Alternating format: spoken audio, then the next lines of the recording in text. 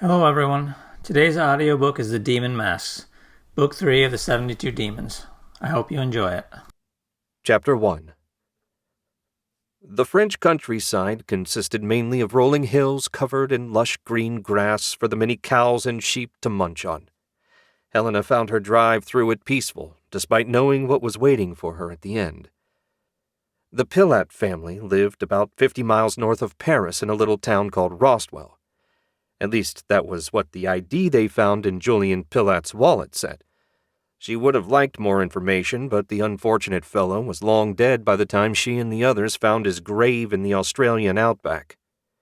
How he came to be there and have a demon seal in his possession were two of the many things Helena hoped to learn from his surviving relatives. She'd done some unpleasant tasks during her handful of years working for the Circle of Sorcery, but delivering the news that someone's son was dead didn't number among them. And that was okay with her. During the short flight from Zurich and then the drive north, her mind had wandered from one thing to the next. Basically anything to avoid thinking about what she was going to say to whoever opened the door when she knocked. The dirt road came to an intersection, and she stopped. She'd only met 2 cars since leaving the pavement 10 miles ago. To say this part of the country was sparsely populated would be generous. The map on her phone indicated a right-hand turn, and she made it. That was the last turn before Rostwell. 15 more minutes and she'd have to face the task ahead of her. How would Daisuke handle it? She smiled when she thought about him. Her handsome, half-Japanese lover was the most powerful wizard in the circle, and a good man. If he'd been given this task, he probably would have just said what needed to be said without batting an eye. Despite having a good heart, he could also be blunt to the point of harshness. What was he doing right now? The thought had barely formed when an image of Jinx appeared in her mind. The beautiful Shadowwind sorcerer was Helena's rival for Daisuke's affection, and what a rival she was. Helena had never seen a woman so stunning. Being a half-demon no doubt accounted for some of it. She thought of them as rivals, but Daisuke had made it clear that he had no intention of choosing between them and settling down into anything resembling a committed relationship. Given the dangers they faced on a regular basis, that was probably the wise decision, but she couldn't help loving him.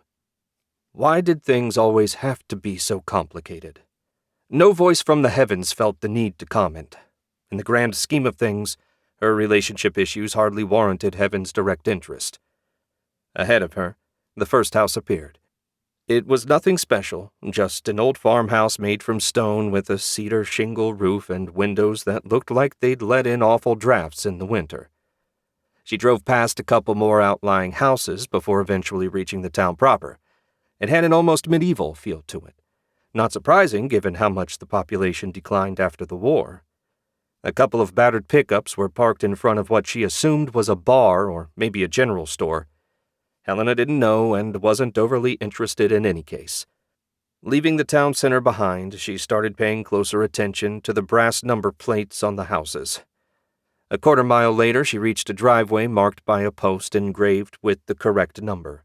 The path led to a big wooden farmhouse that she suspected had to be haunted. It was badly in need of a fresh coat of paint and some replacement shingles. One of the shutters was flapping in the breeze. Helena had fought werewolves, demons, and pretty much anything else you could imagine, but she still got a chill looking at the farmhouse. Not that a little psychic chill was going to stop her from completing her task, but it did strike her as a bad omen. She turned off the road and eased up the driveway. Her little compact 2-door didn't have much clearance, so she was careful not to bottom out. By some minor miracle, she reached the front of the house and parked. The place looked abandoned, but there was a fair-sized barn about 30 paces away. The owner's car might be inside, out of sight. Enough speculating. She switched the car off and set the parking brake. It went all the way to the floor, and she doubted it was holding much. Still, the grade wasn't that steep, so hopefully the car wouldn't roll away on her. She should have sprung for something fancier. It was the circle's money she was spending after all. A set of partially overgrown paving stones led to the front steps. Helena climbed them gently, lest her foot go through the spongy wood. The bronze knocker gave a deep bong when she slammed it down. Please let there be someone here that could talk to her. She really didn't want to go back with nothing to show for her time. She could just hear faint steps before the door opened, revealing a wizened woman of indeterminate years, but who looked old enough to be Helena's grandmother. "Madame Paulette?" she asked in French. The old woman's eyes widened a bit, but she nodded. "My name is Helena, and I have some bad news about Julian." "He's dead, isn't he?" Mrs. Paulette asked. At least it was phrased as a question. She spoke with such certainty that Helena couldn't help wondering if she was some sort of psychic. "I'm afraid so. Would it be possible for us to talk inside? I'm sure you're curious about what happened, and there are a few things I was hoping you could help me understand as well." "I knew he was." She made no move to invite Helena inside. "When my boy didn't come home, I knew there was only one possible explanation. Forgive me, please. Come in. I'll put on a pot of tea and we can talk." "I'd like that, madam. Thank you." Mrs. Pillatt led her into the house. The interior wasn't in much better shape than the outside. The entry hall had nothing in the way of decorations, and the carpet was worn so thin she could see the backing. A right-hand turn brought them to a small dining room connected to an open kitchen. A gas stove and refrigerator were the only appliances. "Have a seat, young lady. I'll just be a moment." Mrs. Pillatt went into the kitchen, leaving Helena to study the rickety table and chairs with a dubious eye. It would be rude to keep standing there, and Helena didn't weigh that much. She eased into the sturdiest chair. It creaked, but didn't flex or collapse. So far, so good. In the kitchen, Mrs. Pillatt had a kettle on the stove. Unlike Daisuke, Helena quite enjoyed tea. It was one of the things she had in common with Jinx. Under different circumstances, she suspected she and the half-demon might have been friends. Maybe it was foolish, but she couldn't make herself like someone she thought of as a rival. "It'll take a few minutes," Mrs. Pillatt said. "I'd offer you a snack, but I'm fresh out of goodies." "That's okay. Thank you. Do you live alone out here?" "Yes, it was just Julian and me after his father died. Now it's only me." She gave a sad shake of her head. "I'll live out my days here, the few I have left. With my boy gone, I doubt there will be many. Forgive me, I didn't mean to get maudlin on you." "You have every right, considering the news I brought. I was hoping you might be able to tell me a little about Julian, if it's not too painful." "Not at all. There are few things I like talking about more. But first, may I ask you a question?" Helena nodded, and Mrs. Pillatt said, "Where did you find him? The last I heard, he was headed for Paris and a new job." "My companions and I found his grave in the Australian outback, hundreds of miles from anything resembling civilization." "Australia? Good heavens! What in the world was he doing so far away?" "That's one of the things I'm trying to figure out." The tea kettle whistled, bringing a temporary pause to their conversation. Mrs. Pillatt hurried back and poured the water into 2 cups and brought them over. She set one in front of Helena and settled in the chair across from her. While the tea bag steeped, Helena asked, "What sort of job was he starting?" "I'm not exactly sure, but he was excited. He said it was a chance for adventure." She let out a wistful sigh. "Julian didn't especially enjoy the quiet country life. When he wasn't working, he spent most of his time online looking for a way out of here. He had a basic education, of course, but no college, and no skills to speak of. But he was a good boy, and a hard worker." Helena nodded as some of the picture became clearer. A bored young man looking for adventure would make a useful pawn for someone hunting dangerous relics. If he succeeded, great. If he died, no big loss. She took her tea bag out and had a sip. Not bad, but it needed sugar. There was none on the table, and her hostess showed no sign of offering any. "How did you happen to be in Australia?" Mrs. Pillatt asked. "They don't let foreigners in anymore, do they?" "The organization I work for has connections that allow us to do what we have to." I'm a wizard, as are my colleagues.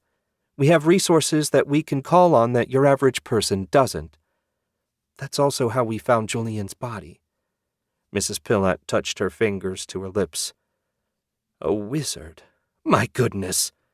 I've never met a wizard before. If you hadn't said anything, I never would have guessed you were anything more than an ordinary young woman. No offense meant, of course.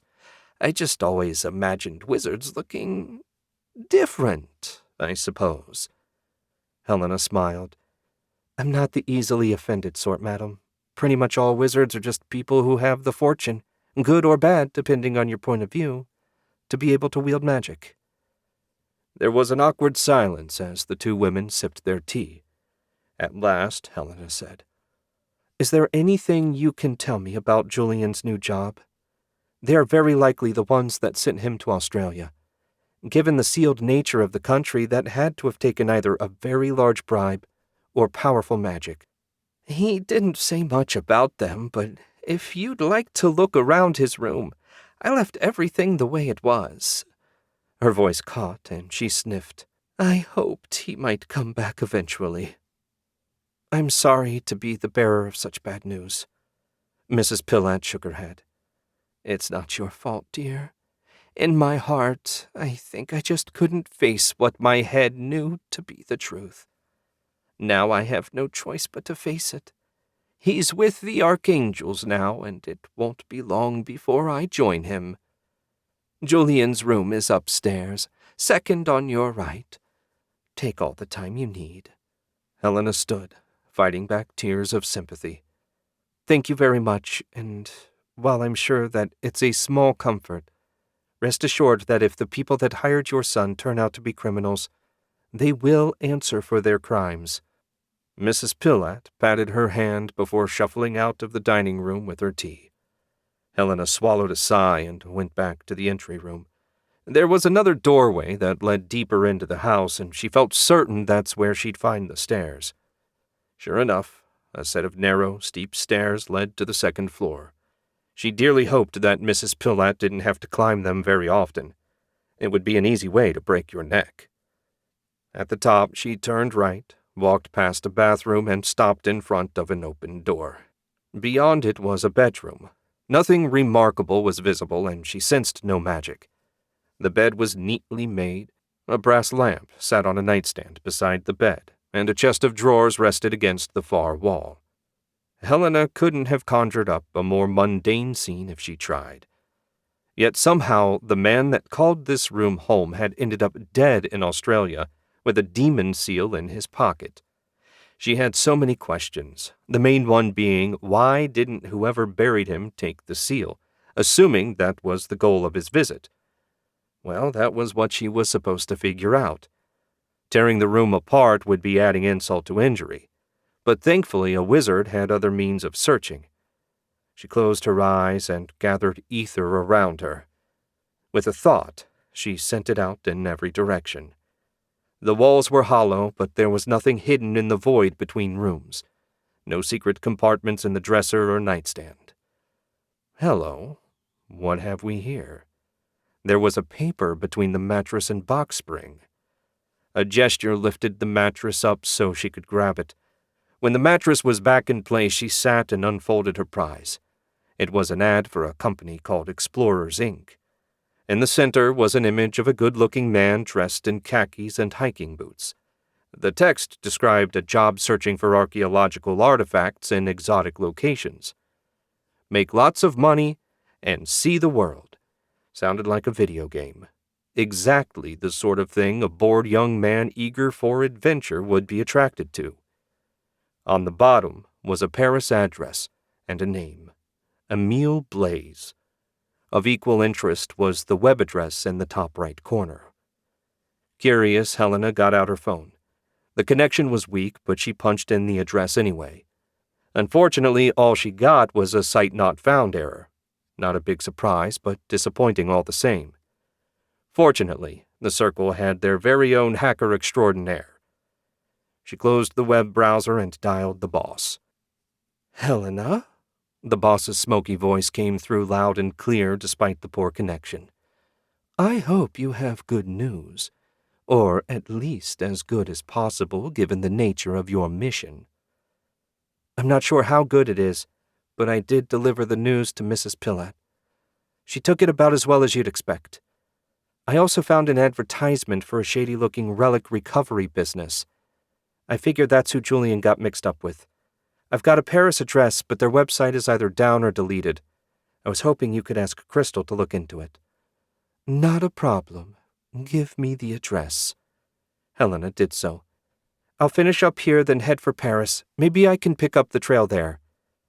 There was a long pause, then the boss said, All right, but be careful. If it looks like anything serious, fall back and let me know. I'll send backup. Understood. I'll be in touch. She hung up and pocketed both her phone and the ad. It was time to say goodbye to Mrs. Pillatt and head for Paris. Helena didn't know what she'd find, but she had a bad feeling about it. Chapter 2. Before the war, Paris had been known as the City of Lovers. As Helena bounced down rutted streets and did her best not to make eye contact with the many shambling drug addicts lining the streets, she had a hard time picturing it. These days, there were sections of the city the police didn't even visit, lawless enclaves where gangs controlled everything. Naturally, the address for Explorers, Inc. was in one of those enclaves. Helena had her doubts about the business from the moment she read the flyer she found under Julian's mattress. But once she looked up the address on her phone and got a flashing red warning saying, "Visit at your own risk," her doubts had only grown. She also hadn't heard back from the boss yet, though a couple of hours would be quick work even for Crystal. The thud from a particularly deep pothole rattled her back to full focus. The last thing she needed was a flat. A quick glance at her phone confirmed that she was getting close. Not that the neighborhood showed any sign of improvement. Well, there were a couple of reasonably sober-looking prostitutes standing on the street corner. That might count as an improvement depending on how generous you were feeling. She took the next right, and her phone beeped. This was the address, but all she saw was a boarded-up storefront and an old brick building that looked like it might collapse at any moment. Explorers, Inc. had gone out of business, or at least relocated. Not a surprise given that their website was deactivated. Maybe she'd get lucky and find a clue they left behind. Helena smiled to herself as she climbed out of the car. Right, and maybe pigs would sprout wings and become birds. A simple ward would ensure that her car remained untouched. Just to be on the safe side, she conjured an ethereal barrier around herself as well. With her precautions taken, Helena crossed the street and strode up to the boarded-over building. First, she tried to peer through the gaps in the boards, but it was completely dark inside. If she wanted to learn anything, she was going to have to break in. Maybe ending up in one of the no-go zones would be to her advantage after all. Nobody around here was going to call the police if she smashed the door open. She yanked the first board off and tossed it aside.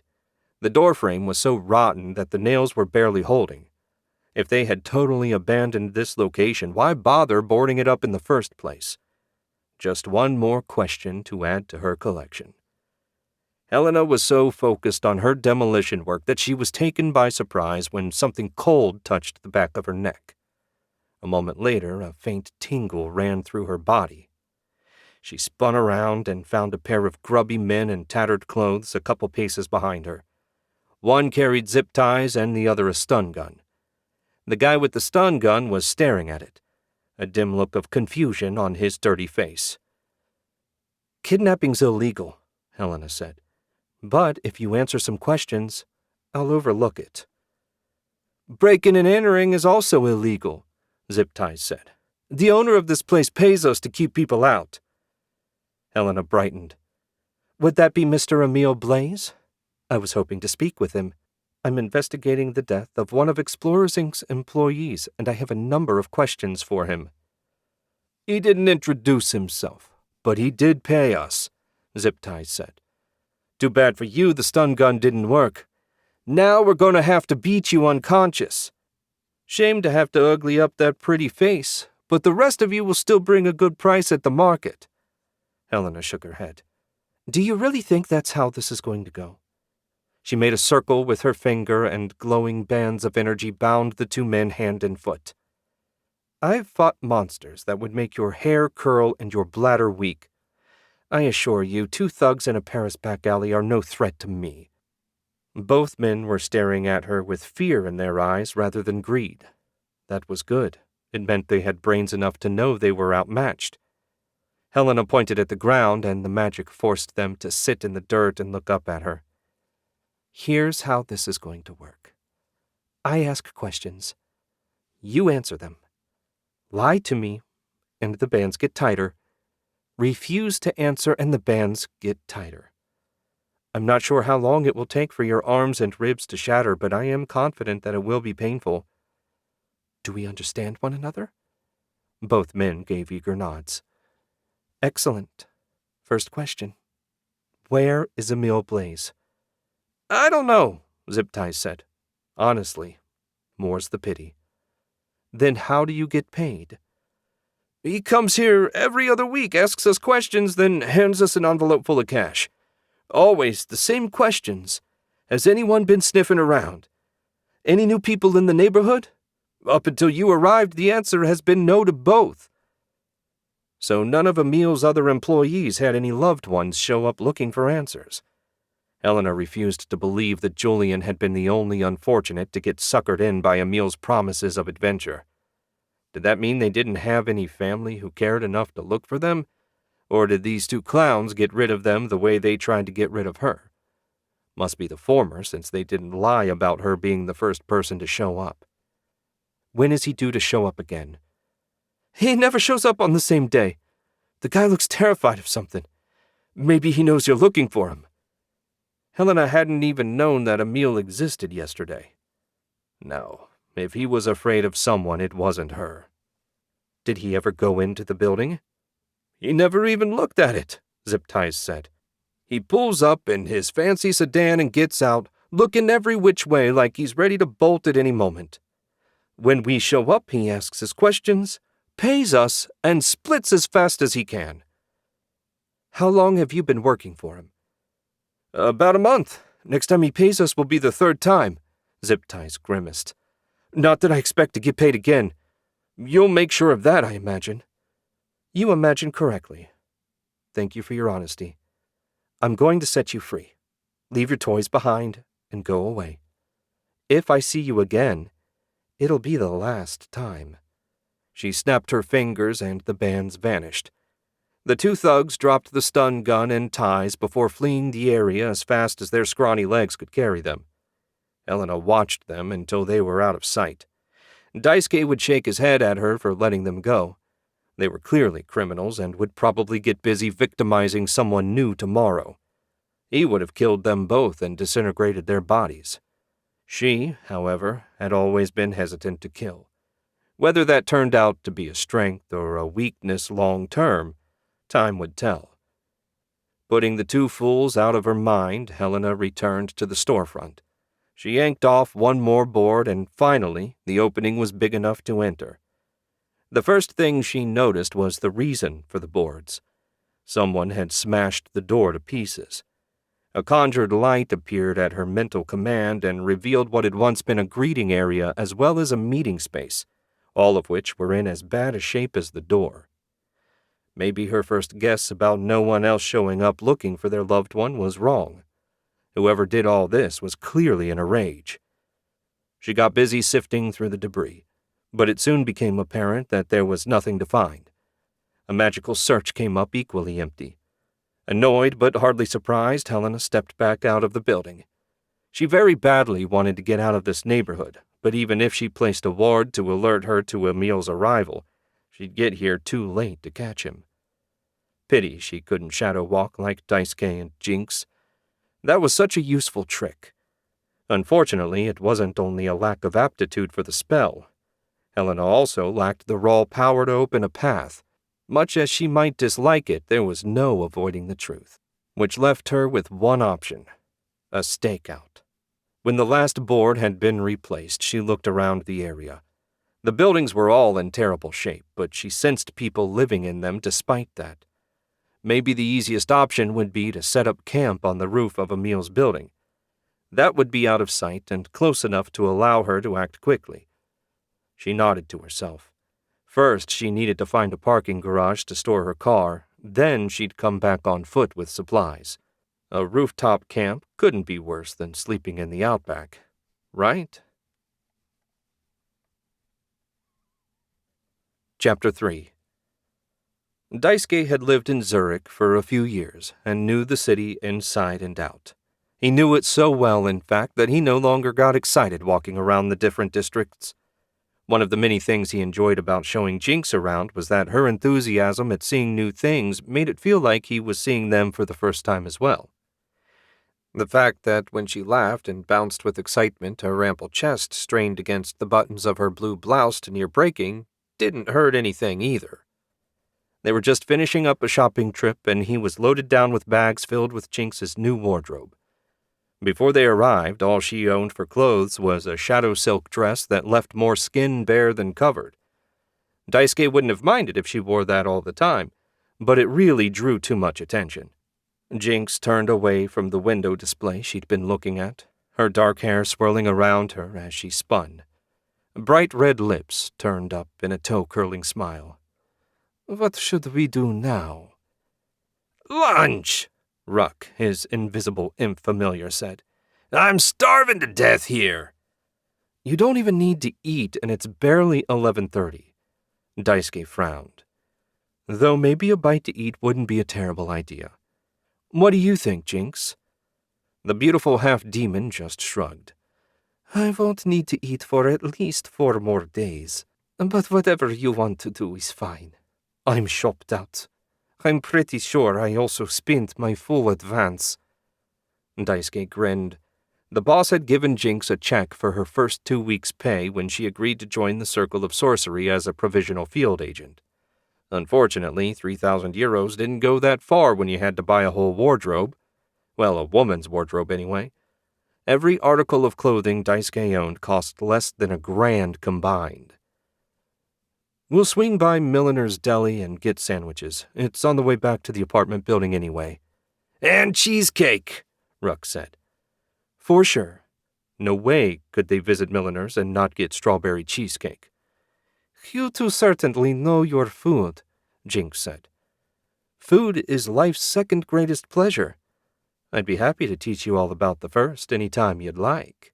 Daisuke grinned and gave a suggestive waggle of his eyebrows. Jinx's pale skin flushed. Despite being hundreds of years old, a half-demon, and a stunning woman, she had surprisingly little experience with sex. In fact, he was pretty sure she had no experience with it. No doubt living in a cave with only your sisters for company did nothing for your social life. "Do you think Helena is okay?" she asked. Bringing up the other woman in his life was a perfect way to kill the mood. He didn't know if she did it on purpose or if he just had rotten luck. "I'm sure she's fine. This isn't a dangerous mission. Physically, at least. Emotionally, that's another matter. I'd rather fight a demon than have to tell some parent that their kid is dead. Helena's a talented field agent. If there's trouble, unless it's something major, she can handle it. And if it is something major, she isn't too proud to run away and call for backup." Daisuke nearly jumped when his phone chose that moment to ring. He didn't believe in omens, but that was pushing it. "Boss? I'm cutting your recovery short. You and Jinx need to get to the shop. I've got a mission for you." He swallowed a sigh. Only 2 days' rest. Not nearly enough. But business was business. "Can I at least get lunch and swing by Jinx's apartment to pick up her stuff?" "Yes. This is important, but not life or death." Not life or death. That was a nice change of pace. "Great. See you in an hour or so." "What do you suppose she wants us to do?" Jinx asked. That was a good question. Daisuke was pretty sure they were supposed to be on alert in case Helena needed backup in France. Either the boss had good news on that front and they weren't needed anymore, or whatever came up was important enough that she was willing to take a chance sending them off-site and risk a delayed response to any trouble. Heaven knows, but I'm sure it'll be dangerous if she's sending the two of us." Daisuke frowned. "Then again, I'm pretty sure we're the only agents not on a mission at the moment. Maybe it won't be dangerous and we were just the only option she had." "A dozen cookies says it's dangerous," Ruck said. Daisuke wasn't stupid enough to take that bet, but now he wanted cookies as well as cheesecake, which was no doubt Ruck's plan when he said it. "Do you need anything besides your shadow silk dress?" he asked. "I don't even need that. I'm wearing it under my new outfit." That was handy, but he still needed to drop off all her stuff at her apartment. A little less than an hour later, stuffed to bursting and freed of his burdens, Daisuke led the way to the back door of Arcane Books and Trinkets, the business that served as a front for the Circle of Sorcery. He walked up the steps to the back door and waved a hand, deactivating the protective wards. His key opened the deadbolt and he stepped aside to let Jinx go in first. Once she was through, he followed, sealing everything up tight behind him. Taking the lead, he made the short walk to the boss's office. He knocked, and a smoky, sexy voice that had no business coming from an angel of any sort, even a fallen one, said, "Come in." He pushed the door open and found the room surprisingly smoke-free. Even more surprising was the person seated in one of the chairs in front of the boss's desk.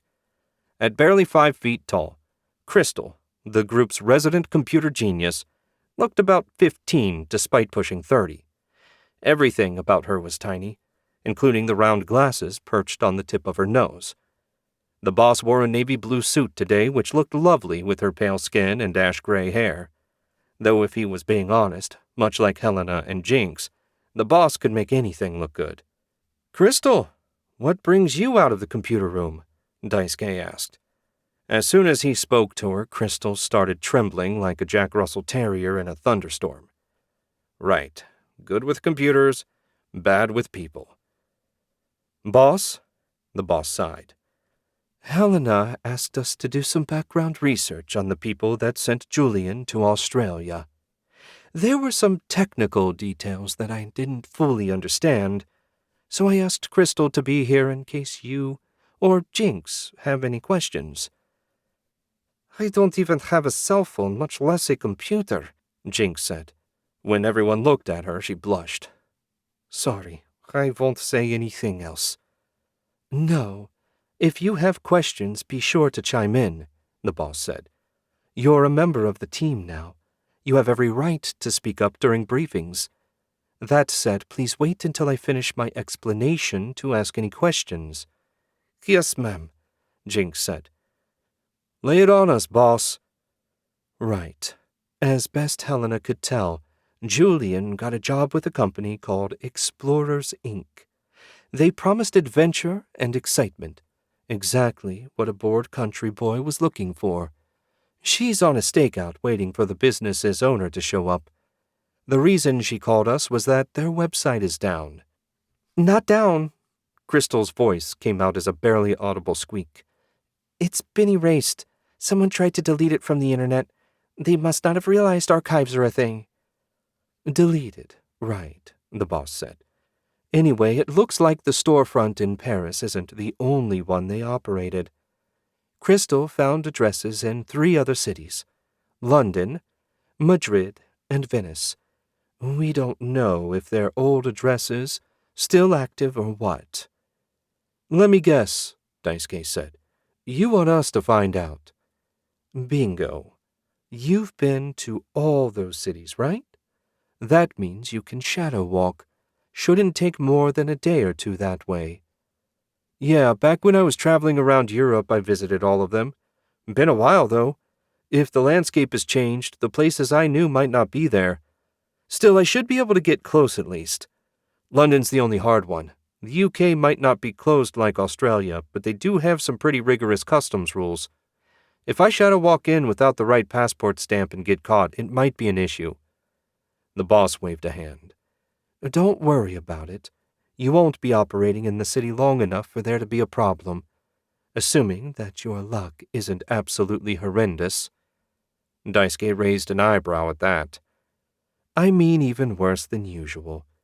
Just get in there, Find out what you can and get out. If you say so. The Metro mages weren't worth a damn last time I visited anyway, so getting away should be simple if it comes to that. What are the addresses? Crystal held out a piece of paper that crinkled as her hand shook. Daisuke took it gently. Thanks. He studied the addresses, but nothing stood out as familiar. Well, it was always nice to visit new places. Maybe they'd get lucky and no one would try and kill them today.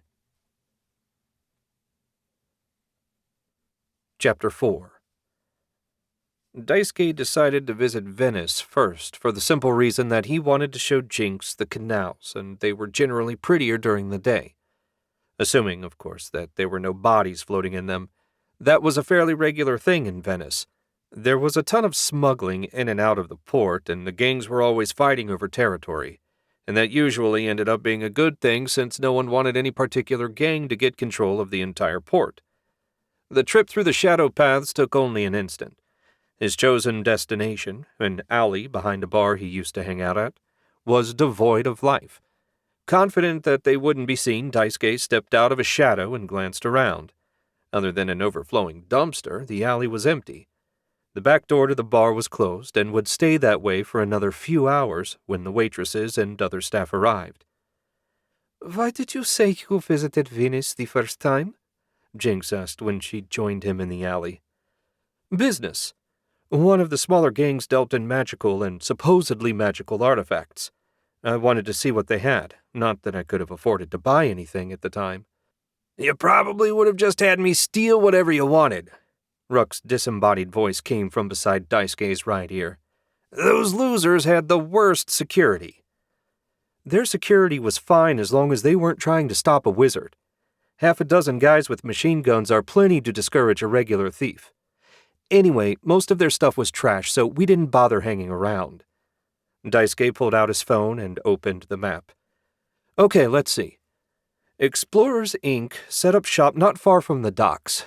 Probably made it easy to sneak in whatever goodies their dupes found. 5 will get you 10 that they had a deal going with one of the gangs, and I mean something more than just protection." "I'm afraid I don't know much about this sort of thing," Jinx said. "My family spent little time interacting with human society." "You'll learn as we go. Your main job is to back me up if there's trouble and provide a distraction should it be necessary." "Do you think either of those will prove necessary?" Daisuke shook his head. "No idea. Assuming this outfit really is shutting down, we'll probably find an empty storefront, the same as Helena. Lucky for us, we're not obliged to stake it out and catch whatever rats show up. I hate stakeouts. So boring. Let's go. The docks are only about a quarter mile from here." They left the stinking alley and stepped out onto the cobblestone street. A few people were lounging around in the shade, mostly old men enjoying their retirement. This wasn't a touristy part of the city. Much as he'd like to really show Jinx around, they didn't have time to play. They did have to cross one canal. It was about half full, and there wasn't a gondola in sight. No bodies either, so that was a plus. They crossed the curved stone bridge and hurried on their way. Daisuke set a pace that he thought of as person with something to do. Not so quick that he'd attract attention, but fast enough not to waste time. He found that when he'd moved at this pace, vendors and prostitutes tended to leave you alone. Not that there were any of either on their chosen route. "Is it usually this quiet?" Jinx asked. "This isn't the most popular part of the city." He pointed to where 4 huge cranes jutted into the sky. "We're close to the industrial area. Nothing cute about this neighborhood. It's all business." 2 streets after the bridge, they turned left down a side street. 2 small, connected offices, both unlabeled and closed up tight, sat on the corner. The right-hand office was supposed to be Explorers, Inc. "This doesn't seem right," Jinx said. "Nothing about this has seemed right since we found that dead guy. I'm going to have a look around inside. You keep watch out here with Ruck. This shouldn't take long." A short-range shadow walk brought him inside the office. He summoned a dim light and found it completely empty. No furniture, no equipment, no nothing. Clearly, they weren't going to learn much here. Emile, assuming he ran things at all the storefronts, must have closed this one down before the one in Paris. Daisuke rubbed his eyes. He'd hoped to avoid having to drop in on his old contacts, but that no longer seemed possible. Explorers Inc. was exactly the sort of business they'd have their eyes on and their claws into. He slipped back out into the street. Total dud. Whoever cleaned this place out was thorough. Other than burning the building to the ground, I don't know what else they might have done to obscure the trail. So, what now? Madrid? Jinx asked. No, I've got some old associates in Venice, and I think it might do us good to talk to them. Vito doesn't have a clue when it comes to magic, but he's been on the docks for 40 years. If anyone can tell us what happened with Explorers, Inc., he can. I don't remember this one, Ruck said. Before your time. I'd only been out of school for 3 months when we met. He thought I was a pushover. It didn't take long to convince him otherwise, and once I did, we got along fine. How much do you think this'll cost? Ruck asked. No way does a guy like that talk for free. We'll see how reasonable he's willing to be. His answer will help me decide how reasonable I want to be. My expense account can cover a modest bribe, but I also have no qualms about turning his brain inside out should I have to. Jinx winced. Harsh. Vito's a crook that would sell his mother for a scuffed nickel. The fact that he's less of an asshole than some doesn't make him a good guy. His place is only about 6 blocks from here. What say we go get reacquainted? Vito operated out of a warehouse on the dock, Bombari's import and export. It was a legit business, at least on the surface. It was also a front for a smuggling operation that specialized in magic-adjacent artifacts. Magic-adjacent was a nice way of saying old junk that looked like it might have something to do with magic. The hope seemed to be that rich collectors would be too stupid to realize they were getting ripped off. On the other hand, plenty of the non-magical pieces looked cool, and if you wanted overpriced decor, you could do worse. Considering Vito had been in business for decades, he clearly knew his market. The docks grew noisier the deeper in you went. The thump of the freighter's big diesel engines, the squeaks and groans of the cranes, and what port would be complete without the cursing of the longshoremen? I prefer the Verena, Jinx said. Me too. But in this job, you don't get to pick where you go. If it's any consolation, I've been to way worse places with way worse company. It's not, but thank you for saying so. I believe that's the place just ahead. Yeah, the 3-foot-tall letters on the top of the warehouse were pretty hard to miss. The weird thing was that the big double doors were closed tight. Early in the afternoon on a Thursday, he should be wide open and eager for business. Something was up. Ruck, take a look. I've got a bad feeling. He felt his familiar moving up and away toward the windows that ran under the warehouse roof. The warehouse is empty, Master. But there is a nervous-looking, bald, fat man holding a gun seated behind a desk at the rear. Bald, fat, and armed. That had to be Vito. But where was all his stuff? There had been scores of boxes last time Daisuke visited. One way to find out. It looks like Vito ran into some business trouble. Ruck says he's armed and nervous, so this might get touchy. Regular bullets are hardly a threat to either of us, Jinx said. True, but I still don't like getting shot at. I think we'd best shadow walk in and paralyze him. Once he knows it's safe, we can talk. I didn't think you could shadow walk to a place you've never been. I saw it through Ruck's eyes, and at this range it wouldn't really matter anyway. Ready? She held out her hand, and they stepped through the nearest shadow. An instant later, they appeared behind Vito.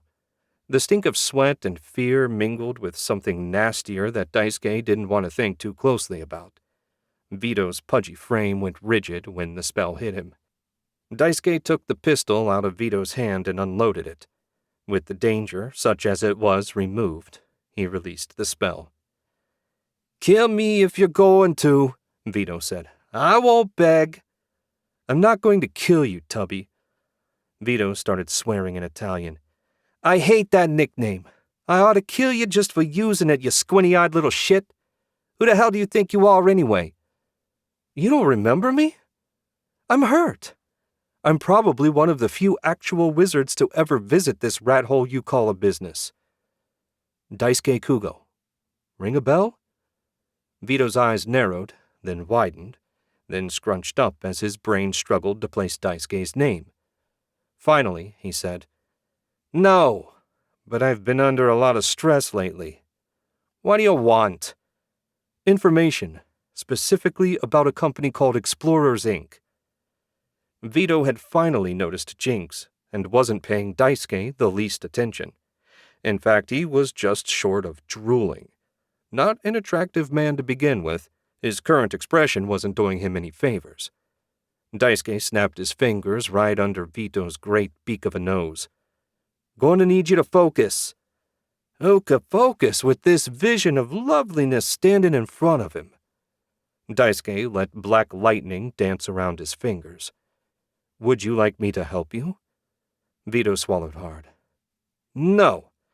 I find my thoughts steadying already. Explorers, Inc., you said. Don't get me started on those pricks. I'm sure they're the source of my current problems. I'm listening. You know about the new crew that took over the docks? Daisuke snorted.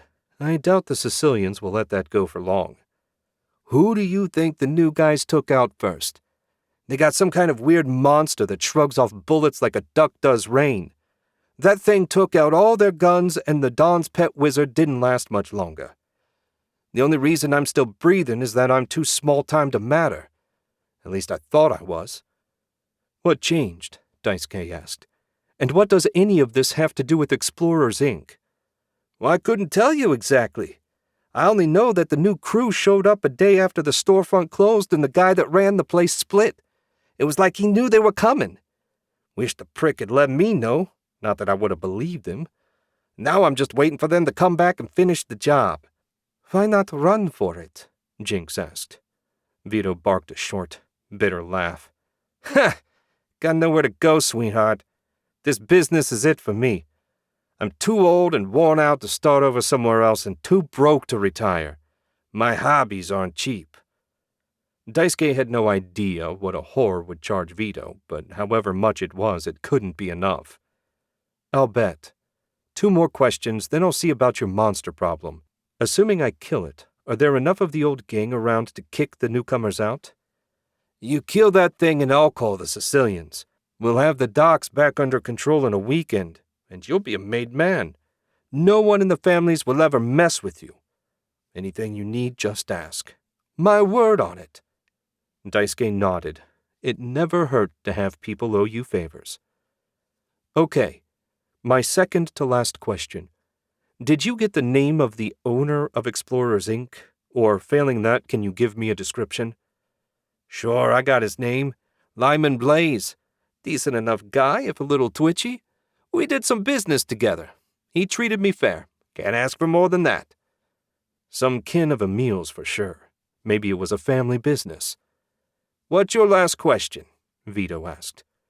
Where can I find the monster? Chapter 5. Are you really going to kill a monster for the mob? Jinx asked when they'd left the warehouse behind. I thought we were in a hurry. We're not in that big of a hurry, Daisuke said. I'll bet these new arrivals have something to do with Lyman's disappearing act. The timing is too coincidental otherwise. And even if they're completely unrelated, the monster, as Vito calls it, is likely a demon. We can't just leave it running around causing chaos on the docks. It's important not to get so focused on your immediate task that you don't deal with these other issues when they pop up. If it is a demon, it might be too strong for the 2 of us to deal with. Daisuke smiled at that. Summoning anything higher than a Tier 3 demon would require a sacrificial ritual far bigger than anything these people are likely to be capable of. And I've never seen a Tier 3 demon I couldn't handle. He turned down a peer. According to Vito, the new arrivals, he didn't seem to know who they were, or if he did, he was reluctant to say, had set up in a warehouse on the opposite end of the docks. Hopefully they were well away from where everyone was working. The last thing Daisuke wanted was to get mixed up in a battle with innocent bystanders nearby. "I've never heard of tiers when it comes to demons before," Jinx said. "How many are there?"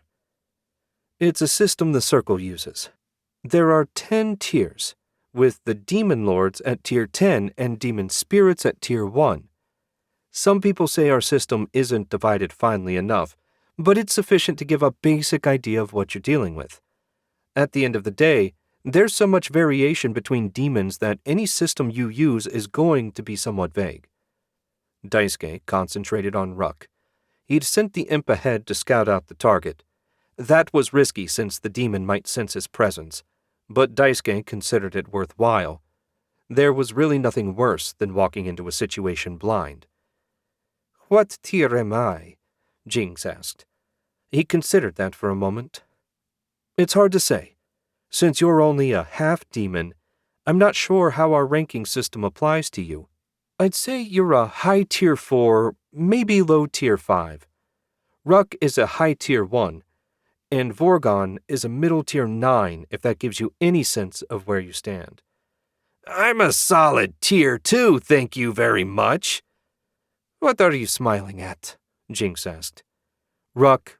He's disputing my ranking him at Tier 1 even though that's where imps usually end up. Like I said, it's just an estimate." "There's a barrier around the warehouse. The humans are keeping well away from it. There are no ships nearby either." "What sort of barrier?" "Fear and forbiddance at a minimum. Nothing lethal that I can sense. It seems targeted at humans, but I'm sure there's a detection element as well. If I get any closer, whoever made the barrier is sure to notice." "That's fine. Keep your distance. We're only a couple 100 yards away." "This situation just keeps getting more and more interesting," Daisuke explained about the barrier. "It takes a wizard of considerable skill to make a barrier that complex. We might be in for a bigger fight than I thought." "Maybe the demon created the barrier," Jinx said.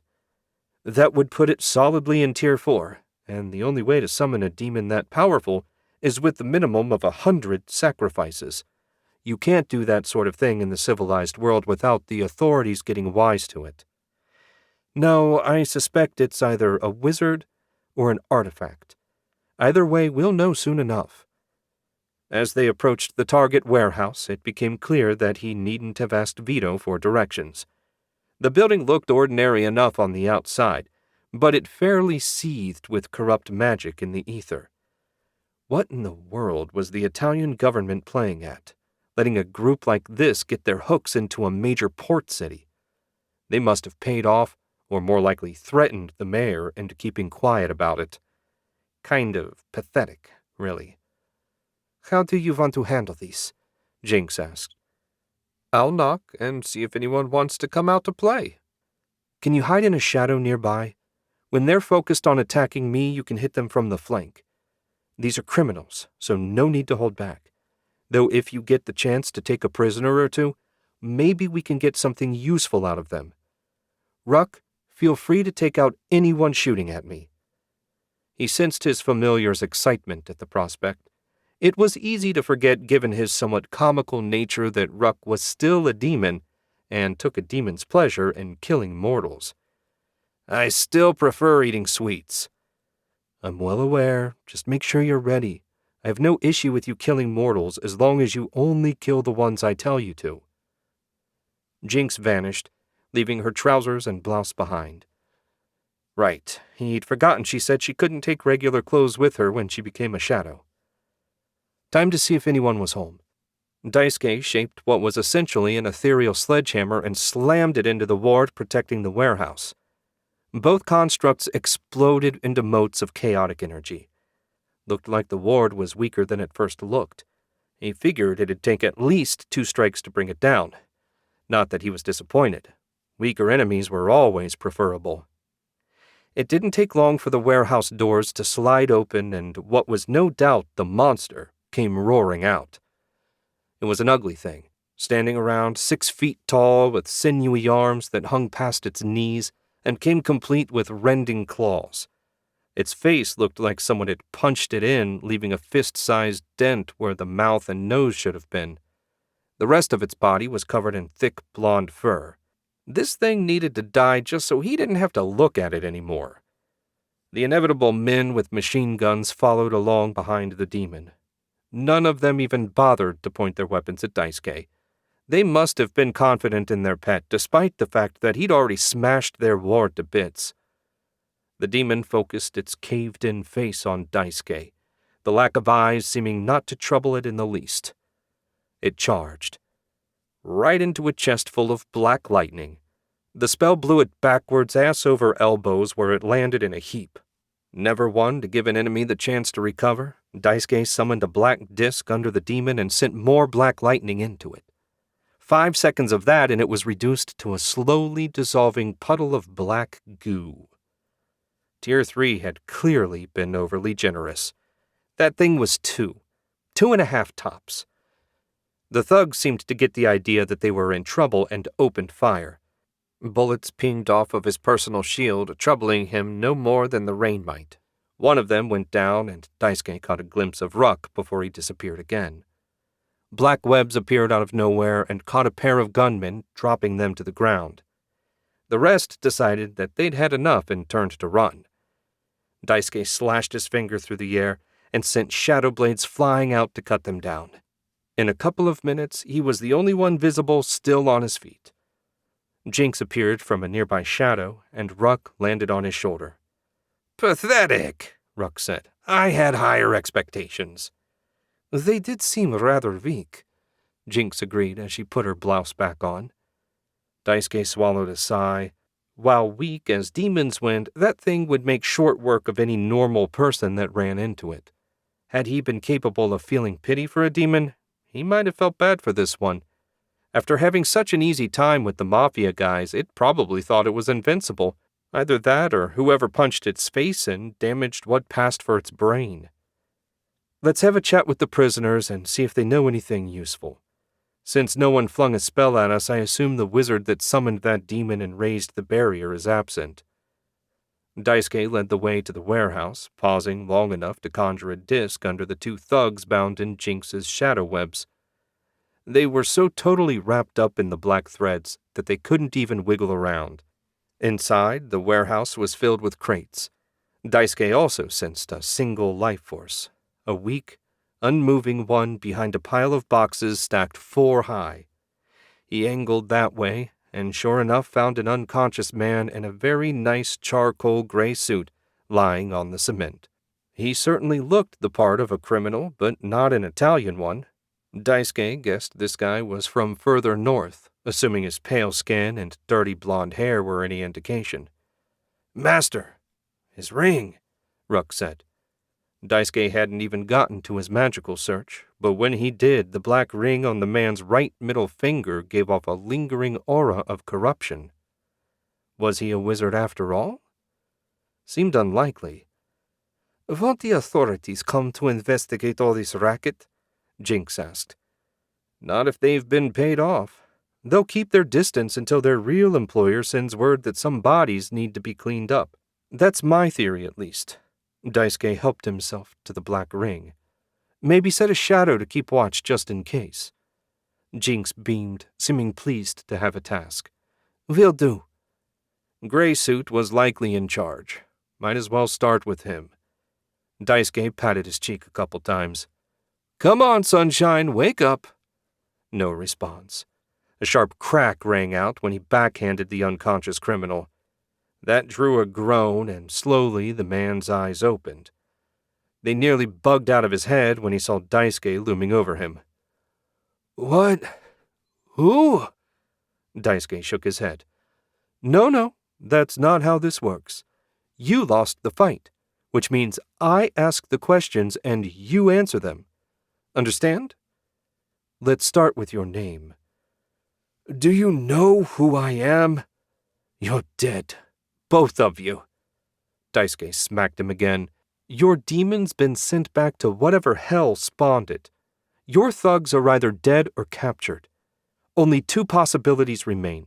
1, you answer my questions like a good boy and I stop your heart when we're through. or I turn you over to the Sicilians." Greysuit's already pale skin had turned bone white. "You can't turn me over to them. You don't know what they'll do to me. Anything would be better than that." "I actually have a pretty good idea what they'd do, and I further suspect you deserve all of it and then some." "So what's it going to be?" "My name is Salvo Weiss." "Much better. I assume you're not a wizard, which makes me wonder where you got your hands on a demon." "I bought it from the Devil Man. Damn monster cost me 100 slaves, but it was worth it. With that thing in the lead, we took over the docks in a week. No one could touch us. Not until you showed up, anyways." Daisuke had never heard of the Devil Man and didn't like the sound of it a bit. Someone selling bound demons to criminals was bigger trouble than he liked to think about. It seemed he was going to have a lot of stuff to report after they finished up. "What's your interest in Explorers, Inc.?" "Personally, I couldn't give a shit about them. But the Devil Man said if we could bring him the head of any of the Blaze boys, he'd upgrade our demon at no cost. Don't know what those fools did to piss him off, but the Devil Man wants those brothers in a bad way." "How many are there?" 4. One for each of their locations. That was another reason I chose to make my move on Venice. Seemed like a twofer, you know? But the son of a bitch was gone when we went to his place." Daisuke shook his head. "That is what you get for being greedy and evil. Where can I find the Devil Man?" Salvo stared at him. "You want to go up against the Devil Man? You're nuts, kid. I approached him as a paying customer, and even then it was all I could do to put one foot in front of the other." "Your concern for my well-being is noted. Now answer the question." "Your funeral. He and his crew operate out of an old castle in Romania. I only saw 10 people. At least I assumed they were people when we visited. They all wore these long, hooded robes that hid their features. Creepy bunch, let me tell you." Daisuke had a sick feeling. "Not Castle Ravenclaw." "Yeah. You heard of it?" "Unfortunately. Your cooperation has been most appreciated." Daisuke pointed at his chest. "Wait!" Salvo said. "You're really just going to kill me?" "That was my plan, unless you'd prefer to have the Sicilians do it. I'm fine with that, too." "Couldn't you just let me go? I cooperated in everything." "No, I can't just let you go. You're a criminal, certainly a murderer, and worst of all, you're apt to warn the Devil Man that I'm interested in him. Now go join your men in hell." Daisuke wrapped a tentacle of ether around Salvo's heart and squeezed. The man shuddered and went limp, his life force quickly fading away. Daisuke straightened and pocketed the black ring. "I think we're about done here. I'll tell Vito the demon's gone and we can head back to Zurich." "What about Madrid?" Jinx asked. "We'll get there, though I hold out little hope of running into one of the Blaze brothers. First, I want to drop off Salvo's ring. Our expert can analyze it and give me an idea about what sort of magic the Devil Man uses." "Want me to finish off the prisoners?" Ruck asked. "Nah, we'll leave them for Vito and his guys. They might as well do some work. Let's get out of here. I find myself in serious need of pastries." Daisuke had hoped to never have to return to Castle Ravenclaw, but it looked like his hopes were going to be dashed.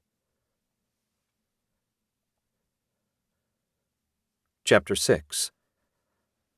After a quick stop at Stein's bakery to load up on sugar, Daisuke and his companions headed straight for headquarters.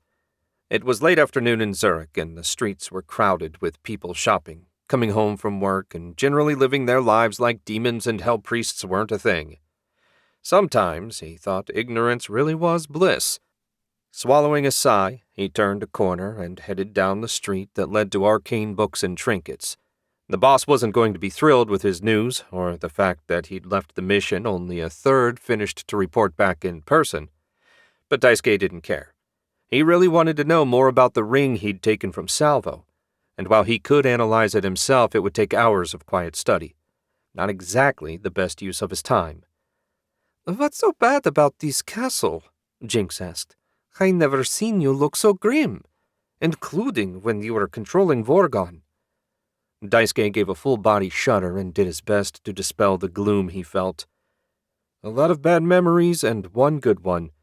That castle is where I found Ruck locked in a cage and left to die." "Would locking a demon in a cage actually kill it? I mean, he doesn't need food or water, right?" "It'll kill you if the resident High Priest of Abaddon puts a siphon spell on it," Ruck said. "That spell was slowly draining my essence in the most painful way possible. If Daisuke hadn't formed a contract with me, I would have been destroyed despite being free." "The worst part is, the son of a bitch got away," Daisuke said. "Actually, got away isn't the right way to describe it. The High Priest was gone when I showed up. The dregs he left behind didn't last long once I decided they needed killing. My fear is that this devil man is actually that same priest of Abaddon." "And that's especially bad. Why?" Jinx asked. "Hell priests draw power directly from their patron demon lord," Ruck said. "And they don't have the same limits as a wizard. They have different limits, but trying to figure them out before you get burned to a crisp by hellfire is no easy task. Assuming this is the same person, I've got a pretty good idea how strong he is. Not unbeatable, but tough enough that you wouldn't want to fight him if you could avoid it. Plus, heaven knows how many demons he's summoned and cultists he's gathered to his cause," Daisuke added. "One-on-one, I'm not afraid of anybody. But even I can't beat a small army of demons and magic users." "It wouldn't be one-on-one," Jinx said.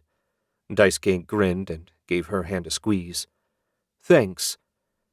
They reached the back of the shop and Daisuke let them in. He was going to have to get Jinx a key at some point, but it wasn't a huge priority. Once inside, they made the short walk to the boss's office and he knocked. "Come in." Daisuke pushed the door open and found the boss with her nose stuck in the Book of Wisdom. She read it on a regular basis, so that wasn't strange in and of itself. He just hoped it didn't mean another prison had popped up. "There's no way you finished your mission already," she said. "What happened?" Daisuke gave her the condensed version and set the black ring on her desk. "I don't know for sure it's the same priest that escaped, but if Donnie can analyze the ring and confirm that it is Abaddon's magic, that would pretty much cinch it." The boss reached out to touch the ring, then stopped. "I can feel the leftover corruption. It's a wonder the human that wore it didn't lose a finger. I'll get Donnie started right away. In the meantime, don't do anything rash. You've still got to check Madrid and London, and you're Helena's backup if anything happens."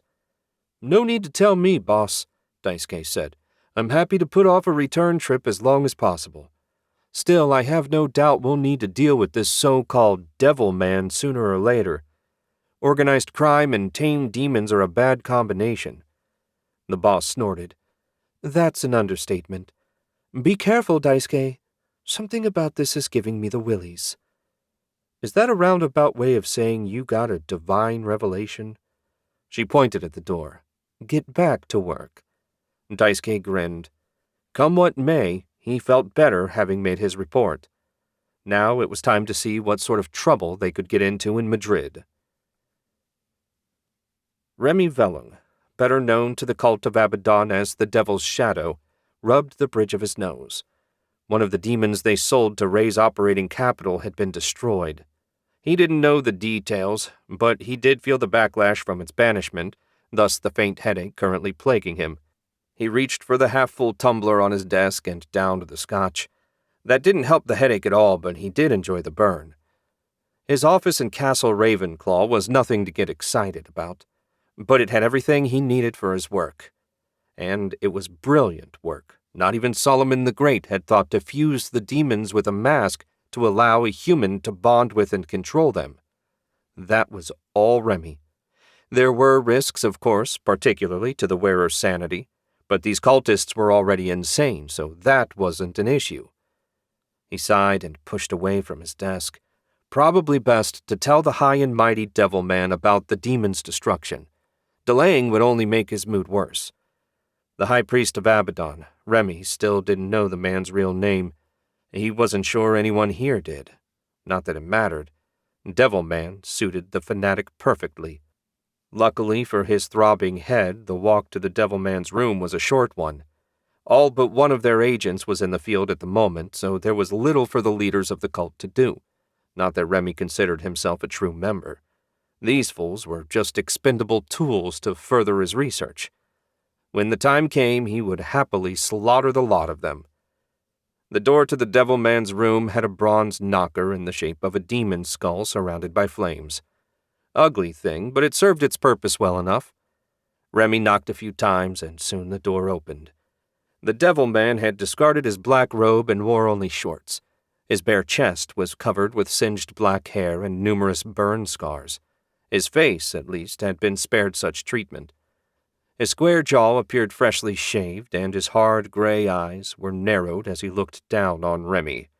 "What is it?" His deep, sonorous voice boomed out. It was the perfect tone for someone that spent most of their time trying to inspire the troops. Had he not been a demon-worshipping lunatic, the Devilman would have made a fine politician. If he was being honest, the demon-worshipping lunatic thing wasn't even disqualifying for most political positions. Right. Focus, Remy. "One of the demons we sold was just killed. Figured you'd want to know." The Devilman's thick brows drew down. "Does this affect the rest of our plan?" "I don't see how it could. We sold them the demon, not a guarantee of invincibility. Besides, what are they going to do? Complain?" A slow smile spread across the Devilman's face. "Fair point. Have you heard anything from the rest of the team?" "My bound servant hasn't reported anything new.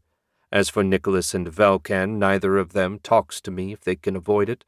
I'm not sure why. Do I strike you as especially frightening?" The Devilman laughed at that. "No, they prefer to report to me because they want praise for their efforts. And since I haven't heard from them, I assume that means they've accomplished nothing of note." Remy nodded. "That sounded about right. I'll let you get back to whatever you were doing." "I was contemplating the glory of Abaddon. You never did tell me why you decided to join my cause." "You have no faith. That much is painfully obvious." "I thought I explained myself clearly. Your goals and my research intersect perfectly. You provide me with subjects, and I provide you more power. When the greater demon is freed, I expect that you'll live up to our agreement and provide me with whatever research subjects and resources I require.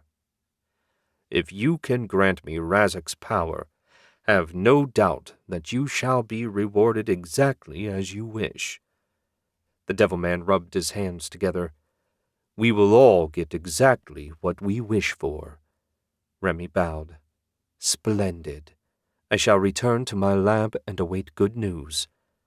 He turned on his heel and marched back the way he'd come. He didn't trust the Devilman any more than he did his former master. When the time came, Remy would seize his fate with his own hands. Chapter 7. After their meeting with the boss, Daisuke and Jinx had set out for Madrid. For better or worse, that turned out to be a dud. They found the Explorers Inc. storefront, but it was already in the process of being renovated for a new tenant. Jinx had done a fine job of convincing one of the contractors on duty to dish what little he knew about the former tenant. Long story short, Timothy Blaze mailed the keys to the building back to the owner without so much as a fare thee well and vanished to parts unknown. Probably a good idea if the Devilman was after his head. Jinx gave the besotted construction worker a friendly wave and joined Daisuke at a bench across the street. "You heard everything?" "Yeah, disappointing, but not exactly a shock. Maybe we'll have better luck with Blaze number 4, but I'm not holding my breath. Clearly the brothers know they're being hunted and are lying low. Smart, but I can't figure out what Emil is thinking, poking his head out once a week to check on that storefront. Hopefully Helena can get us some answers." "So are we good to go to London?" "Not yet. I want to get there after dark. At night, the police will be too busy with real crime to bother with a couple of out-of-towners not causing trouble.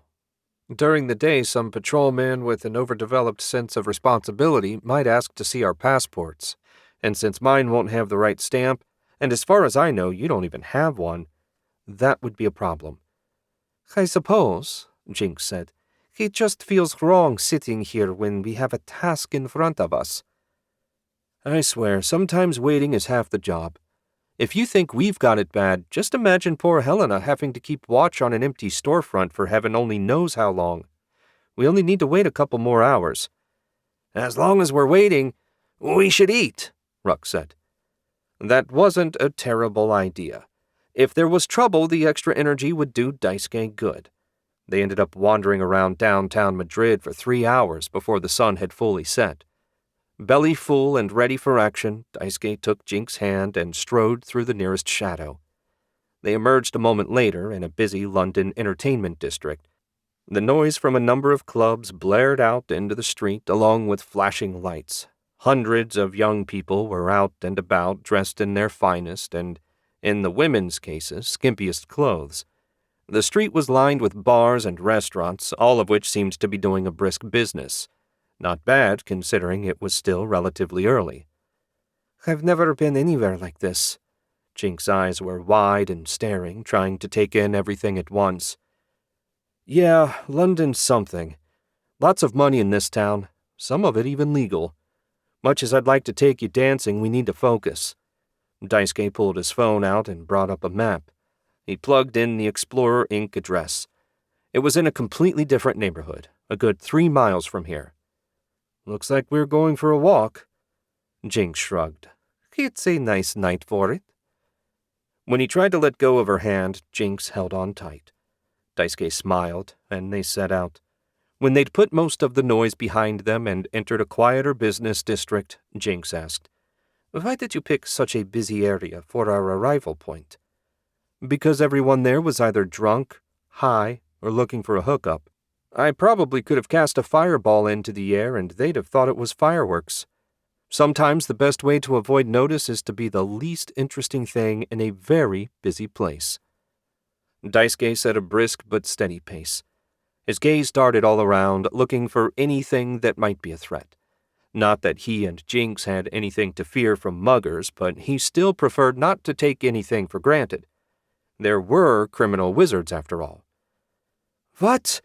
Jinx's question was cut off when a scream tore through the night. Shrill and high-pitched, it had to be a woman.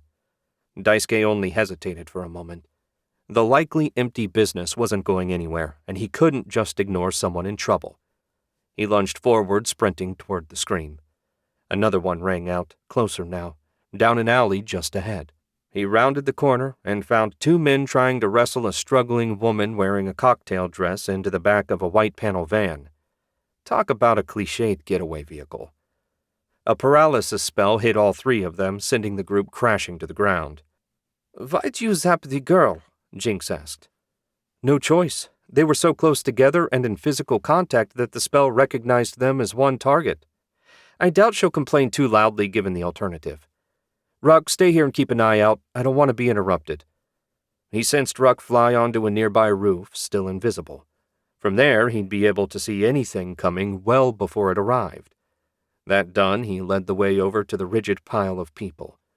The spell allowed nothing beyond the automatic functions that maintained your life. Daisuke summoned a dim golden light, then got to work carefully freeing the girl from his spell while keeping the other 2 bound.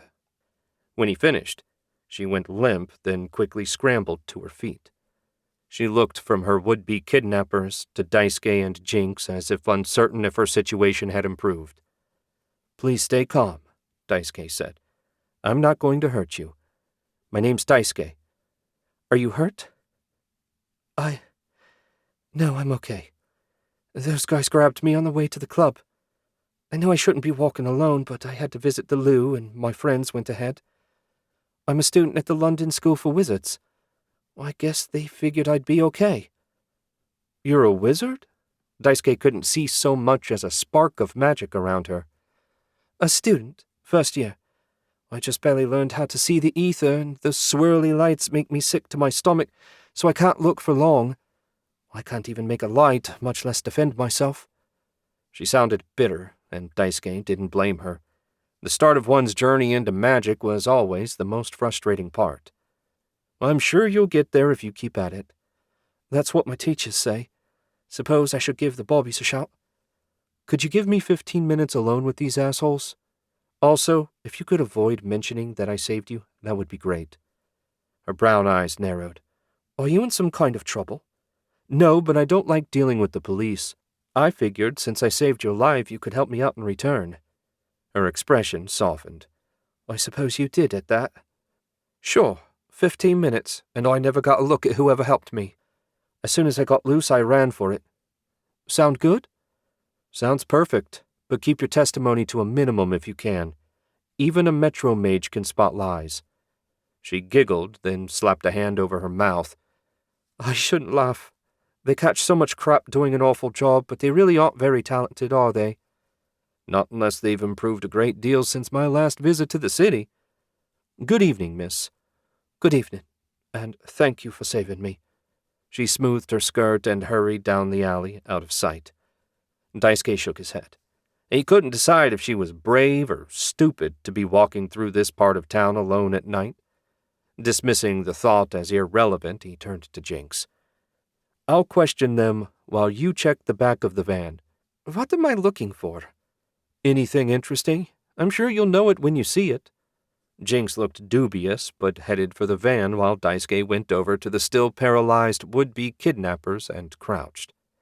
A sound barrier fell in place around them, and a minor adjustment to the spell freed their heads. "Okay, fellas, I don't have much sympathy for kidnappers on the best of occasions. So what say you tell me what the big idea was? And please don't lie. I generally dislike inflicting pain on people, but in your cases, I'll make an exception." Both men just glared at him, their expressions cold and unimpressed. They had the hard faces of men that had seen and done plenty of ugly things. It seemed a bit of coaxing was going to be required. "Have it your way, but don't say I didn't warn you." Daisuke formed a blade of compressed ether and colored it black so the pair could see it as it floated closer to the right-hand kidnapper's face. "You look like you could use a shave." "I don't have the best control with this spell, so I might get a little skin as well. Feel free to scream. No one can hear you." Daisuke set the edge of his enchanted blade against the skin of the man's cheek, then pressed just a bit harder. He'd lied about having poor control. He could peel a grape without nicking the flesh if he wished to. The magical blade dug in just a hair, then started slicing the skin off, stubble and all. The kidnapper grimaced, which only made the blade dig in deeper. A low moan slipped out as Daisuke sliced the first inch of skin off. When he had most of a second inch peeled, the kidnapper screamed, "Stop! I'll tell you everything. Please just stop cutting." "Shut your fucking gob, Jenkins. You know what the boss—" Daisuke replaced the paralysis spell on kidnapper number 2's head, cutting him off mid-threat. "Thank you. I'm all ears. And if I don't like what you have to say, I'll cut yours off." He added that last bit in the most light-hearted, cheerful tone he could manage, as if cutting someone's ears off was something he did on a regular basis and thus no big deal. That tone often worked better than a more threatening one.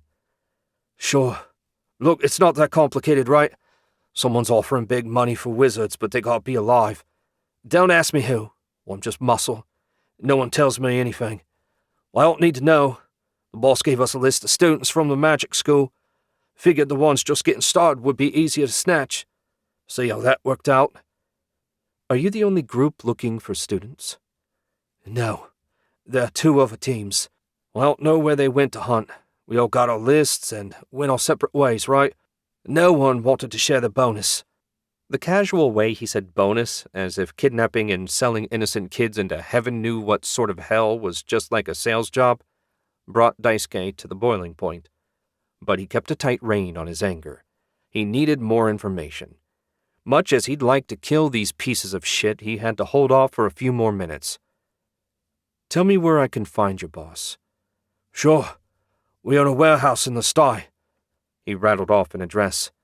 "Our gang works out of there. Look, I didn't want to do this, you know. But our boss isn't the sort of person you refuse, right? He'd kill me as soon as look at me, and I'd be replaced in an afternoon. No shortage of desperate people in the sty. Daisuke nodded. He'd visited the sty on business once and had hoped never to do so again. It was the worst part of London by a lot. The police didn't even try to enforce law and order. They'd be slaughtered if they did. Thank you very much for your help. Daisuke ran a thread through Kidnapper 1 and into Kidnapper 2 before sending a massive bolt of black lightning along it, burning the life out of both of them. It was a cleaner death than they deserved, but Daisuke really wasn't the sadistic sort.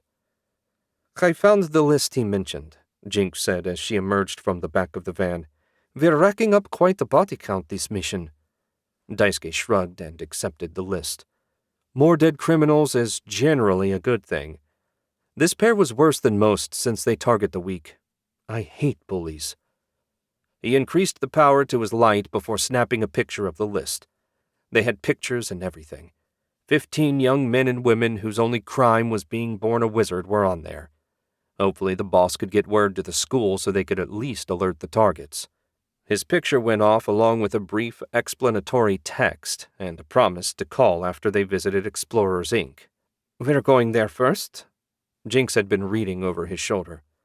It's on the way, and I doubt it'll take more than 15 minutes to look the place over. Given what we found so far, I'm less than optimistic that we'll find anything useful. I'd like to make an argument for our success, but I'm forced to agree. The Blaze brothers did a good job hiding their tracks. Nothing like having someone calling himself the Devil Man on your trail to focus the mind. I just hope we find them before the other hunters. Something tells me whatever those brothers got into, it's bad.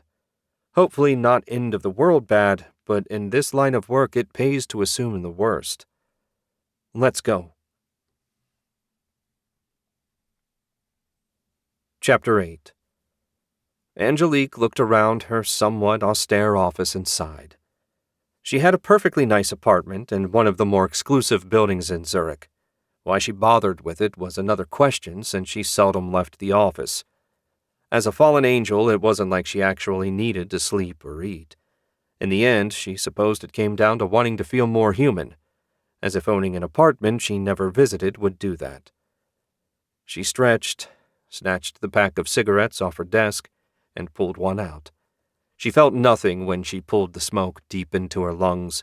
It was all habit and show, just like much of what she did. Before she could flick the lighter, her phone beeped, signaling the arrival of a text from Daisuke. He had his own tone, since whatever he was working on was usually the most dangerous mission at the moment. Tossing her cigarette away, she grabbed the phone and swiped it open. There was a picture of a list of names and a short note. How had he gotten mixed up in a kidnapping? She swore that boy had the worst luck, or maybe it was good luck since he usually ended up saving someone, like that student tonight. Angelique liked to think of it as the luck of Solomon, but if it was, then their enemies had it as well. A couple of taps sent the image to her printer, which whirred to life. Though far from necessary, Angelique preferred hard copies. Something about the feel of the paper helped her concentrate. She took the warm paper off the printer and started reading. Not that there was much detail, just names and pictures. Daisuke always assumed that she knew everyone, and she kept telling him she didn't, but in this case, luck was on their side. Angelique had an acquaintance in the Metro Police. She could get the details to the right person, and more importantly, she wouldn't ask any uncomfortable questions about how Angelique came by the information. A couple of clicks and swipes sent the info on its way. With any luck, the police could find and secure the students before anyone got seriously hurt. There weren't that many names on the list, so it shouldn't be too big of a job. That done, she pushed away from her desk and stood. She hadn't heard from Donnie or Crystal in a while. Time to check in and see how they were doing. A short walk down the hall brought her to the stairs to the basement. At the bottom, she stopped before two doors. The left-hand door led to Crystal's computer lab. It had the latest and greatest technology, much of it built by Crystal herself. Though far from stupid, Angelique only understood about a third of what Crystal said when she described her equipment and what it could do. The word sounded more like magic than some of the actual magic they dealt with on a regular basis. The right-hand door led to Donnie's lab, a far different setup than the tech-heavy computer room. She seldom visited as Donnie had an extreme fear of other people. Even people he knew meant him no harm. In truth, he left his lab even less often than Crystal, going so far as to sleep and eat there so he didn't have to face other people.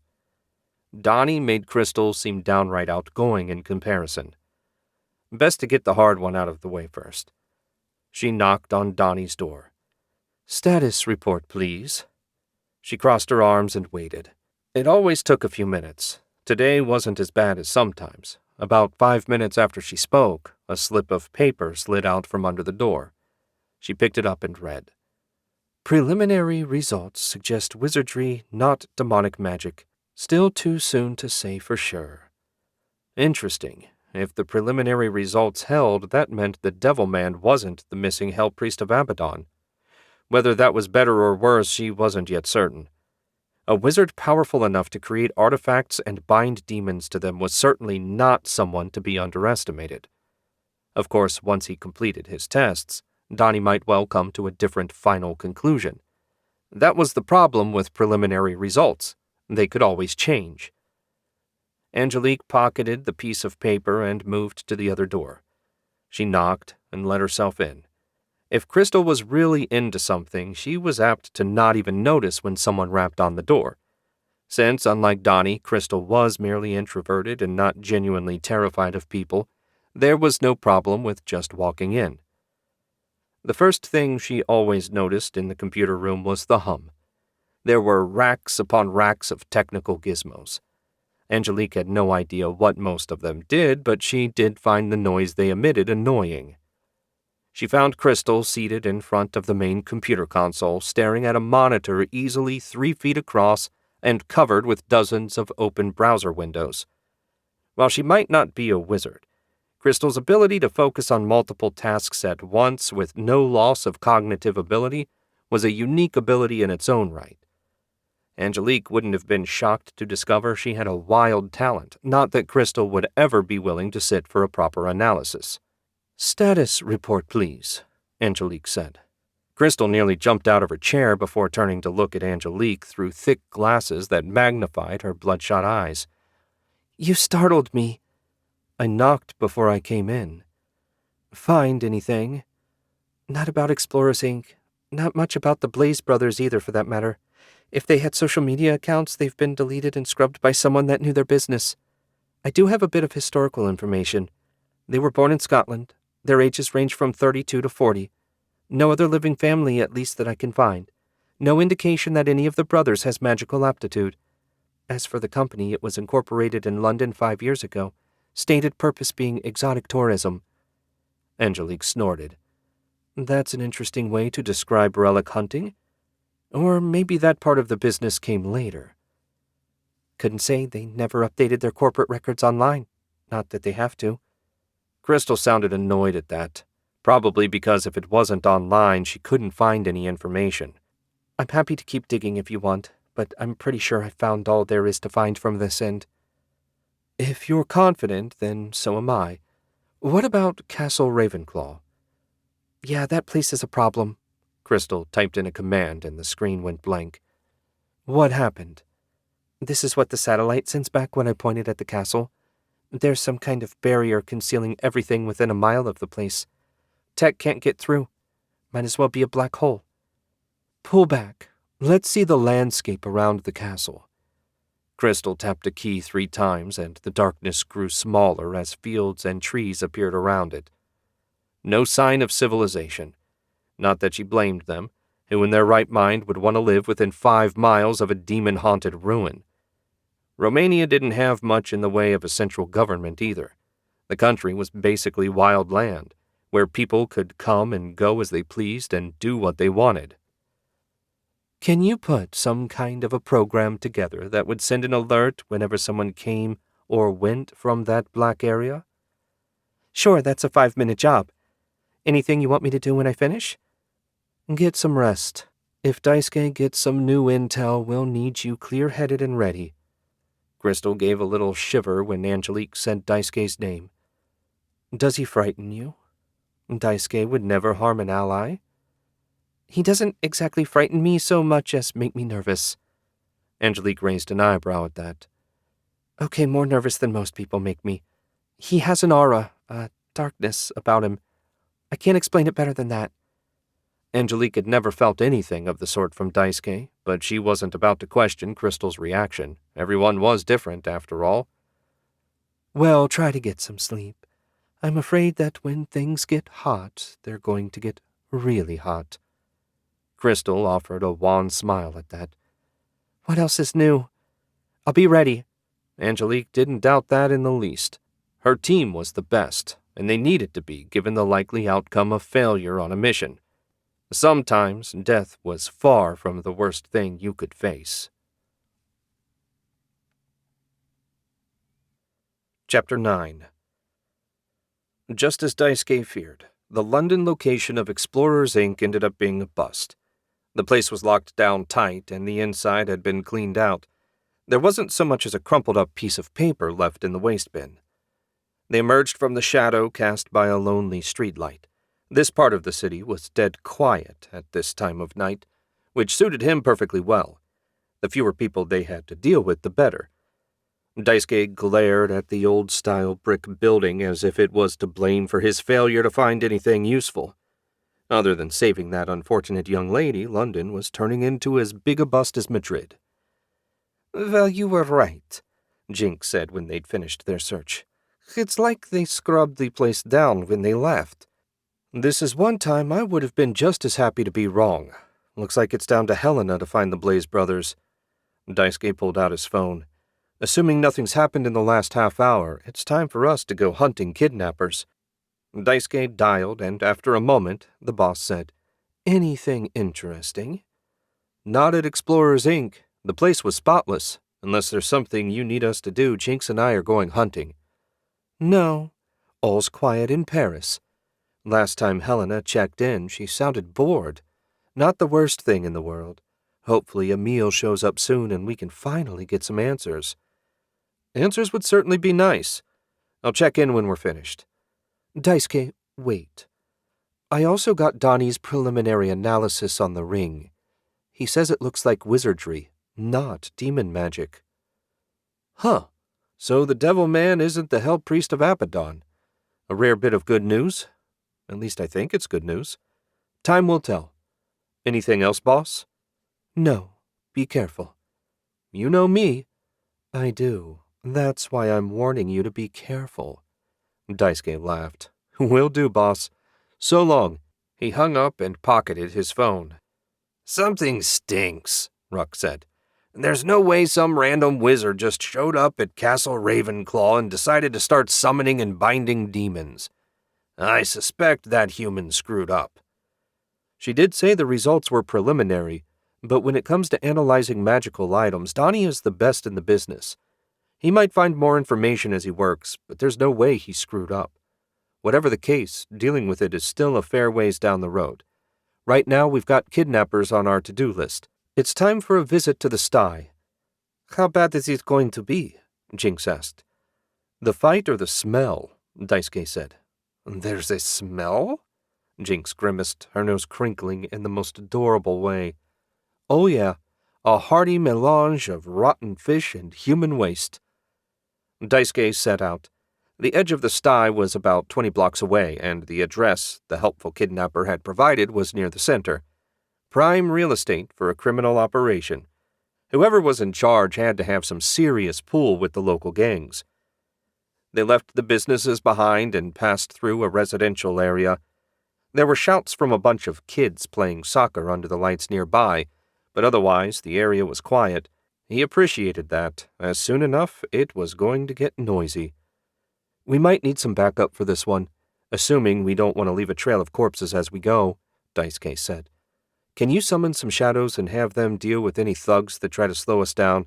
We only want them unconscious, unless they're an actual threat. Jinx frowned. I thought you said dead criminals were a good thing.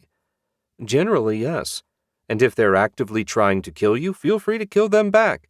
But if someone's just getting in the way or making a nuisance of themselves, unconscious is fine. It might end up being one of those life lessons that turns them around. Really? Probably not. But at a bare minimum, it might keep them from attacking a less patient wizard, and that can only be a good thing for everyone. She laughed, then frowned. Is joking before a fight the best idea? Why wouldn't it be? Daisuke caught a whiff of the sty drifting on the evening breeze. Not far now. It just seems like we should be getting focused, psyching ourselves up or something. She's been watching MMA interviews, Ruck said. It's cutting into my infomercial time. Why is she even watching TV in our apartment at night? She has her own apartment. I get lonely. It didn't used to bother me. But now that I've had company, I find I hate being by myself. The noise doesn't keep you awake, does it? No, I just put up a sound barrier. Ruck watches TV all night anyway, so I'm used to it. If spending the nights in my living room makes you feel better, by all means, stay whenever you want. Though it could be awkward if Helena sleeps over. We're here. Daisuke paused and looked over the buildings on either side of them. They'd been deteriorating steadily as they walked, but now looked like they were leaning against each other, and that was all that kept them from falling over. The stench had gotten worse. Even Abaddon's hell didn't smell this bad, Ruck said. How can humans live like this? We're remarkably adaptable. We can live just about anywhere. We can't necessarily thrive everywhere, but that's another subject. Can you sense them? About a dozen adolescents watching from the shadows of that tenement to our left, Ruck said. Yeah, I sense them. Looks like they're trying to work up the guts to mug us. Sounds about right. Let the shadows deal with them, quietly, if possible. Jinx's brow furrowed as she concentrated. A moment later, the life forces dimmed as the shadows did their work. When they finished, Daisuke could barely sense them. But he could, so that meant they were alive. How was that? Jinx asked. Perfect. We'll deal with anyone else contemplating foolishness the same way. That's so much more efficient than using my own magic. Could you summon shadows of your own? Jinx asked. Yes, but I don't have the same fine control over them that you do. If I wanted to send them on a rampage, that would be easy. But something like what you just did is well beyond me. Only because you're lazy and don't want to practice summoning and binding, Ruck said. You're not wrong, but if anyone's going to give me a lecture on not being lazy, it certainly won't be you. Let's move. They set out deeper into the sty. Nothing improved as they went from one block to the next. Oddly, nothing got much worse either. It was like the whole neighborhood was stuck in a uniform level of decay. Daisuke spotted a couple other individuals watching them pass from inside, but no one felt the need to step outside. Though if they were lookouts, whoever ran this part of the area would no doubt be getting a phone call right about now. Jinx's face was twisted up in a disgusted look. Is this better or worse than the last time you came here? Since no one's actively trying to kill us at the moment, I'm going to say better. I had to take out 3 groups of the filthiest-looking men you've ever seen last time before everyone else decided they didn't need to try and rob me after all. Daisuke shook his head. I was broke at the time. Even if they won, they would have gotten like 12 pounds. They rounded a corner and Daisuke checked his phone. They were only 2 blocks from the kidnapper's home address. Where the hell was everyone? Night in the sty was usually when things were busy. Something was very wrong. He stopped and Jinx asked, What is it? I need to check something. Keep watch for a minute, please. Daisuke closed his eyes and sent a wave of ether out into the nearby buildings.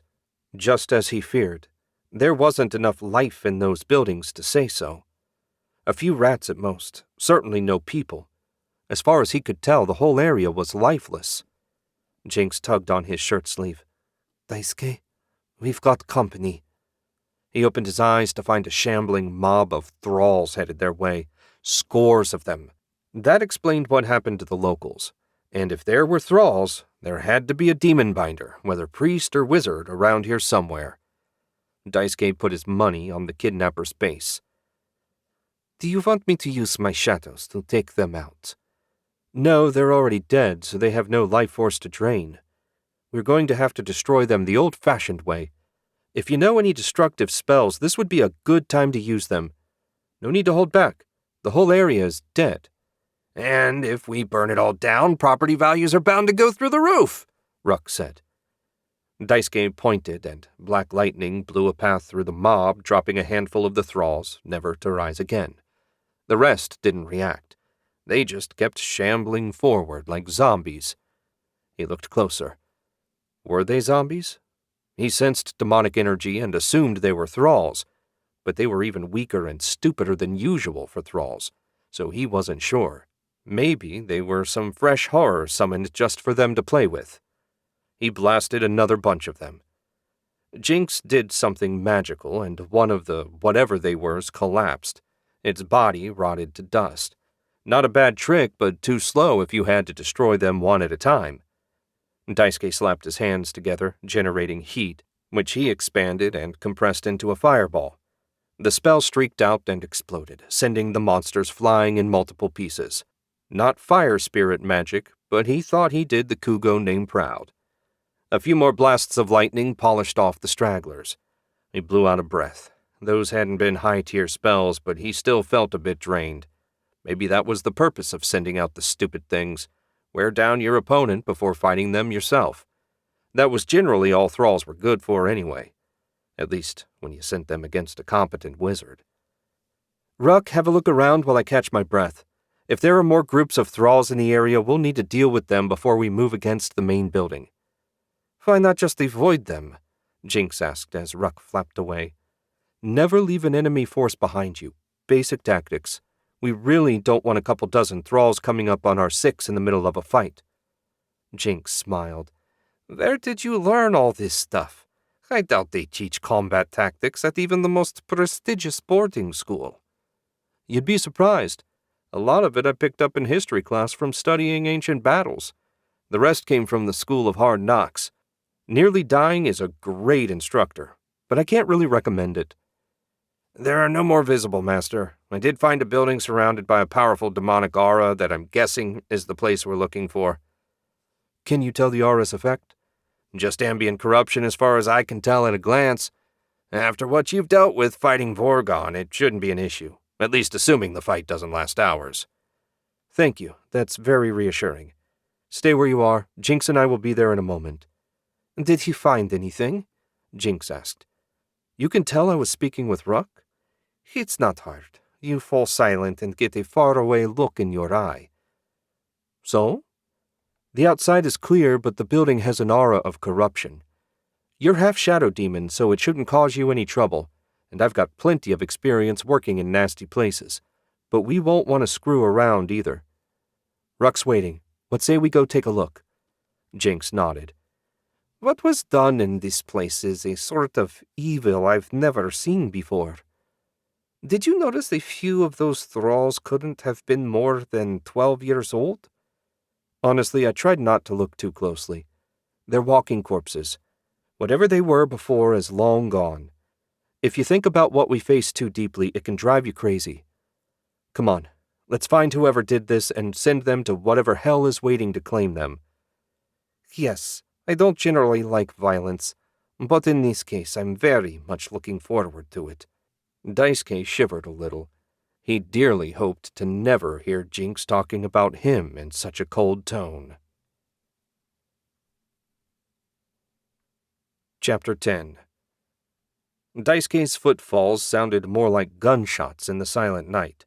He stayed a stride ahead of Jinx as they ran toward the kidnapper's base of operations, a sprawling building that looked like someone had combined 4 tenements into a single, huge complex. It was hideous, with soot-blackened clapboards, smashed windows, and a roof with more holes than shingles. It fit in perfectly with the Sty's aesthetic.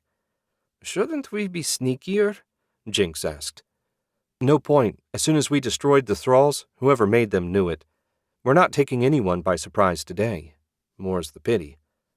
An explosion filled the night, and a section of the roof exploded upward in a gout of reddish-black flames. Daisuke skidded to a stop. That was hellfire, Master. So I assumed. Get down here. I don't want us separated if there's a hell priest running around. That wasn't aimed at us, Jinx said. Why blast a hole in your own roof?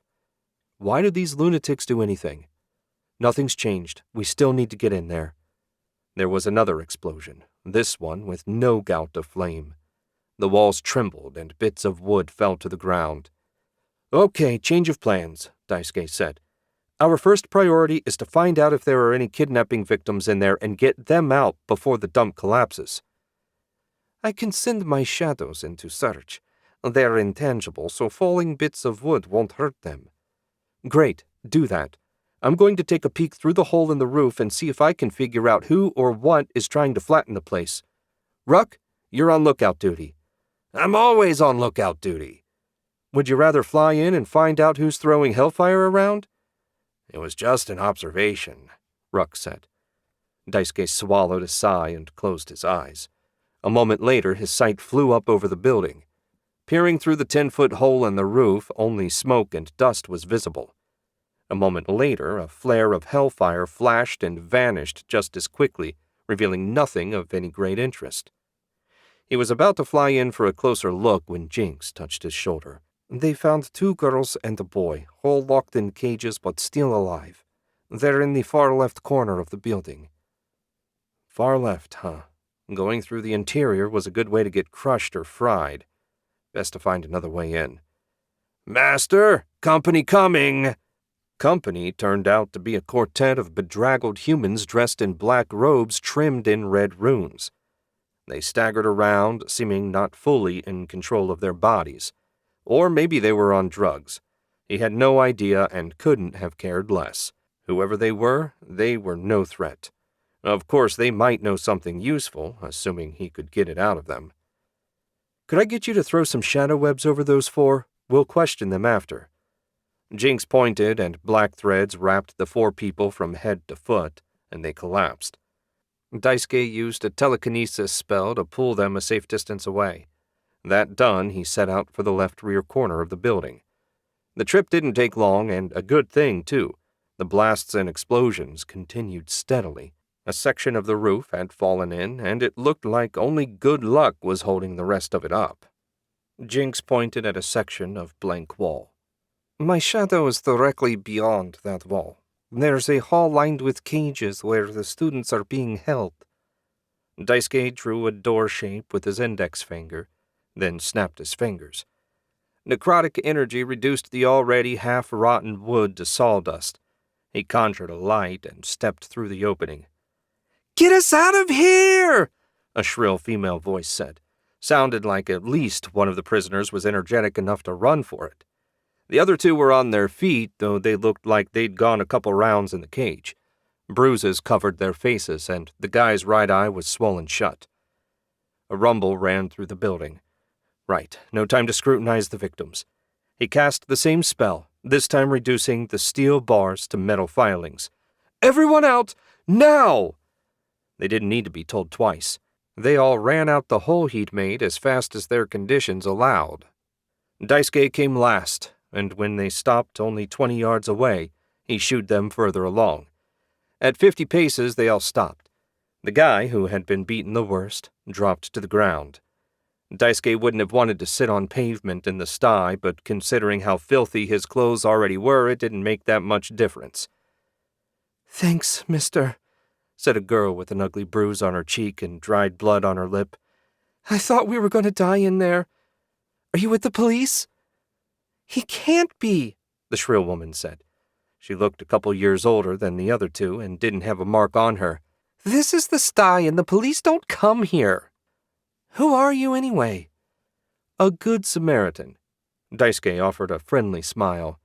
"I stopped a couple kidnappers earlier this evening and decided to come here and see if any of their co-workers had better luck.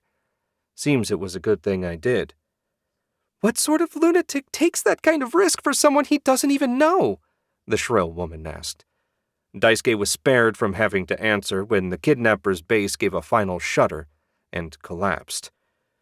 "Good," the man said. "I hope all those sons of bitches got crushed."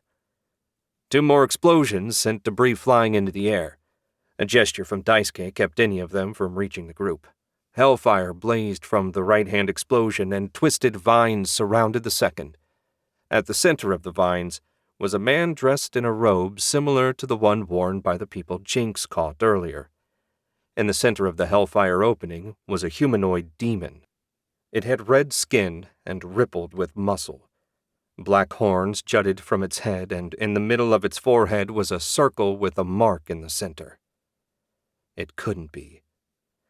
Daisuke whipped out his phone, zoomed in on the demon, and hit record. A moment later, the battle resumed. Vines rushed in to wrap up the demon, only to be reduced to ash. "The demon belongs to Abaddon," Ruck said. "I've seen similar ones in hell.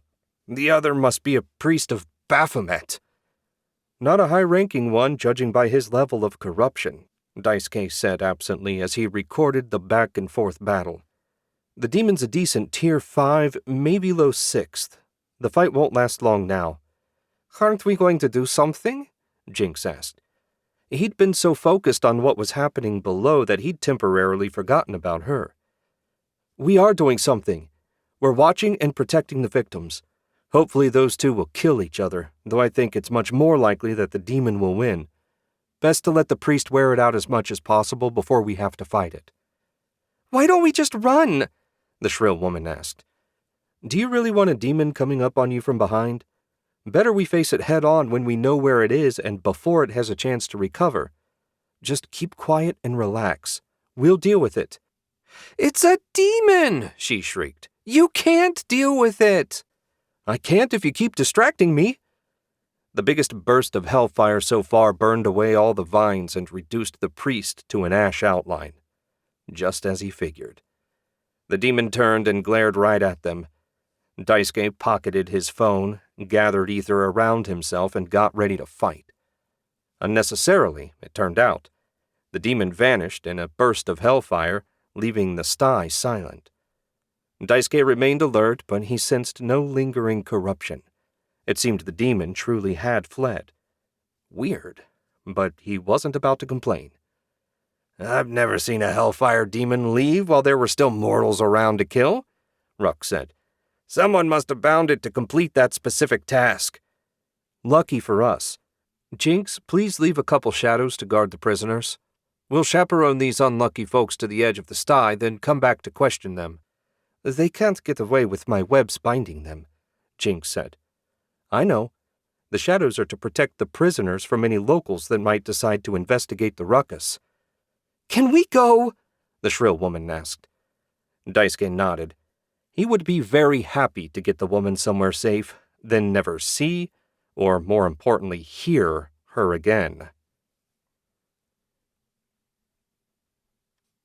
Chapter 11. After escorting the kidnapped victims beyond the sty, Daisuke led the way back to his prisoners. He'd never dealt with the cultists of Baphomet, but doubted they were any more reasonable than the cultists of Abaddon he fought at Castle Ravenclaw. Those guys had been total fanatics, eagerly leaping into battle despite clearly having no hope of victory. They fought to the last man. He would have said it was a waste, but in Daisuke's experience, the only good demon cultist was a dead one. "You're deep in thought," Jinx said. "Want to share?" Daisuke blew out a sigh. "Just thinking about the past and how it might impact the future." "Come up with any answers?" He grinned. "Considering what we're dealing with, the answers can only be badly." "Did your father ever talk about hell or the demon lords?" Jinx shook her head. "No, Dad hated all that. He wanted to forget what he was and move on. That I'm pretty sure he never could is kind of depressing."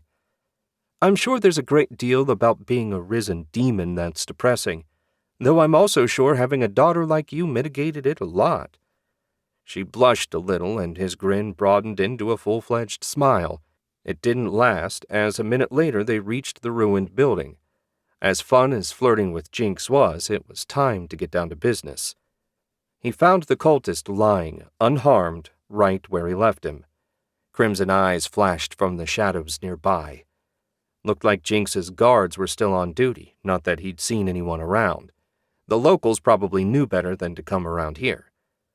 A gesture flipped the cultists on their backs. The shadow webs wrapped them from shoulders to knees, but their faces were visible. All 4 looked to be either Daisuke's age or younger.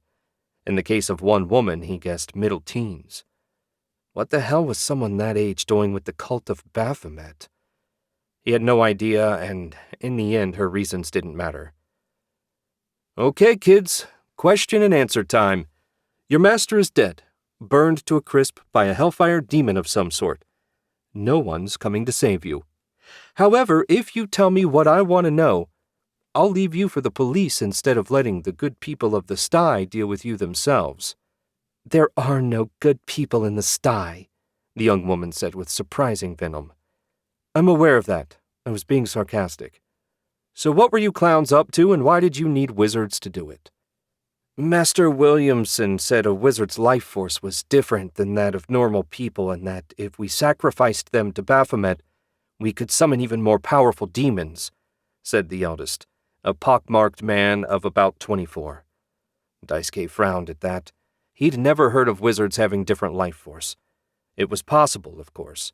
When magic was involved, almost anything was possible, but you'd have thought such a thing would be common knowledge. And this pissed off the cult of Abaddon. Why? Daisuke looked from one to the other, waiting for an answer. A teenage boy hesitantly said, I overheard the master talking with his familiar. It seems the cult of Abaddon was also interested in kidnapping wizards. I guess the idea was that we'd not only make ourselves stronger, but interfere with their plans as well. 2 birds with 1 stone. The boy's nervous giggle was one of the more pathetic sounds Daisuke had ever heard. He moved away, and Jinx said, Doesn't seem like they know much. No, and I'm not sure if they're truly evil or if the cult was just a way for them to find safety in the sty. Killing desperate people just trying to survive isn't my cup of tea. If they've actually sacrificed people to Baphomet, that's another thing altogether. What should we do now? They cooperated, so we'll drag them out for the police to deal with.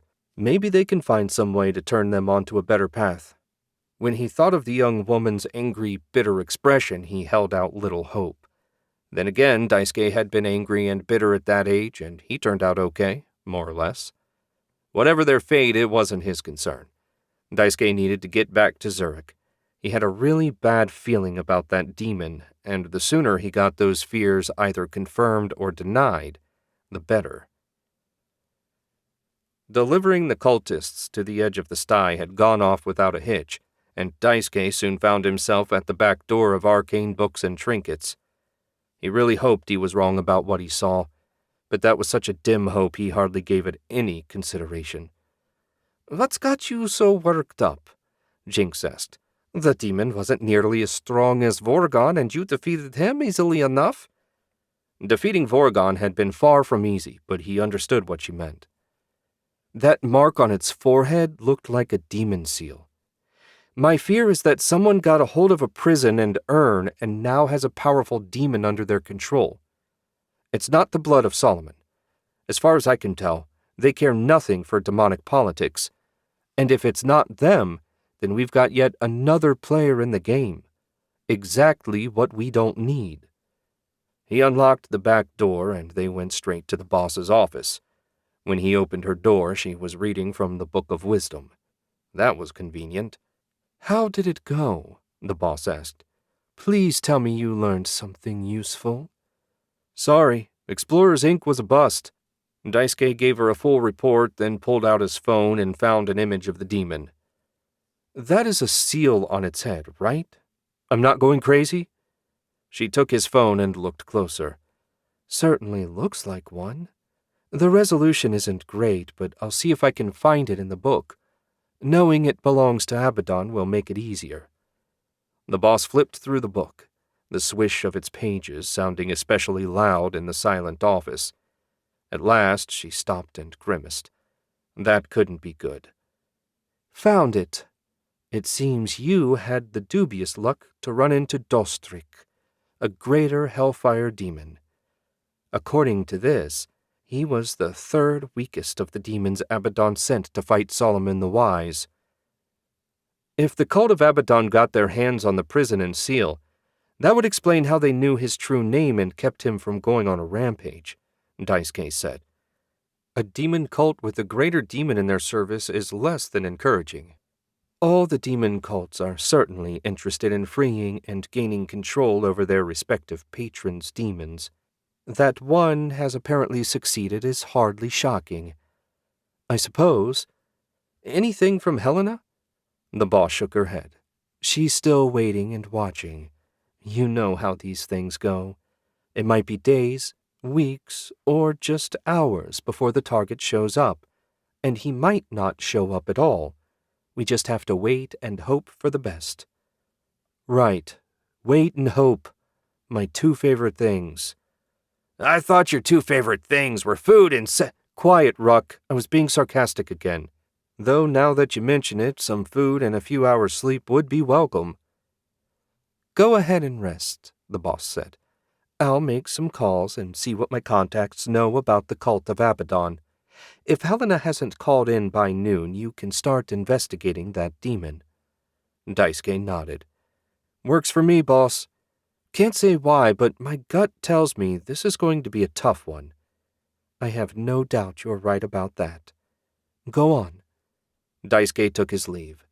First, food and sleep. He'd worry about the rest in the morning. Chapter 12. 12 hours sleep and a full stomach always put Daisuke in a good mood, at least until he remembered that he was investigating a demon cult today. It wasn't so much the job that bothered him. He investigated demon cults on a semi-regular basis. That was just part of the job. No, what bothered him was the overwhelming sense that something really bad was going to happen. He had little to base the feeling on, but it had been nagging at him ever since Venice. It was the whole selling tame demons to criminals thing. That was a new one, and not a precedent he liked. The police had enough to keep them busy without worrying about running into demons. Hopefully it was a one-time thing and not a new trend. He sighed and finally rolled out of bed. His phone said 10 o'clock, and there were no messages from the boss.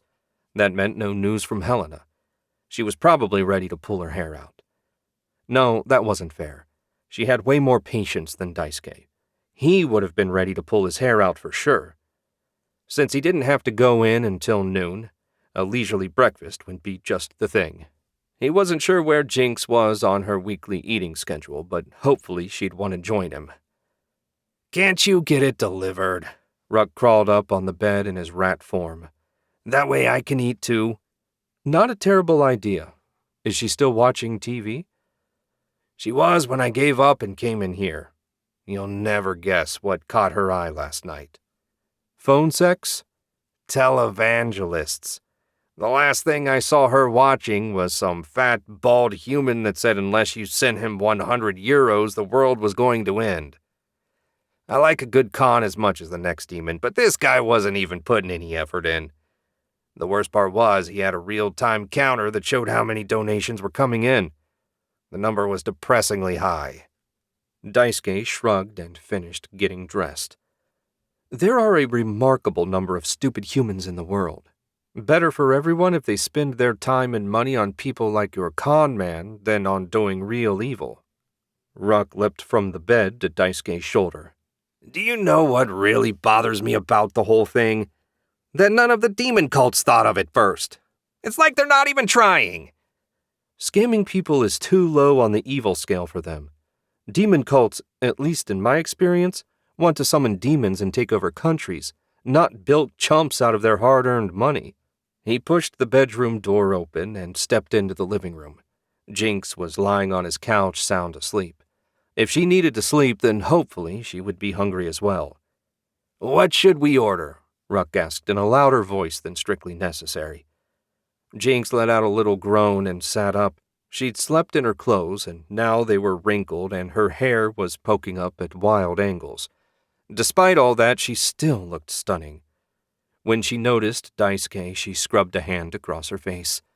I'm sorry. I didn't mean to fall asleep on your couch. He shrugged. No harm done, though the bed is more comfortable.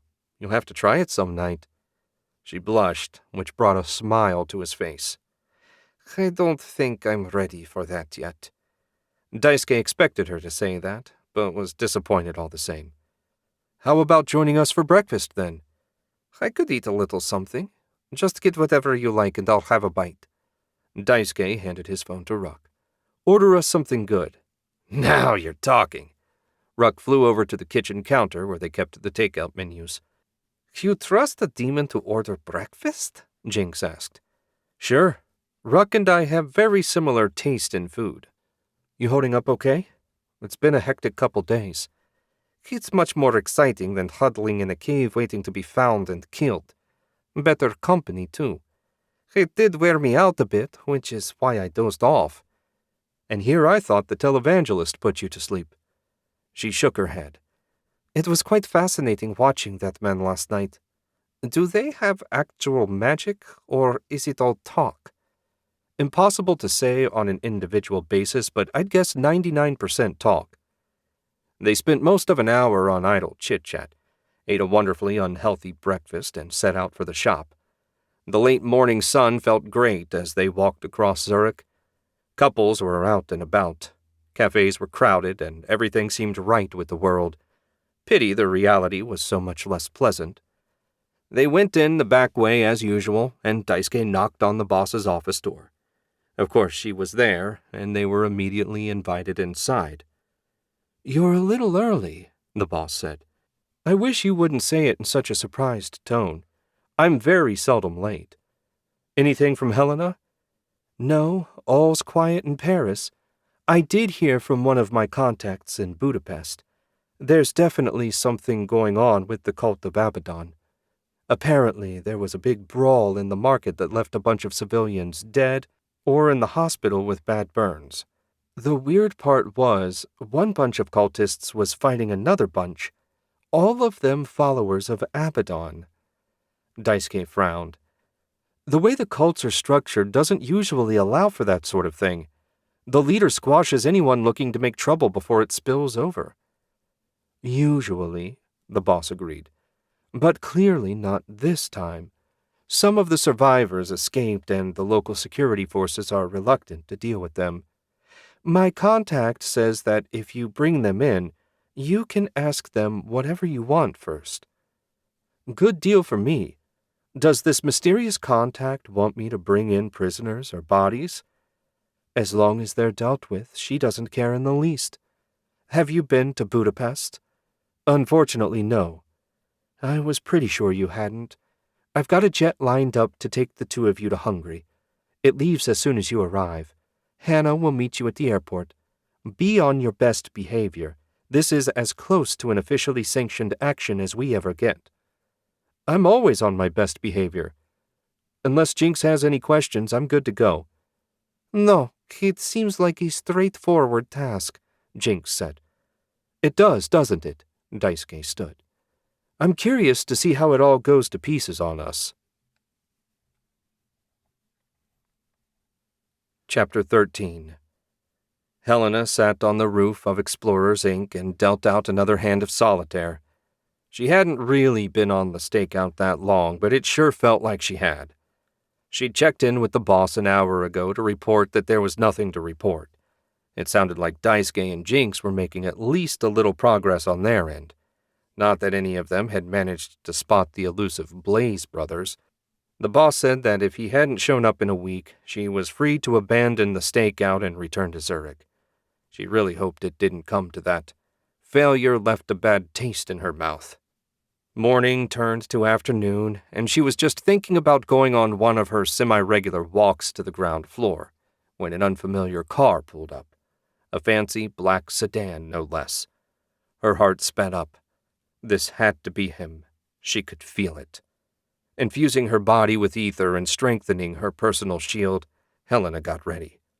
The driver's side door opened, and a tall, slim redhead in a charcoal suit got out. He looked around as if expecting to see someone. He was about to get his wish. Helena leapt from the roof, landed right beside him, and wrapped him in a magical binding that secured him from neck to ankles. Please don't kill me. That was just too good of a deal to pass up. I'll do anything the Devilman wants to make up for it. Please. His thick Scottish accent, combined with how fast he was speaking, made some of the words hard to understand. I'm not going to kill you, Helena said, And I don't work for the Devil Man. I'm investigating the death of Julian Pilat. Assuming you're Emile Blaze, I have a number of questions for you."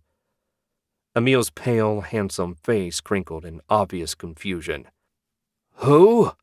"One of the poor, stupid saps you tricked into working for you. I found his corpse in the Australian outback buried in a shallow grave, with a valuable magical artifact in his pocket. Any of this ringing a bell?" "Unfortunately, that was the mission that caused all this trouble. Can we talk somewhere else? We're too exposed here." Emile had a point, but she didn't really have a good place to conduct an interview. Well, she could stuff him in the back seat of his car and drive to Zurich. It wasn't that far, and certainly no one would think to look for him there. "Sure, I know a place, though it's a ways from here. The crack of a gun, followed by a bullet pinging off of the bindings she'd placed on Emile, brought the discussion to an abrupt conclusion. At the far end of the alley, a figure in a long trench coat and pointing a pistol blocked their exit. He, at least she assumed it was a he, fired twice more, once at Helena and once at Emile. Neither bullet penetrated her spells. "Damn it, they found me, and it's all your fault." Helena was pretty sure none of this was her fault, but this was hardly the time to discuss it. She made a circle gesture and pointed at the assassin. The bindings tried to form, but the magic shattered before it could activate. That had never happened to her before. Have to try something else. She pointed, and a lance of white light streaked out, hitting his gun and blowing it to bits. He shook his injured hand and shouted something in a language she didn't recognize, though from the tone she got the impression he'd called her something unkind. "Let's get out of here," Emile said. "That's got to be one of the Devil Man's acolytes. You can't beat him. No one can beat them."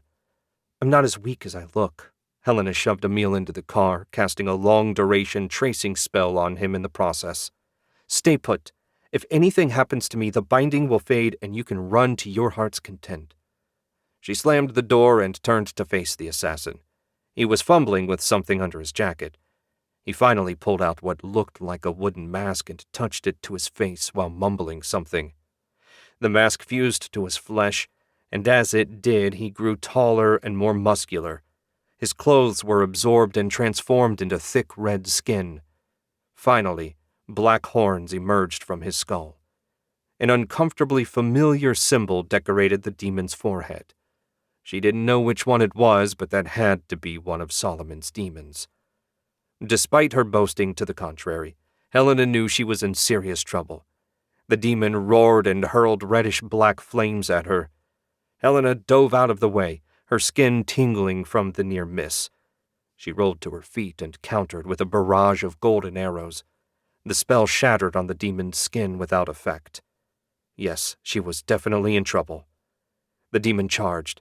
Helena sprinted for the storefront, slammed through the closed door, and ran up the stairs. At the top, she spun and blasted the demon with a golden ray as it started to pursue. As with the golden arrows, this spell was totally ineffective. The demon took the stairs 3 at a time. She tried to run. It lunged, grabbed her ankle, and sent her sprawling to the ground.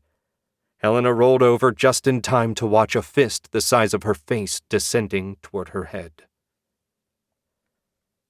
Velkan touched his face and concentrated with all his might as he pictured his feeble human form.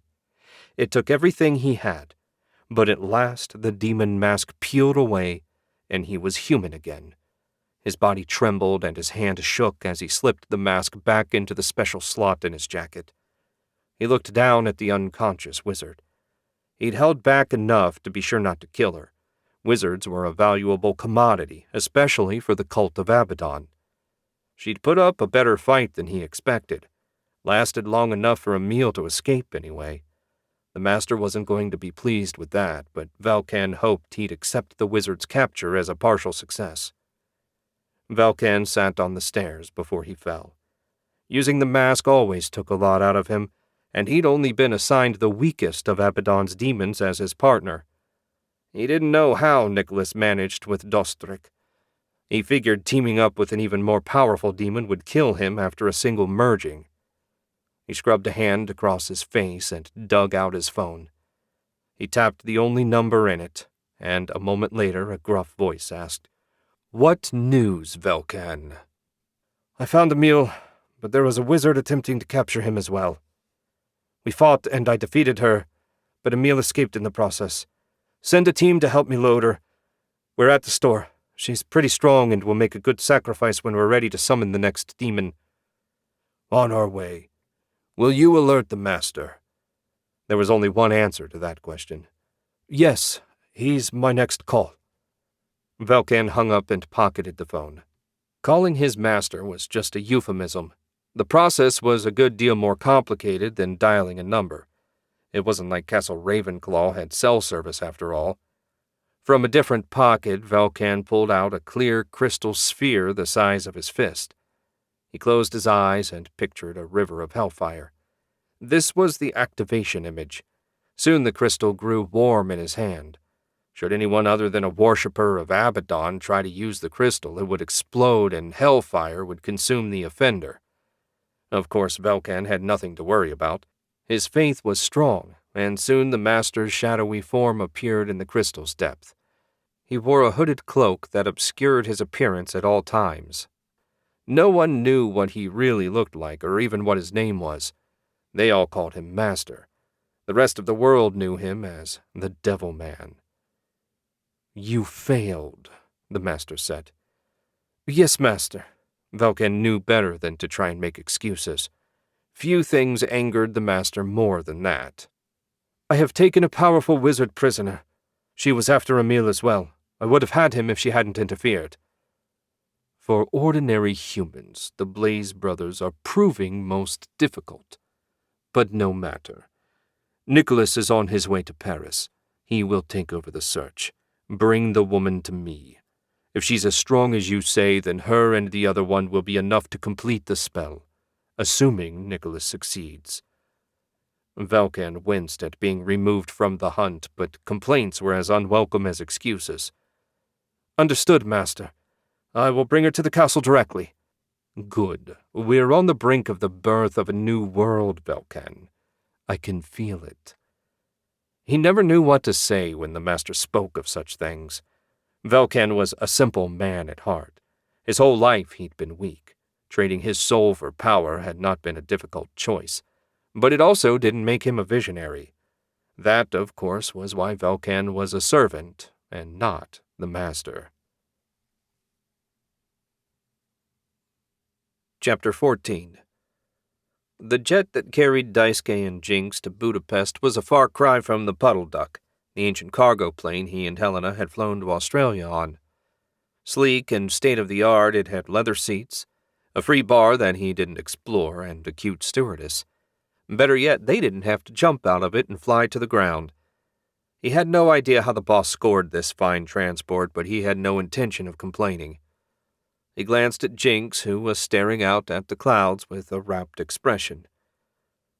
First time flying in a plane? She jumped as if surprised to hear him speak, then dragged her gaze away from the window. Yes, the clouds and sky are so pretty from up here. Have you flown many times? I don't know what you consider many, but this is maybe my 10th flight and my first in a plane this nice. The boss went all out for our trip. I have no idea who she had to bribe to get us such a sweet ride, but I'm grateful. Me too. When I agreed to join your group, I expected danger, but the new sights and experiences have been more than worth the risks. I'm glad you're enjoying it.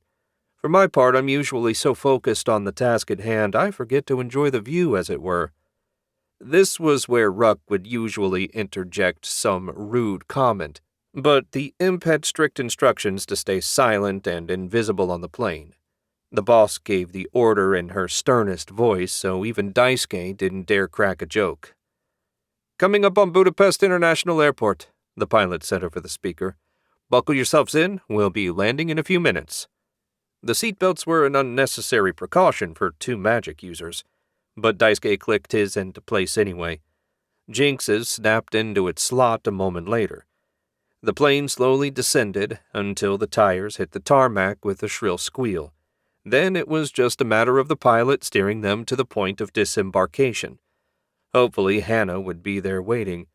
The flight had been a nice interlude, but he was eager to get back to the hunt. Whatever was going on with the cult of Abaddon had him worried. More worried than usual, anyway. No doubt that was a lingering sentiment from learning Castle Ravenclaw was involved. The plane stopped, and the stewardess hurried past them. She stood beside the door and smiled as they approached. The steps had been lowered from the outside. "Thank you for flying with us. I hope you enjoy your time in Budapest."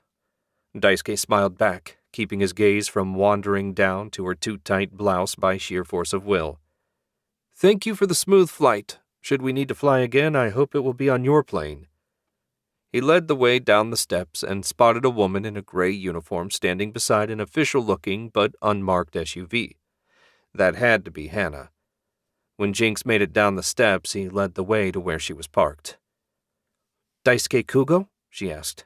"Yep, the pretty lady beside me is Jinx. That would make you Hannah, the boss's friend." He held out his hand. "Correct," she said. As they shook, he gave Hannah a closer look. He put her age at about 40, if the lines around her eyes and lips were any indication. She wore no makeup, and her dark eyes had a hard edge. She filled out her uniform nicely, but there was no sign of anything soft about her. All in all, she gave the impression of a woman not to be trifled with. When Jinx released her hand, Hannah said, "Climb in. We'll talk as we drive. Our agents have eyes on what we believe is a Cult of Abaddon safe house, and my superiors want them dealt with as quickly as possible." Daisuke climbed into the front seat and Jinx took the back. Hannah got behind the wheel and started driving. No one gave them any trouble as they left the airport and merged onto the highway. "So what happened?" he asked. "A battle broke out in the Central Market. Both sides were hurling hellfire around without a care for who they hit. A dozen stalls were destroyed, and 2 fixed shops burned to the ground. 3 civilians dead and 20 sent to the hospital with burns that can't be healed with modern medicine. There's a priest there now praying over them." Hannah gave a shake of her head as if not quite believing what she just said. "Healing isn't my specialty," Daisuke said, "but I might be able to do something to help them. Would you like me to take a look?" Hannah's hard expression cracked into a faint smile. "It's kind of you to offer, but you're not here, at least not officially. The fewer people you have contact with, the better." He nodded, disappointed but not surprised. "What happened to the cultists?" "The larger group wiped out the smaller one, then the survivors fled into the city. We're trying to identify the dead ones, but hellfire doesn't leave much behind. The only reason we know where they ended up was a tip called in by a witness. It's been 2 days, but no one has left the building. A delivery of fresh food arrived this morning, but other than that, no one has come or gone. Licking their wounds and planning their next move, I'll bet. Hopefully we can hit them before they're fully recovered. Fighting weakened demon cultists is always preferable to fighting healthy ones."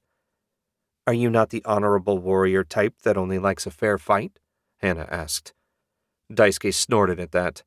"Just because I'm Japanese doesn't mean I'm some kind of wannabe samurai. The only good fight is one you win.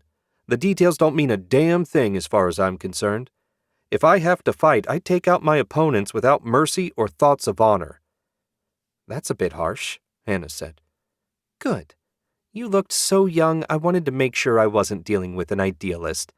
These monsters don't deserve mercy. I don't care what you have to do, just as long as no one save the 2 of you emerge from the building alive." With an attitude like that, Daisuke was pretty sure Hannah wasn't a member of the city police force. More likely she was part of the intelligence apparatus. He'd dealt with a few spooks over the years, and they all had attitudes similar to hers. He appreciated it, as it made his work vastly easier. Hannah pulled off the highway and turned into what looked to him like a respectable, middle-class part of the city. The area was dominated by low-rise apartment buildings that were well-maintained. There were also shops, laundries, restaurants, and other businesses. She pulled into a parking lot, and when they stopped, everyone got out. Daisuke glanced around, but saw nothing that screamed demon cult in the area. "Where are they?" he asked. 2 blocks north. I wanted to approach on foot just to be safe. My people are set up on the roof of a building across the street. We can get a report, then you can decide how you want to enter the building. It won't be easy. From what I've seen, there are no concealed avenues of approach. One of the good things about magic is that you can often make your own concealment. Please, lead the way. I'm eager to get this done. A brief conversation with the grim men on duty across from the cult hideout gave Daisuke a pretty good idea what he was dealing with. From the sounds of it, the survivors weren't in great shape. Pity for them, demon magic wasn't much good for healing. Assuming, of course, they didn't have a bunch of prisoners in there whose life force they could drain. Since several days had passed with no sign of movement, he felt confident that they didn't. He and Jinx stood alone on the bottom floor of the stakeout building. Hannah had remained on the roof with the lookouts. That was just as well, since he didn't want her anywhere near when the fighting broke out. Non-wizards were nothing but a liability in a magical battle. "What do you think?" Jinx asked. "I think it would be nice to have a map of the building. It's only 3 stories, and Hannah says there's no basement, so it shouldn't be too hard to sweep. I figure we turn invisible, cross the street, and sneak in the back door. After that, it's just a matter of hunting the cultists down and eliminating them. I would like to take one of them alive for questioning if possible. Can I leave that to you?" She nodded. "Unless they're exceptionally strong, my shadow webs will hold them. The only problem I can see is that I can't turn invisible." "You can merge with my shadow." Jinx started taking her clothes off without comment. "What about me?" Ruck asked. The imp was still invisible, but with no one else around, it was safe for them to talk. "Stay invisible. If you see a chance to take someone out, do it, but no unnecessary risks. We don't know what sort of power levels we're dealing with here." "All set." Jinx was down to her skimpy shadow silk dress. Much as he would have liked to linger and enjoy the view, this wasn't the time. "Great, let's do this." She vanished into his shadow, and Daisuke wrapped himself in an invisibility spell. He retreated to the rear of the building and slipped out the side door. Next, it was a quick run across the empty street. He wasn't sure if the security forces had cleared the area or if this was a naturally quiet part of the city. Probably the former. They wouldn't want anyone getting caught up in the fight. He reached the target building's back door without issue. Unfortunately, it was locked tight. Not difficult to bypass, but a spell might draw the cultists' notice. Daisuke shook his head. He was no locksmith. If they were going to get in, it was magic or kicking the door down, neither of which would be subtle. In that case, magic was the more certain option. Weaving a spell with careful, subtle movements, Daisuke sent a trickle of ether into the lock and rusted it to nothing. A nudge with his knee pushed the door open. The hinges were blessedly quiet. He paused and listened for a reaction. No sign that he'd been noticed. So far, so good. "Jinx, you can come out now," he whispered. When she appeared beside him, Daisuke asked, "Can you summon a few shadows and have them look around? They're more apt to avoid detection than we are." Jinx nodded, and crimson eyes soon appeared only to vanish again just as quickly. While the shadows scouted around, Daisuke took a quick look at their surroundings. The back door led to a kitchen that had been stripped of anything valuable. Only the sink and a refrigerator that lacked a door made it clear what the room used to be. Maybe this had been a restaurant once upon a time. His musings were cut off by an explosion upstairs. "They spotted my shadows," Jinx said. "There are 3 cultists on the 2nd floor. They didn't make it to the 3rd. "No need to be settled now." Daisuke blew a hole in the ceiling and leapt up through it. He landed on the floor in an empty bedroom. Another explosion sounded not far away. A couple of quick spells enhanced his standard array of defensive magic, and he yanked the door open. Directly across from him, a startled young man with a massive burn scar covering half his face gaped in surprise.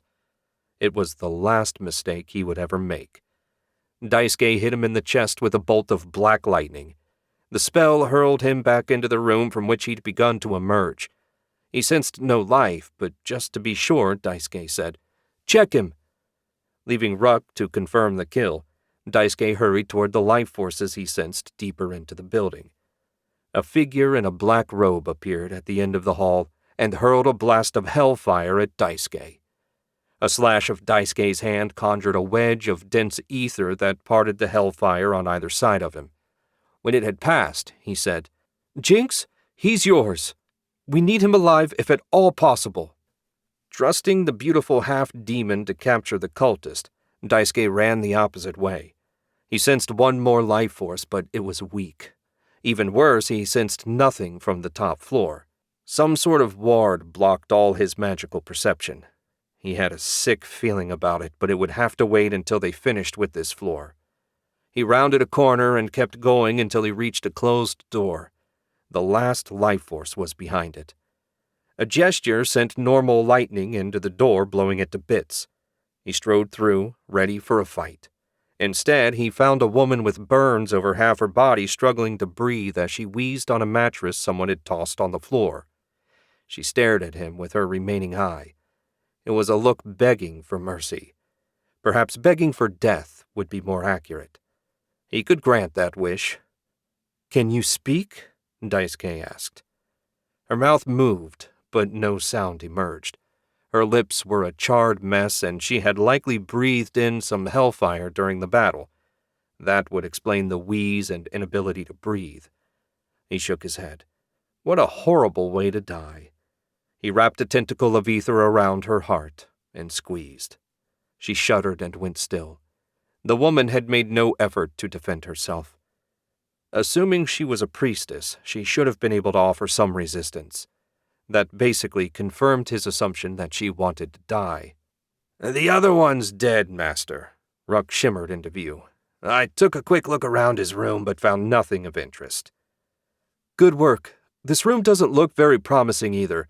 Hopefully Jinx's target won't put up too much of a fight. I want to get some answers, and he's our best bet." "What about upstairs?" Ruck asked. "You sensed the ward, right?" He nodded. "That's our next stop." Chapter 15. Jinx hid around the corner of a hall as another gout of hellfire roared past. The heat of its passing made her break out in a sweat. She'd been chasing the cultist in black for what seemed like a long time, but was probably less than a minute. Daisuke wanted him alive, but that was looking like a dim prospect. Twice she'd tried wrapping him up in shadow webs, and both times some sort of protective spell flared to life and burned them to nothing. The shadows she'd set to drain his strength had fared little better. She had yet to try any of her stronger abilities, as she feared they'd be likely to kill him. She'd assumed that he'd eventually run out of strength. Conjuring that much hellfire had to be taking a toll on his mind and body, but so far every time she tried to close in, he found the strength to summon more. It was a standoff at the moment. What she couldn't figure out was why the repeated blasts of hellfire hadn't set the building alight. Maybe hellfire worked differently. Jinx was far from an expert on this stuff, despite being half-demon herself. The latest barrage ended, and she darted out. The cultist was doubled over, panting for breath. With a wave of her hand, she sent shadow webs flying out at him. The barrier flared to life, burning them away. He hit his knees and glared up at her, his pale skin bloodless and his features twisted in impotent rage. "Please surrender," Jinx said. "I don't want to hurt you if I don't have to." He sneered. "And submit to questioning or the tender mercies offered by a whore of Astaroth? I think not. Better to face Abaddon's wrath for my failure." Before she could react, the cultist glowed red and exploded in a burst of blood and hellfire. Only a hastily conjured shadow barrier kept her from getting scorched. What sort of person could do that to themselves? She hated to think about it. Even worse, Daisuke would be disappointed in her failure. Jinx sighed. No sense putting it off. She concentrated and soon sensed him in the opposite direction, but not that far off. She turned and trudged away, leaving the gory mess behind. To save energy, she also banished her shadows. Maintaining them was only a modest drain on her, but better to save as much as she could. Somehow she doubted their day was done. A couple turns later, she found Daisuke with Ruck perched on his shoulder in his demon form, standing in front of a set of stairs leading to the third floor. Jinx sensed the magic up there, but she couldn't tell exactly what it did. When she was only a few feet away, Daisuke turned to face her. "Did you get him?" Jinx shook her head and told him what happened. "He just blew himself up. I mean, who does that?" Demon cults tend not to attract the most mentally stable people in the first place. A suicide hellfire bomb is hardly outside the realm of possibility. It's a shame we won't get to question him, but he is eliminated, and you're safe. All in all, not the worst result. Hopefully we can find something useful upstairs. Jinx let out a quiet sigh. He wasn't mad. "Can you tell what the magic does?" "I've been analyzing it. There's an anti-fire component, probably to prevent the building from burning down when they're training. There's also a weak aura of corruption that makes wielders of demon magic stronger and holy magic users weaker. That's a pitiful thing compared to some I've seen. The problem is, I'm not sure if there's anything else. I think that's it, and I'm sure there's nothing offensive in the mix. I was just debating taking a look when you showed up. Can you tell anything about it?" Jinx peered at the ether, but it was too complex a spell for her. The things she did were innate abilities, magic she was born able to do. She was no wizard trained in the use of spells. "Sorry, I can't make heads or tails of it." "That's fine, I just figured having a second set of eyes look things over would be prudent."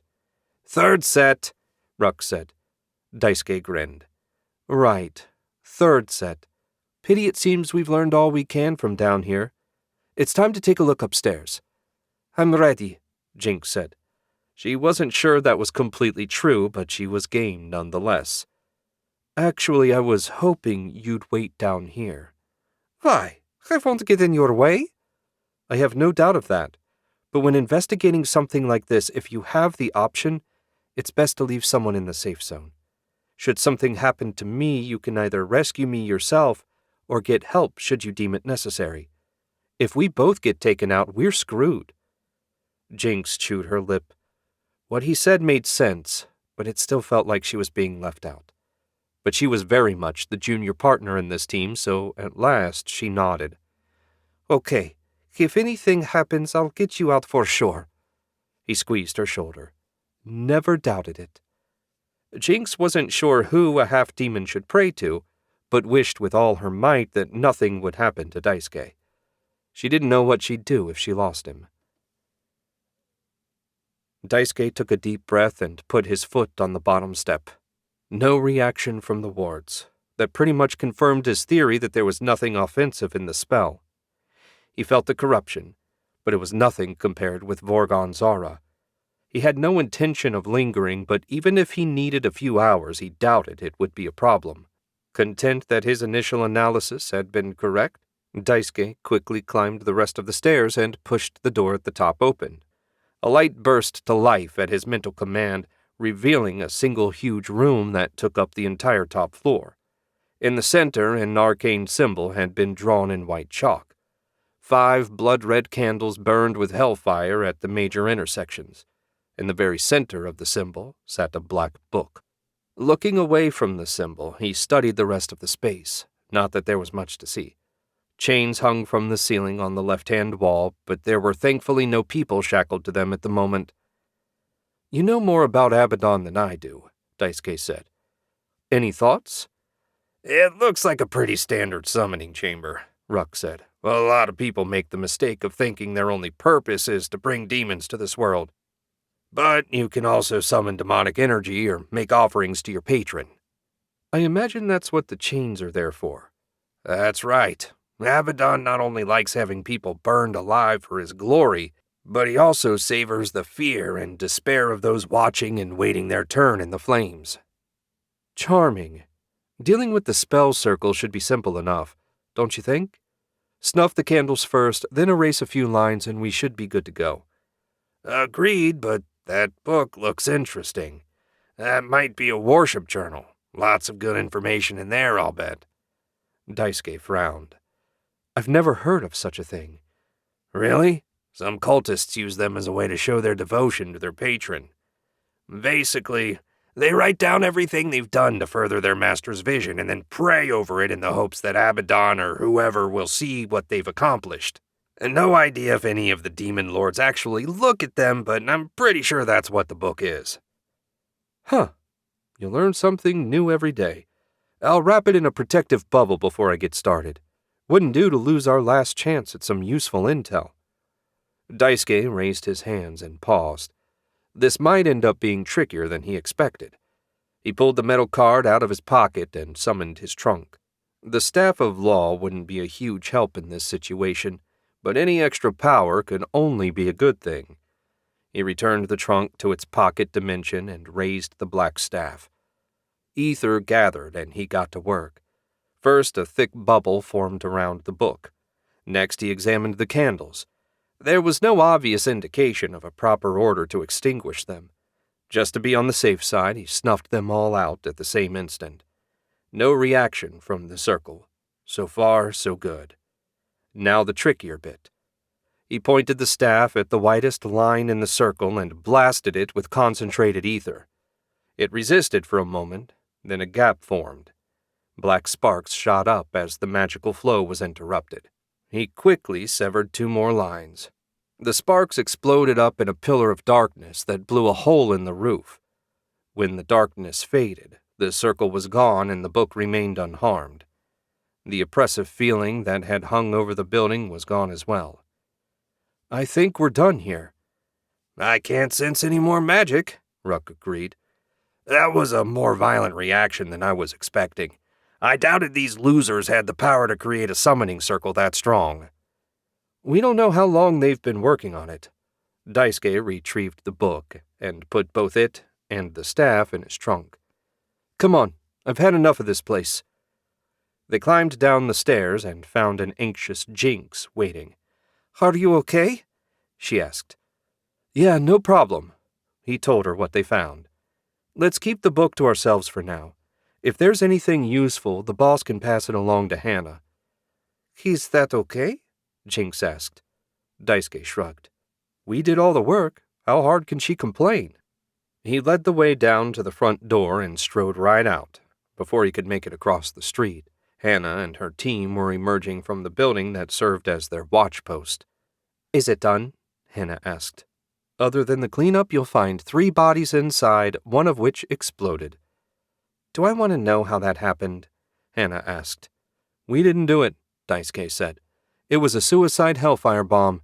He tried to take Jinx to meet Abaddon with him, but happily failed. Do you need a detailed report or anything? As long as the cultists are dead and the magic neutralized, you're good to go. It's not like the 2 of you answer to me. Though speaking of that, you're not looking for a new job by any chance. I could use agents like you 2. Daisuke laughed. I think we'll stick with our current employer. It was nice meeting you, Hannah, though I wish the circumstances had been more pleasant. You and me both. If you ever visit Budapest for pleasure, look me up. I'll treat you to dinner. Daisuke grinned. You're on.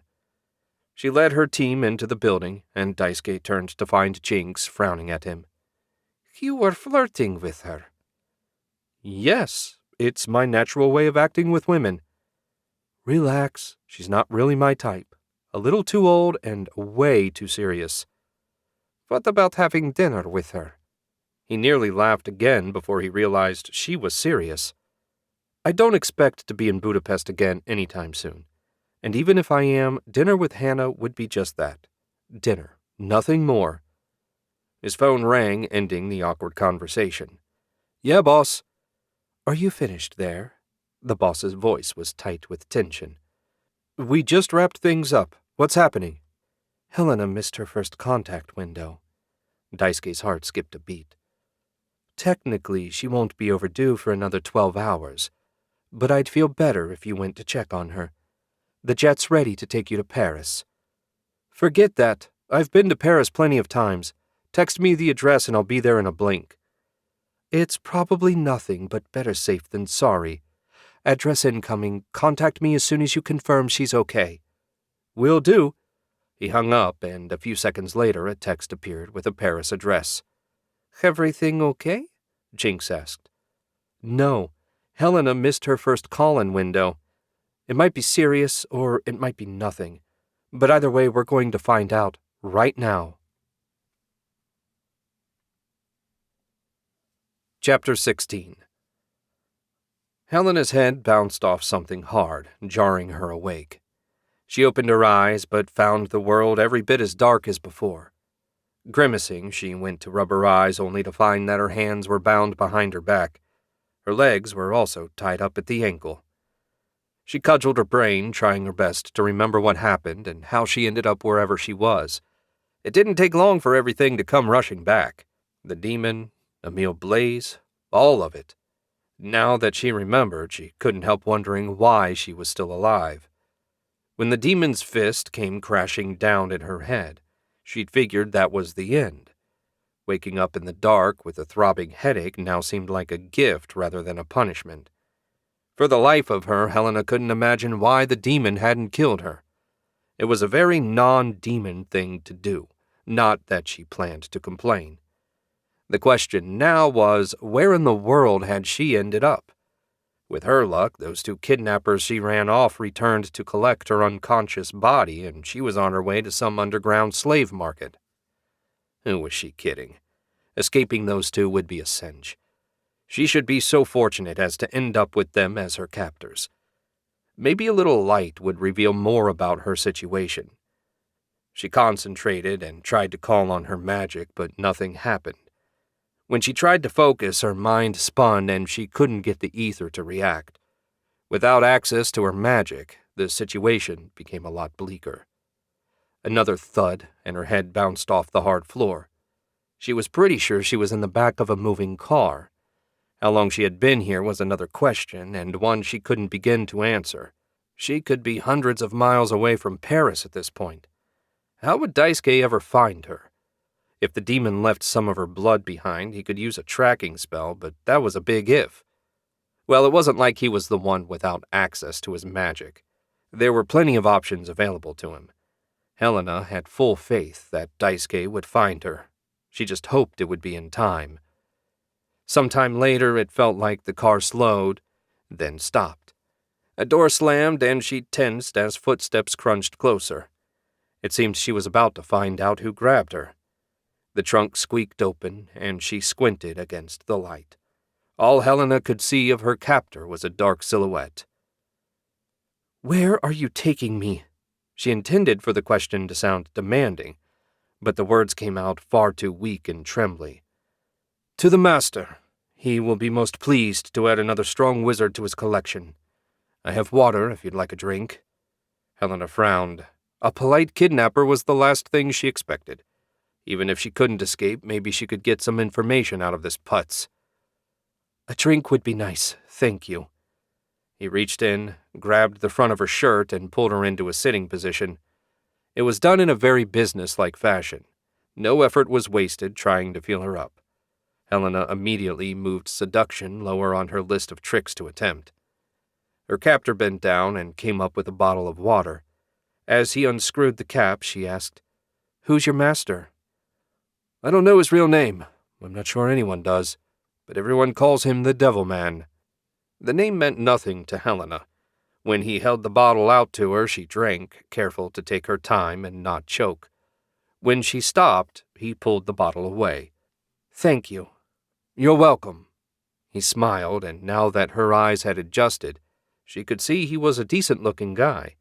Pale skin, brown hair, slim, almost skinny build. Not that she could tell much considering the baggy brown clothes he wore. "You're much nicer than the other lady wizard. Every time I offered her a drink, she snarled and swore at me like a feral cat. I suppose I can't blame her, given the circumstances. Still, this is much nicer. As long as you behave yourself, I'll stop regularly so you can eat, drink, and, you know. It'll have to be on the side of the road, though. We can't exactly visit a rest area." "Could you tell me about the other wizard?" Helena asked. He checked his watch. "I guess it wouldn't hurt to talk for a couple minutes. I don't know her name. She was pretty, but not like you. Her hair was black, and her skin almost copper-colored. And could she ever swear? I never heard a lady swear like that." Helena smiled at his description. She didn't mean to. It was just a natural reaction. "Sounds unpleasant." "Oh, she was. I only stopped often enough to make sure she didn't die of heat stroke in the trunk. The master would not be happy if I brought him a corpse instead of a living sacrifice. You'll get to meet her soon. I suspect you'll be sharing a cell. Maybe she'll be nicer to a fellow lady wizard, though I wouldn't count on it. We need to get going. He lowered her back into the trunk, surprising her with his gentleness, then slammed the lid. Alone in the dark once more, Helena's mind raced. Not that it took her anywhere.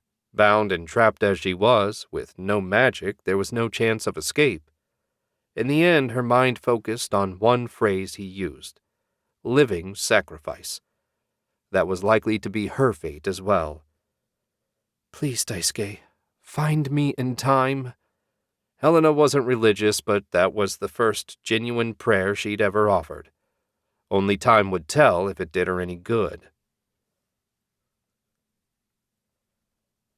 Chapter 17. Daisuke stepped out of the shadows in Paris with Jinx a step behind him. She'd put her clothes back on while he made a brief report to Hannah, and now the two of them looked like any other visitors wandering around Paris. At least here, unlike London, they didn't have to worry about anyone asking about their passports. France was an open nation, and people were free to come and go as they pleased. He checked the map on his phone. Explorers Inc. was in a rough part of the city, the no-go zone, where gangs mostly ran things. Weird place to set up a business, but whatever. At this point, he was pretty sure there was damn little legitimate about them. He'd chosen a location near the center of the city, which meant they had a 10-minute walk to the target neighborhood. Getting his bearings, Daisuke set out. "Do you think she's okay?" Jinx asked. She sounded genuinely worried about her self-proclaimed rival. "I wish I could say yes. I want to say yes, but the truth is, Helena is far more conscientious about making her call-ins than I am. If she missed one, I can only think it's because she was physically unable to do so. I'm trying really hard not to think the worst. Helena's a skilled wizard and a tough woman. I won't believe she's dead until I see a body." "If not that, then what?" Daisuke shook his head. "No idea, and speculating won't do us any good." He set a brisk pace, ignoring the many sights, sounds, and smells of Paris. He felt certain that the late afternoon city was beautiful, but he had neither the time nor the inclination to enjoy it. All Daisuke could think about was Helena potentially lying hurt somewhere and needing his help. If somebody had done something to her, he swore he'd make them wish they'd never been born. None of the happy, ignorant people they passed in the street troubled them, and soon they closed in on Explorers Inc. Daisuke slowed and increased the power of his personal shield. "Ruck, take a look, but don't do anything crazy." No comment from the imp, which he appreciated. Daisuke opened his mind fully to the ether and found nothing in the way of life forces nearby. Not a great sign. He also found something else, a faint trail running through the ether. It was the residue from an extended-duration tracing spell. He'd used them himself on several occasions and recognized it at once. Helena must have tagged someone. If they came up blank in the building, he at least had a direction to search next. "Nobody home, Master," Ruck said. "There are signs of battle, and I found a small patch of dried blood. Not enough to have come from a serious wound. Hopefully I can use it for a tracking spell. Wherever Helena might be, it certainly isn't here." "Daisuke, look!" Jinx had moved to the far end of the side street. He went to join her, and she handed him some spent cartridges. "Who'd be dumb enough to try and use a gun on a wizard?" "Maybe they don't have anything to do with Helena," Jinx said. "I imagine there are plenty of shootings around here." Daisuke eyed the brass and shook his head. "These are fresh. Not a bit of corrosion on them. I doubt they've even been here for a day. Good job finding them. I was so focused on magic I didn't even think to look for something ordinary." She offered a gentle smile. "Just doing what I can. Did you find anything?" "Ruck found a small patch of blood. I'm going to see if there's enough for a tracking spell. Will you keep watch out here?" "Sure, no problem. Want me to detain anyone that shows up?" "Only if they give you a reason to. I won't be long."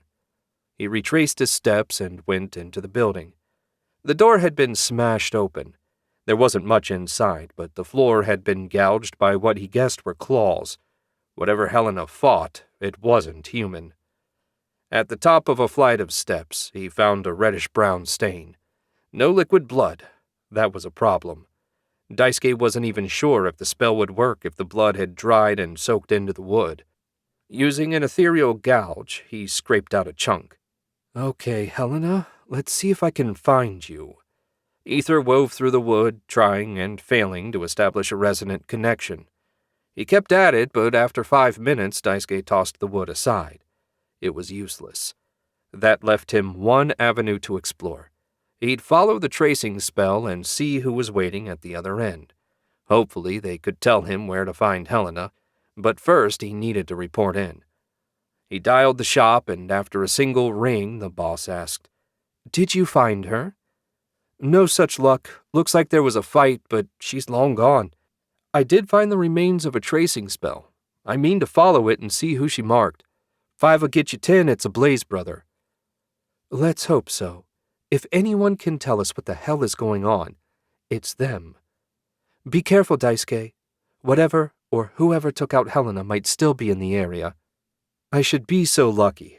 Don't worry, I'll keep my head on a swivel. And keep me up to date.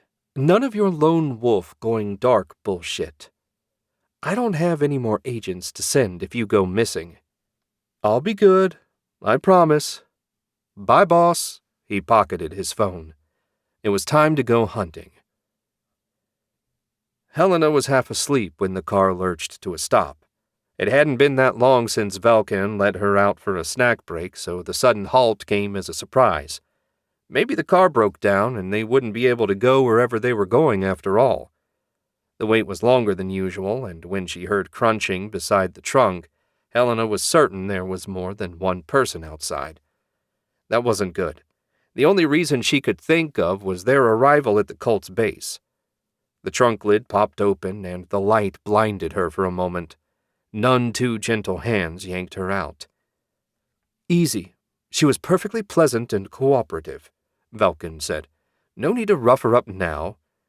"You're soft," a rough, growly voice said.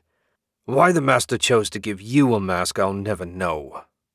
Helena blinked a few more times and found herself facing a bearded man at least a foot taller than her. His massive, bare chest was covered in burn scars. One of his eyes had turned milky white, but the other one glared at her with unrestrained rage.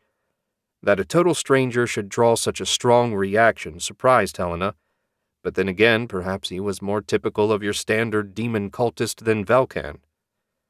"I'm not soft. I'm polite." Velkan stood a few feet away.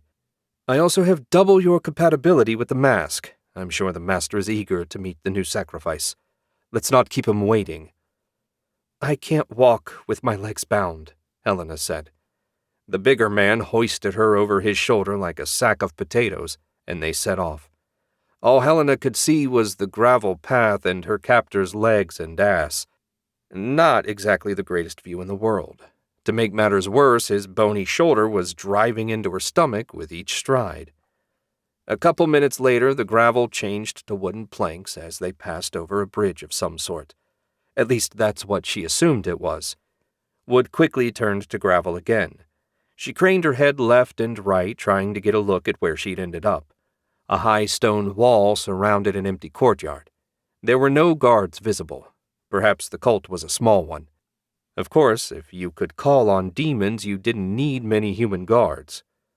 The gravel gave way to solid stone, and on either side were dark walls. Light came from magical torches set every 20 or so feet. The illusory flames gave off a warm glow, but no heat. It felt like someone had gone to a lot of trouble to make this feel like a real medieval castle. Why they would go to such trouble, she had no idea. Of course, when you were dealing with demon worshippers, you had to throw out things like common sense. Down halls and around corners brought them ever deeper into the castle. At least that's what she was thinking of it as until someone told her otherwise. The weird thing was that they met no other cultists. She assumed they had to be here somewhere. At last they entered a larger room, and a voice said, "Welcome home, Velkan. I see you've brought me a gift, though not the one I was hoping for." Set her down so I can have a look." Helena let out a sigh of relief when the burly cultist set her on her feet. That relief turned out to be short-lived. She was unceremoniously spun around to face an altar draped with a crimson sheet featuring a black flame in the center. Behind the altar stood a man, though she used the word loosely given his tiny horns and deep red skin. Most of his body was hidden by a black robe embroidered with infernal runes. If this wasn't the Devil Man, then Helena hated to think what he was going to look like. "And who might you be, young lady?" the Devil Man said. "Helena, your men have been less than respectful in their treatment of me. Though as kidnappers go, Velcan seemed decent enough. What do you want with me?" "You're going to be a guest at this castle until my agents retrieve what Emile Blaise stole from me. Then you'll be sacrificed so that I can become one with the most powerful demon in the world. When the transformation is complete, I will conquer this world in Abaddon's name." The Devil Man raised his hands and looked to the heavens like a preacher giving a sermon. "Let it all burn," Velcan and his fellow cultist murmured. Helena darted a look around the room in hopes of finding something, anything that might help her escape. What she saw was another man, this one hanging back in the shadows but dressed in an equally black robe. His hood was raised, but she could just make out the gleam of his eyes as he watched the Devil Man. Just another cultist. No help there. In fact, there was no help anywhere. The Devil Man returned his attention to her. An instantaneous flash of heat severed her bonds. "Take her to the holding cells and put her in with the other sacrifice. No reason for them to spend their last days alone." "Yes, master," Velcan said. "Oh, not you. Yorn can handle this on his own. You will stay and tell me everything that happened on your mission so that we might learn from your mistakes." Velcan winced, then bowed his head. "As you wish, master." Yorn grabbed her arm and dragged her toward the exit. Helena stumbled, trying to keep up, her tingling feet none too steady. She flicked a glance over her shoulder just before they left, but could make out nothing of what was happening. Despite being able to see where she was going, her second trip through the dark halls was no more revelatory than her first. There were no decorations and no people, just bare stone as far as the eye could see. Soon enough, they came to a set of stairs leading to the basement, or perhaps dungeon would be more accurate. There was even less light at the bottom of the steps. A gloomy path ran between cells with iron-barred doors. The first two were empty, but the second two had guests. On the left was a man that looked like he'd been through a war. Bruises and burn marks covered his pale skin. His short red hair and scruffy beard gave Helena a clue as to who he was.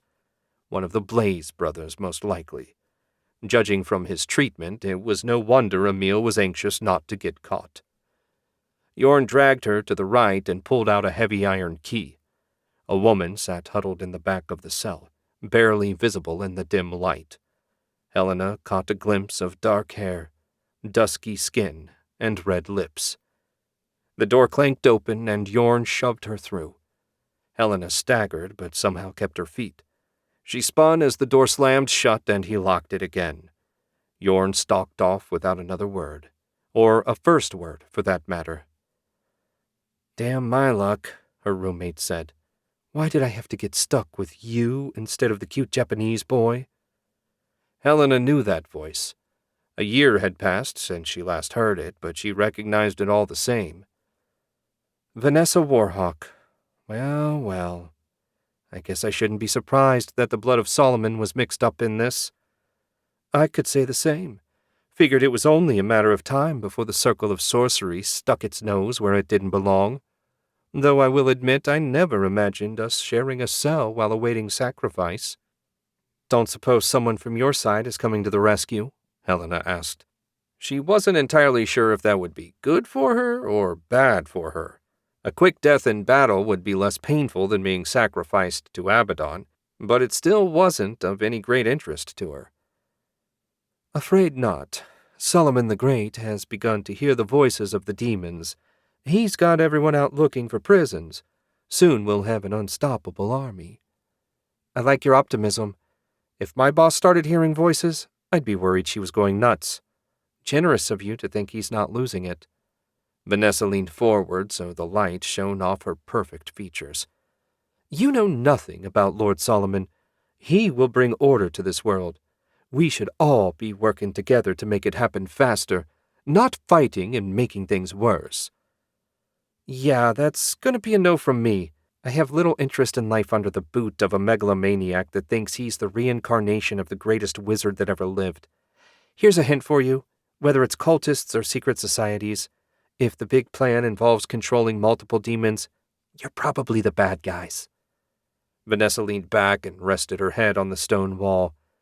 Demons are just tools. Daisuke has one as a familiar, after all. You don't treat him with this sort of vitriol. Daisuke doesn't want to rule the world, and Ruck is the least demonic demon I've ever seen, putting his table manners aside. Those two have done more good than I can describe. If you say so. Helena growled a little, then sighed. She tried to touch the ether and failed. Maybe if she didn't eat or drink anything, the drug would wear off. How long have you been here? Vanessa didn't even bother looking her way. I don't know. Weeks, I think. The days all mush together. Only Timothy's torture sessions break up the boredom, and even those stopped when he finally told them what they wanted to know. If you're thinking of waiting the drug out, don't bother. There's something in the air down here. I only catch a whiff of it every once in a while, but I figure that's what's keeping us from using our magic. Only Yorn comes down here, and he can't cast, at least as far as I can tell. So much for that plan. What did they want from Timothy? Vanessa shifted so she was facing Helena. The location of his brothers, or at least his best guess. Obviously, they could be anywhere. What exactly do they have that's so damned important? Everybody and his brother is looking for them, and I'm still not sure what happened or why. Care to clue me in? Vanessa shrugged. Guess it can't make any difference now. I sent some of their dupes after a seal, the seal for Abaddon's ace, or so our Lord said. Once we had that, finding the prison would be easy. Then it would simply be a matter of research to find the elder demon's name, and we'd have a most potent ally. Somehow the cult got word of the Blaze's betrayal. 3 of them escaped with the seal. Timothy and I were less fortunate. Why not just go and get the seal yourself? 10 wannabe explorers went on the retrieval mission, and 2 made it back with the seal. That answer your question? No sense putting yourself at risk when you've got a bunch of young, eager fools to do it for you. Helena grimaced at the blatant cowardice and self-interest. Not that she was surprised, just disgusted. If ever there was a person that deserved to be sacrificed to a demon lord, Vanessa was it. Helena just wished she didn't have to witness it up close and personal. Chapter 18. When they'd left the rough part of Paris behind, Daisuke flagged down a cab and asked for the nearest car rental place. After a long look at Jinx, the cabbie nodded and they were on their way. Why do we need a car? Jinx asked. They were speaking English in the hope that the driver wouldn't understand. Just to be on the safe side, Daisuke pitched his voice low. Because I can't see the tracing spell from the shadow paths. I also need to concentrate, so you'll have to drive. She didn't reply, and Daisuke looked from the window to her. You can drive, right? I understand the theory, but I've never actually done it before. He almost made a comment about sex, but thought better of it at the last minute. It's simple enough. We'll just have to be sure to get an automatic. I could get us through the city, then you can take over. Has Emil not in the city? Judging by the tracing spell's weakness, I'd say he's at least 100 miles away. That puts him way outside of Paris. My guess is he's holed up in a little country village.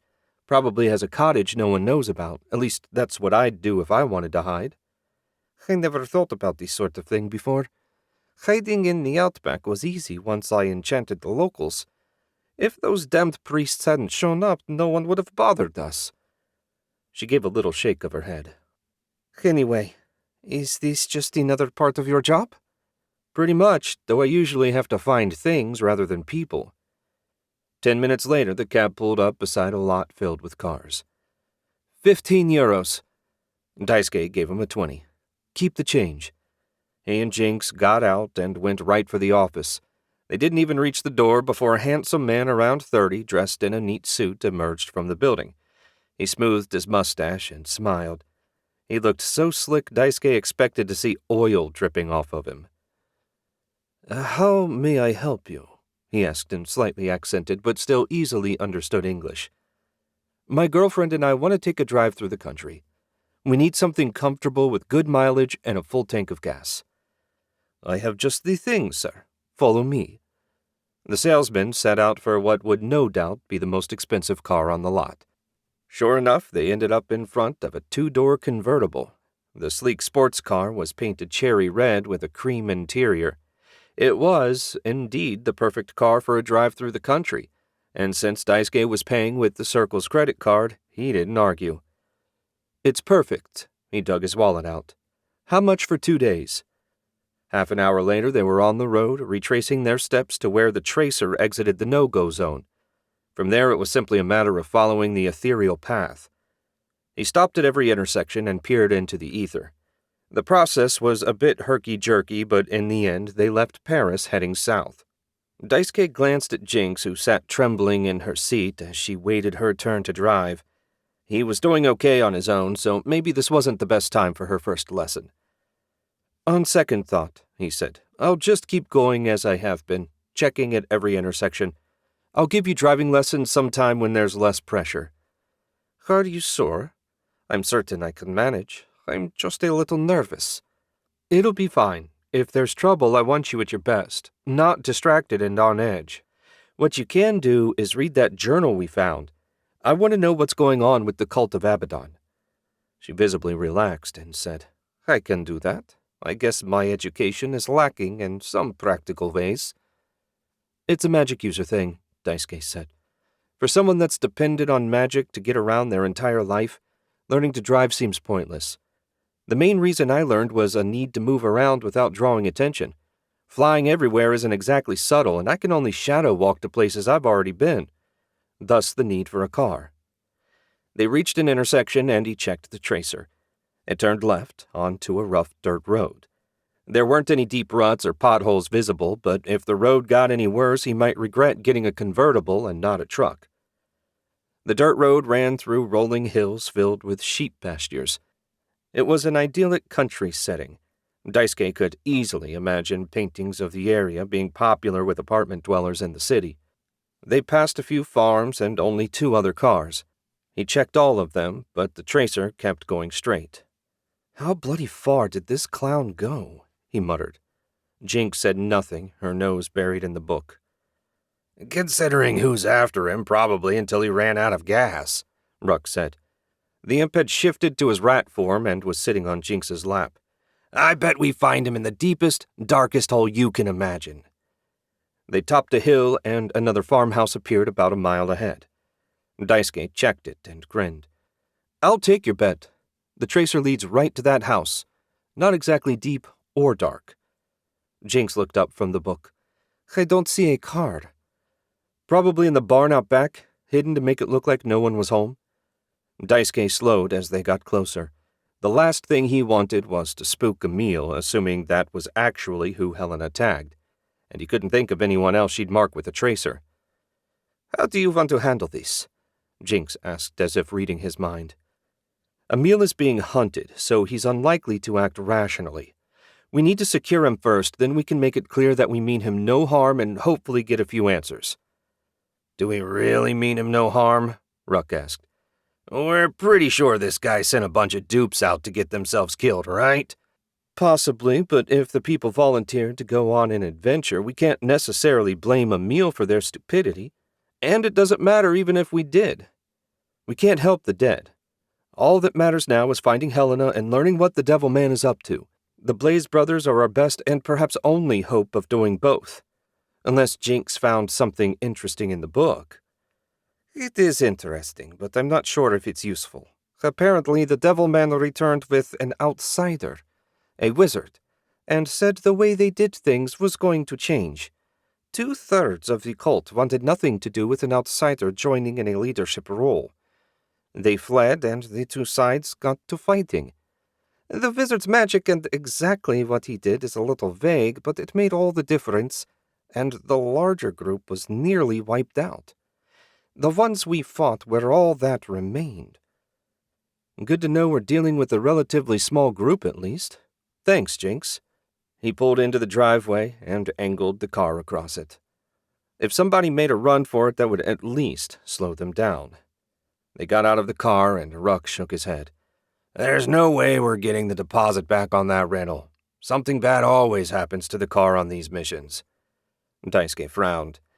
I don't think that's right. We didn't destroy a car in Australia. We didn't have a car in Australia. The hatchback in Japan was totaled. That wasn't my fault. Natsumi was driving at the time. Anyway, get up on the roof and let me know if anyone tries to make a break for it. Remember, we need them alive, so no poison. I never get to have any fun. Ruck changed into a raven and flew up onto the farmhouse roof. You two are very light-hearted about this, Jinx said. Not really. The banter helps me stay relaxed. You don't want to go into a fight tense. It slows you down. A few shadows to cover the other exits would be great. Her brow furrowed, and she said, They're in place. You're getting faster. I've had a lot of practice. Stick with me and you'll get a lot more. Daisuke climbed the 3 steps up to the porch and knocked on the front door. Hello! Our car ran out of gas and we don't have cell service. Can we use your phone? Only silence answered him. 3 men just ran out the back door, headed for the barn. We've got runners, Jinx. Your shadows are up. Daisuke left her to it and sprinted for the rear of the house. He rounded the corner of the wraparound porch and found 3 red-headed men facing off with 4 crimson-eyed shadows that stood between them and the barn. Daisuke sensed no magic, which meant they had no hope of beating the shadows. Excuse me, Daisuke said. My colleague and I need some information. We don't work for the Devilman and we wish you no harm. I assume you're the Blaze brothers. An awful lot of people are looking for you 3. Wait, shouldn't there be 4 of you? All 3 brothers glared at Daisuke. Maybe they were trying to be intimidating. If so, they were doing a poor job of it. Having stared down demons, the businessmen didn't frighten Daisuke in the least. How about we go back inside and talk things over like sensible people? How about you let us be on our way, one of the brothers said. You have no authority to hold us like this. It's kidnapping. Daisuke moved closer so they wouldn't have to keep shouting at each other. You know, authority's a funny thing. It comes in all sorts of flavors. There's the official kind that includes a badge, and the unofficial kind that comes with the ability to hurl spells capable of reducing you to a pile of smoking, rotten flesh in the blink of an eye. He made a fist and black lightning danced around it while the shadows moved menacingly closer. Now, do you boys want to discuss the semantics of authority further, or do you want to have a polite conversation?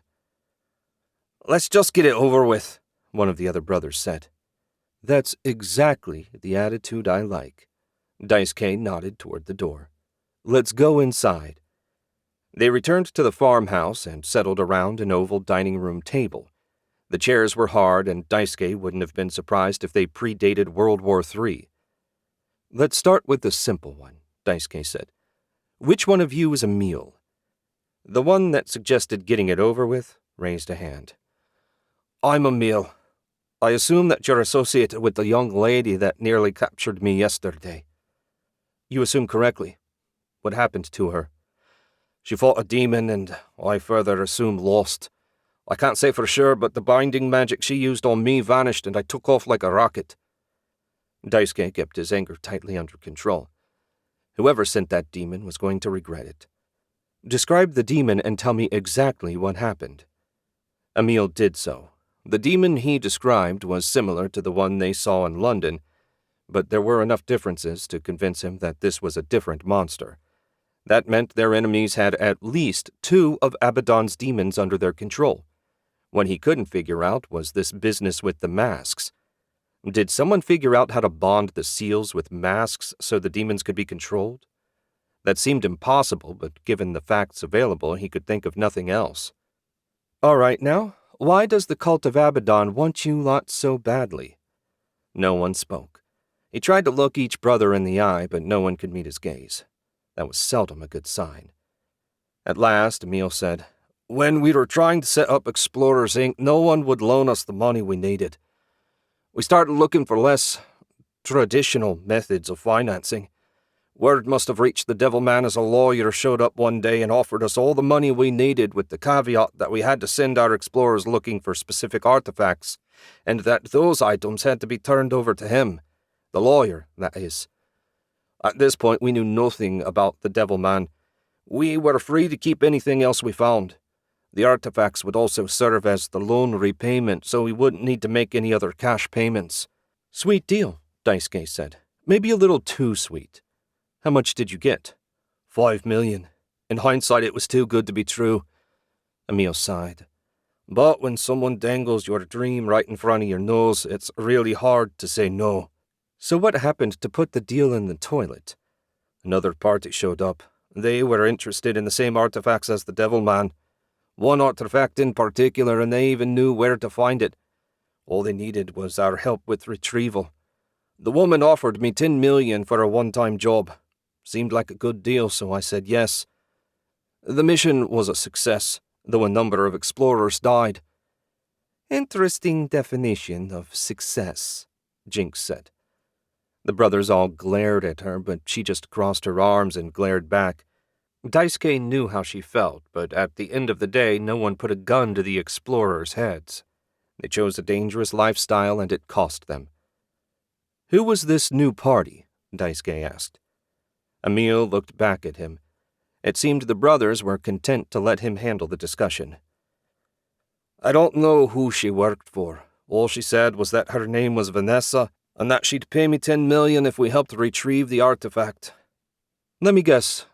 Tall, figure to die for, dark hair with a white streak over the left eye." Emil's eyes widened. "Do you know her?" "Not well. Vanessa Warhawk works for an organization opposed to mine. They may well be worse than the cult of Abaddon." "That would be an impressive feat," Emil said. "Anyway, the team returned and I went to meet her so I could deliver the artifact. I barely arrived when a demon showed up and attacked us. Vanessa fought it, and I ran for my life. I warned my brothers, but Timothy was too slow. Cultist grabbed him. The deal was that we would meet in Paris should anything happen. I keep hoping I'm wrong and he'll show up, but when that assassin appeared, I had to accept that he wasn't going to." "I'm sorry about your brother. Do you still have the artifact?" Emil nodded, pulled a seal out of his pocket and placed it on the table. "Doesn't look like much, considering all the death and destruction it's brought into my life. What are you going to do?" Daisuke took his metal card out and summoned his trunk. "I'm going to make sure no one can ever use the seal for evil again. Then I'm going to find the Devil Man and make him return my friend. If your brother is still alive, I'll do my best to free him as well." Hope and resignation warred on the brothers' faces.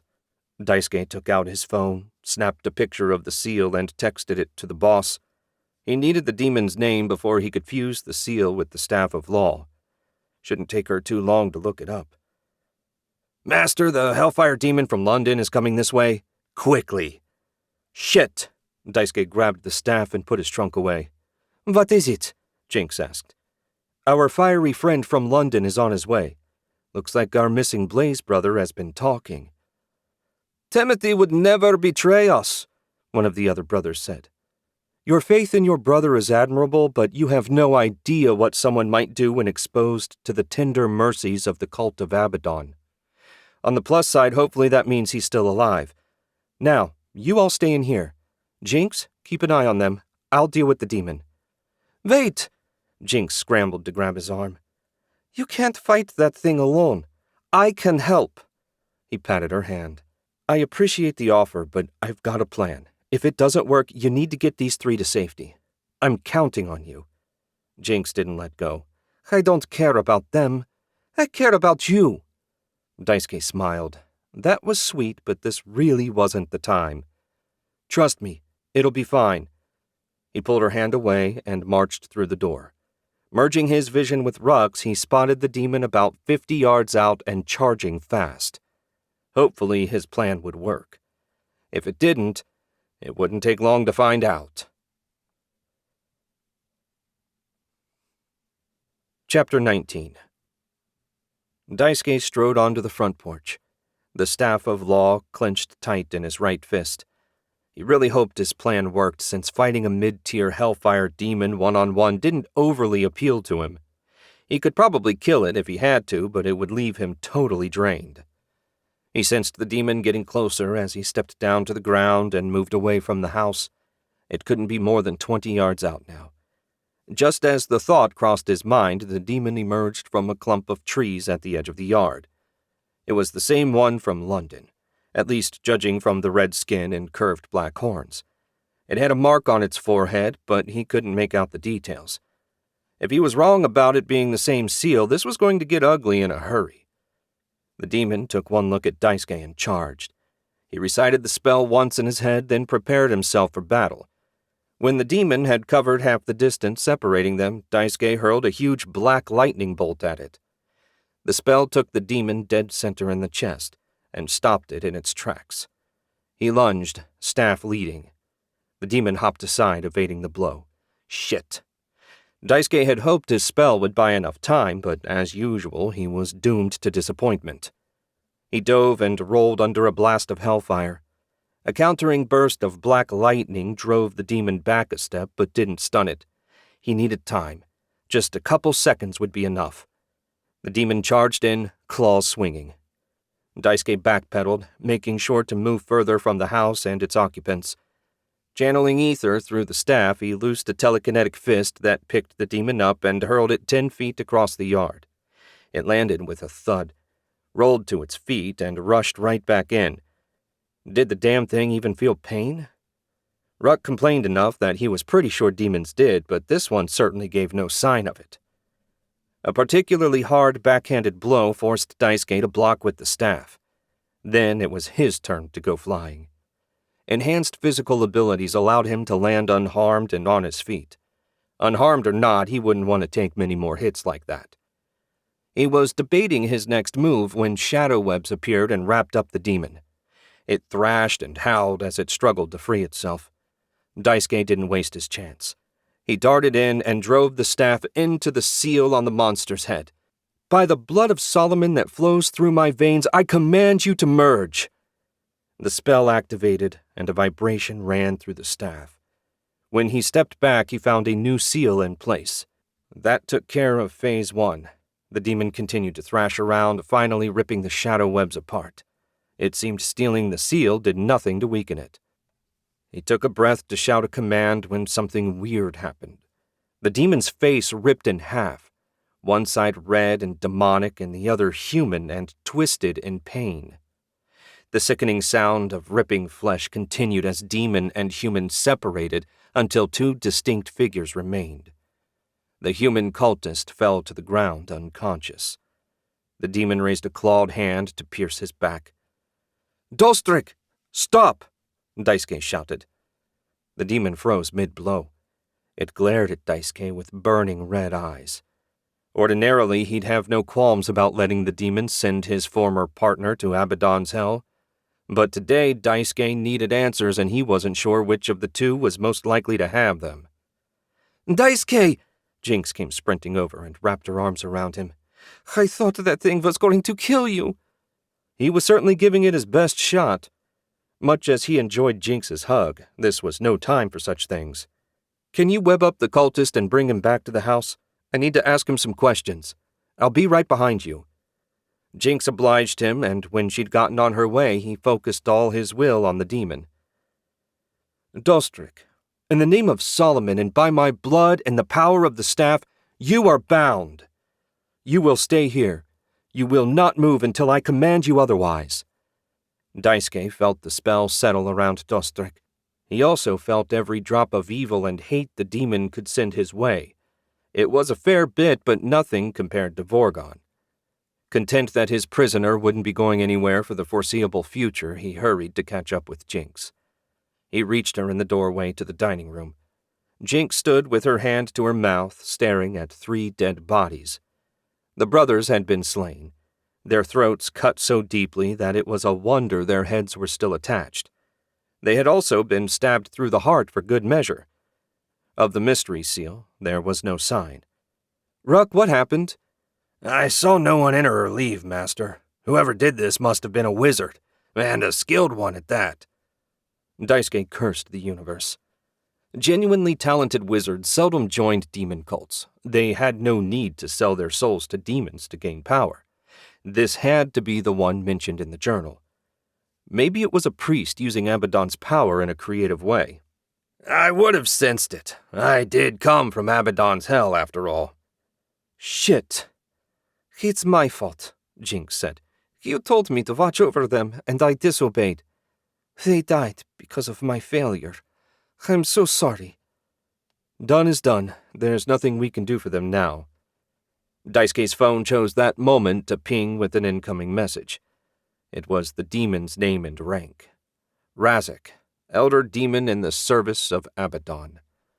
Great. A hellfire demon as powerful as Vorgon, and they let his seal slip right through their fingers. This mission wasn't going at all according to plan. "What do we do now?" Jinx asked in a timid voice. He kicked the cultist over on his back a little bit harder than strictly necessary. "Now we hope this piece of shit can tell us something useful. I'd very much like to get a hold of that seal before someone uses it to free Razak." It was really hard to tell how much time had passed since Helena arrived. Sitting in the dim dungeon with a silent Vanessa for company did nothing to make the time go by more quickly. Much as she disliked the woman, Helena figured they were going to have to work together if they wanted to get out of their current predicament alive. She shifted, but the hard stone floor didn't really have any comfortable spots. There wasn't so much as a cot to sleep on or a pot to piss in. What passed for a bathroom was a hole in the far corner of the cell. A quick look earlier confirmed that there was no hope of escape that way, at least not without access to her magic. Across the way, Timothy Blaze hadn't uttered a sound or moved an inch since she arrived. Only the very faint rise and fall of his chest let her know that he was still alive. She doubted that would last for much longer. Unable to stand the silence, Helena turned to Vanessa. "Do you know how many cultists there are?" Vanessa turned her indifferent gaze toward Helena. "I haven't the least idea. 6 is the most I've seen, but there could be more wandering around. They also have at least 2 lesser demons at their command. That's more than enough to deal with us, even if we had some way to get out of this cage. Which we don't. What the hell is wrong with you? I didn't take the members of the Blood of Solomon for fatalists. I pictured you as the sort that would fight to the very end. Were I capable of fighting, I would happily do so, if only in the hope that I might take a cultist or 2 down with me." Vanessa said that last bit with enough venom to make Helena hope that she had at least a little bit of spirit left. "There was one upstairs. He was hiding behind a man I took to be the Devil Man, at least judging by how the others deferred to him. There's something about the way he held himself, as if he had a secret. Remy Velung. Couldn't be anyone else. If I could only kill one cultist, he'd be my choice." "Friend of yours?" Vanessa snorted at that. "He was. Remy is of the blood. For 3 years he served Lord Solomon loyally as a researcher and archivist in our library. Little did we know he was only using us to gain knowledge. When he saw a better opportunity, he left. To team up with the Devil Man of all things. He calls himself the Devil's Shadow now. His betrayal stings even worse than Daisuke's refusal to join us in the first place. That decision, wrong as it is, at least has the virtue of being honest." Helena couldn't feel bad for the Blood of Solomon, but her concern about their situation did rise several notches. Those with the blood were among the strongest wizards in the world. That one of them was here and allied with the High Priest of Abaddon made the situation so much worse. Why would Remy leave one master only to serve someone else? I would think he'd be more apt to strike out on his own. How should I know what the lunatic is thinking? My only interest is in getting out of here, regaining my magic and ripping his guts out through his ass. Helena winced at the visual. Charming.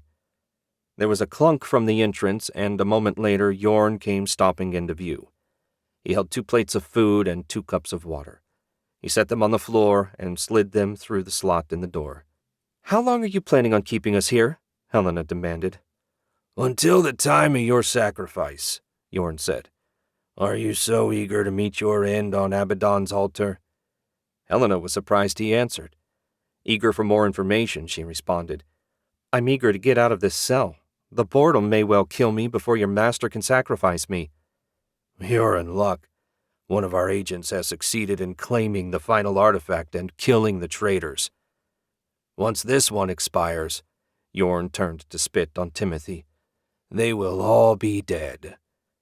Helena's throat tightened. Daisuke was after the Blaze brothers as well. If they were dead, then something might have happened to him. No, she couldn't think like that. He wouldn't be taken out so easily, especially with Jinx backing him up, much as she hated to admit it. "Soon our master will ascend to immortality and this world will kneel at his feet." With that grandiose statement, Yorn turned and marched back the way he'd come. "Well, shit," Vanessa said. "The cult already had the prison. If they've got the seal now as well, things could get really out of hand in a hurry. Do you know which demon it is?" Helena got up and collected her food. After a moment's hesitation, she grabbed Vanessa's as well and brought it to her. The greasy stew was by no means appetizing, but she was determined to keep her strength up. "We don't know its name, but Lord Solomon was pretty confident that it was Abaddon's elder demon." Helena sat back down. Of course it was the most powerful one Abaddon sent. It wasn't like anyone would go to all this trouble for an imp. She ate a mouthful of stew, grimaced as she choked down some gristle, and asked, "Do you know why they're so interested in sacrifices? I mean, besides the obvious. You can open a demon's prison and command the demon without needing to kill someone first." Vanessa shook her head. "No clue, though you can be sure Remy has something to do with it. The use of life force to empower magic was one of his areas of interest, according to the assistant archivist. I'm afraid we're going to find out the hard way." Helena feared that too, and locked in this cage, there wasn't a thing she could do about it. Chapter 20. Daisuke slapped the unconscious cultist hard across the face. There was no time to screw around being polite. Every second the seal got further away. Daisuke had a pretty good idea where it was going, but he didn't want to run into Castle Ravenclaw blind. He'd tried that before and nearly got himself killed for his trouble. The cultist groaned and opened his eyes. When he saw Daisuke looming over him, he flinched. "You'd better flinch, you son of a bitch.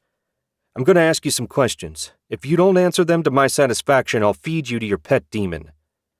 Let's start with your name and the name of whoever killed the Blaze boys." "A demon loyal to Abaddon would never harm a fellow servant. Save your meaningless threats for someone that fears them." For a demon cultist, you're remarkably ignorant when it comes to demonic behavior. Demons obey those with the power to compel them. They don't give a damn about mortals, even those who worship their master. If I tell Dostrick to devour you starting from your feet and working his way up, he'll do it without batting an eye. Would you like me to have him gnaw your left arm off as a demonstration? You can't scare me. Even if I die, I'll be reborn in Abaddon's hell. There I will be rewarded for my loyal service. Daisuke hated true believers. Fine, have it your way. I'll just rip the information I need straight out of your brain. I hope you enjoy life as a drooling vegetable. That last bit was mostly a final threat to hopefully get him to talk. Alas, the cultist just clamped his jaw shut and glared in stony silence. Daisuke knelt and touched the cultist's forehead. Much like with the nearly dead priest of the binder, mind-reading was far from an exact science, but hopefully he could get enough information to figure out what was actually going on. Ether flowed out, connecting Daisuke to the cultist's brain. Dark images appeared one after another. People died as this asshole cut out their hearts and tossed them into a raging pillar of hellfire. He looked closer. They weren't memories, they were fantasies. Snarling away his annoyance, Daisuke shattered the disgusting thoughts and moved deeper. The closest ones were tinged with red and showed the cultist approaching from within the demon's body. He went back far enough to watch the cultist don the mask that held Dostric's seal. The transformation was invisible, but the memory of the pain involved remained crystal clear. Interesting that through the entire string of memories there was nothing about whoever killed the Blaze brothers. It seemed unlikely, but maybe the assassin was working for another group. He skimmed through some memories of the slaughter in London before reaching something from Castle Ravenclaw. Nicholas, he finally found someone using the cultist's name, was speaking with a hooded individual that he held in high esteem and no small amount of fear. He rewound to the very beginning of the conversation and let it play. The man's hood went back. Sure enough, it was the High Priest of Abaddon. Daisuke didn't know his real name, but he had to be the one calling himself the Devil Man. The conversation primarily concerned Nicholas receiving his demon mask, what they called the artifact. When the Devil Man finished up, a second dark figure appeared. The high regard vanished and the fear spiked. Whoever the new guy was, Nicholas was more afraid of him than the Devil Man. The newcomer gave a warning about not wearing the mask for too long, lest his mind fully merge with the demon. If that happened, he'd no longer be able to return to his human form. The memory ended, and Daisuke went looking for more information about Castle Ravenclaw. He saw empty corridors, a passage down to the dungeon which came with an overwhelming desire not to go down the steps, lest he lose his ability to cast spells for a day. That was good to know. If Helena was there, without her magic, she'd have no hope of escaping. Looked like there were no more than half a dozen actual cultists. But he did see several demons like the one he killed in Venice. That matched what Jinx read in the journal. None of them would be a huge deal for him, but plenty of trouble for any non-wizards that had the misfortune to visit the castle. He searched for a few more minutes, but that was pretty much everything of any interest. It was with great relief that he left Nicholas's twisted mind. Daisuke stood and stretched. He'd stiffened up during the process. Not at all an uncommon occurrence, and it was worse the nastier the memories he looked at. "Are you okay?" Jinx asked. "Yeah, no problem. I'm pretty sure Helena is in Castle Ravenclaw like we thought." He gave her the gist of what he found out. "I need to update the boss, then we're headed for Romania. If we're lucky, we can get there before the assassin. Not that I'm overly optimistic." "What about the demon? Are you just going to leave it in the yard? That seems dangerous."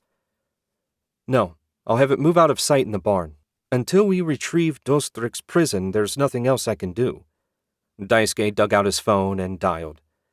"Boss, I've got bad news and worse news. Which do you want first?" "Just give me all of it." She sounded more on edge than usual. That couldn't be good. "Okay, here goes. The Blaze brothers are dead, and the assassin, who appears to be a wizard and not a priest, has Razak's seal. I'm also pretty sure the Devil Man is Abaddon's high priest and that he's got Helena locked up in Castle Ravenclaw's dungeon." "That's all terrible news. As for me, Donnie finished his analysis of the ring. Turns out there's a wizardly skin over a core of demon magic." "That jives with what I've learned. Looks like there are at least a couple wizards working with the cult. Why in heaven's name they'd want to work with the mad fools is another matter." "People do all sorts of crazy things." "You're going to the castle?" "Not much choice if we want to save Helena and prevent Razak's summoning, and I very much want to do both. I also want to kill the Devil Man and his flunkies. That he escaped the first time is one of the bigger disappointments in my life. I'm also going to have to leave Dostric here, unless you have a better idea." "You could destroy him." Daisuke grimaced. "I could, but it would take a lot out of me, and we don't have time for a full recovery. This mission is going to be tough enough without me being at less than full strength." "In that case, do what you think best. There's a barrier around the castle, so I recommend you appear somewhere nearby." "Good plan. I'll call when I have news." "Best of luck, Daisuke." The boss hung up and he pocketed his phone. It was time to get going, but first, he pointed at Nicholas, and a thread of ether wrapped around the man's heart. A burst of lightning blew it to pulp. One less cultist in the world could only be a good thing. Hopefully he could rid the world of a few more today. Chapter 21. A few seconds after depositing Dostrick in the barn at the Blazes farm, Daisuke and Jinx emerged from a shadow at the edge of the town of Tamaz, about 6 miles from Castle Ravenclaw. It was the same town he'd used as his base the first time he explored the castle, so he knew it well. The town, or village to be more accurate, consisted of a bunch of single-story houses, a general store, and a church of the goddess, Lady of Healing. And that was it. The locals worked as loggers and farmers for the most part. "Never thought we'd set foot in this dump again," Ruck said. "It's like a cooler, slightly better constructed Milden station," Jinx added. Neither of them was wrong either. Daisuke frowned and stretched out with the ether. He didn't sense a single life force. Even if most of the locals were at work, there should be some kids and their mothers, the clerks at the store, something. The town felt deader than dead. "Can't say I like the feel of this." "Should we check it out?" Jinx asked. "No time. The road to the castle runs right through the town. We'll see what we can see, but we can't linger." "At least there's no corruption," Ruck said. "Everyone probably hit the road when the cultists showed up. I can't imagine why they'd want to live in the shadow of that creepy castle anyway." "I imagine it was more of a necessity than a choice. The original cult didn't seem to bother them after all." Daisuke set out from the edge of the woods toward the town proper. It didn't get any better looking as they closed in. The silence was eerie. It felt like walking through a graveyard. His gaze darted left and right, alert for any danger, not that any presented itself. "Check a couple houses," Daisuke said. Ruck flew to the nearest building and looked in the window. "No bodies on the floor and no sign that anyone was forced to leave against their will." He checked a few more and found the exact same amount of nothing. And then they were through and on to climbing a gentle slope that led to the castle. The dirt road showed signs of use, but not very recent. Probably gangsters coming to buy demons. There was a thought Daisuke didn't want to dwell on for too long. They'd covered about 3 miles when Jinx asked, "Shouldn't there be patrols or something?" "Everything I've seen leads me to believe there aren't that many cultists or demons. They're probably focusing their efforts on protecting the castle itself. That said, we should be getting close to the barrier the boss mentioned. Depending on how it's set up, that might send out an alarm." Something dark passed over them, but by the time Daisuke looked up, he only caught a glimpse of whatever it was. He really wanted to think bird, but that seemed incredibly naive, especially given the complete lack of wildlife in the area. More likely, it was some nasty thing that would be trying to kill them shortly. "What happens if an alarm goes off?" Jinx asked. "Then we deal with whatever comes after us." Daisuke trudged on for another mile or so, then a faint tingle ran through him. That had to signal the edge of the barrier. Ahead of them, Castle Ravenclaw loomed large. There was no movement on the battlements, but the portcullis was closed, so clearly the cult wasn't expecting guests. A blood-curdling howl went up, and a moment later a demon leapt over the wall. It was vaguely humanoid, but ran on all fours like a beast.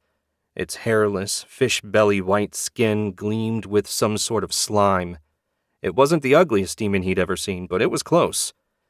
"Phew," Jinx said. That pretty well summed up Daisuke's feelings. The demon made no effort at stealth. It just charged at them full speed. 20 yards out, it leapt. As soon as it left the ground, Daisuke pointed and loosed a bolt of black lightning. The spell blasted the demon out of the air. It landed, still twitching, a few feet away. A second blast reduced it to a puddle of gray slime. "Pathetic," Ruck said. "I expected to run into something stronger," Jinx agreed.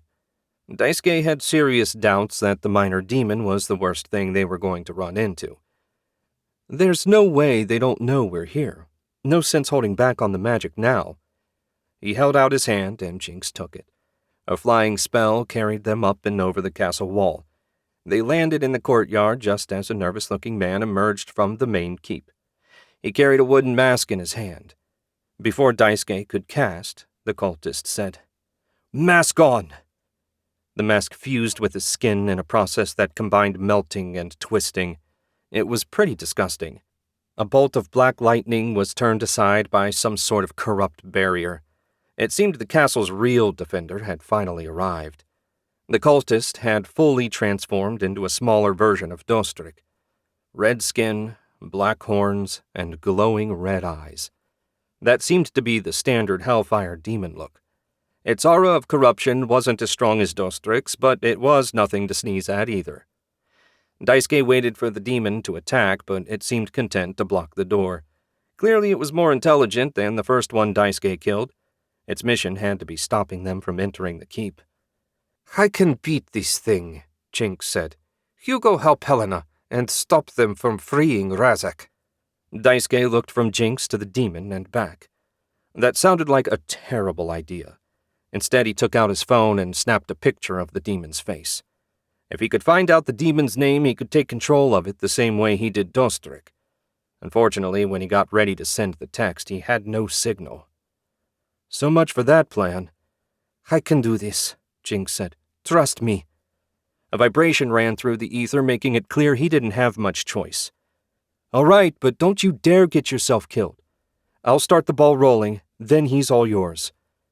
Daisuke pointed, and a black disk formed under the demon. It leapt aside, but the pillar of black lightning still grazed it. Having done all he could, Daisuke ran for the door. Daisuke didn't look back as he ran through the open keep door and into the castle proper. He had to trust Jinx to handle the demon. He knew how strong she was. That would have to be enough. It felt like deja vu when he entered the plain gray stone walls. It hadn't been so many years ago that he first visited the castle, and now here he was back again. Not a situation he remotely expected to find himself in. Get to the dungeon and free Helena. Sure you won't need me to back you up? Ruck asked. Daisuke's lip quirked up at that. I'm willing to risk it. Free her and get to safety. Without her magic, Helena won't be of any help in the fight. You think it'll be that easy to convince her? Stubborn as she can be at times, Helena has to know that the best way she can help is to get out of the line of fire. Once she's safe, it will be one less thing I have to worry about. Fine. Good luck. Daisuke sensed Ruck fly off toward the dungeon entrance. No one knew the castle better than his familiar, so he should have no trouble getting Helena out and to safety. Putting the matter firmly out of his mind, Daisuke made a sharp right-hand turn down the hall that led to the main altar chamber. If they were going to summon Razak, that's where it would happen. Remy sensed his agent approaching a moment before she knocked on his workshop door. He stood, walked over and opened it. Outside, his lovely servant, Vixen, waited. Red-haired and dressed in a simple black top and skirt, she was a unique creature he made in his lab back at the Blood of Solomon's base. A fusion of human and fire spirit, she was his first successful test of the magical principles that undergirded the demon masks. Best of all, her loyalty was above reproach. She bowed and held Razak's seal out to him. "Success, master." He took the seal and smiled. "I didn't doubt you for a moment, my dear. Well done.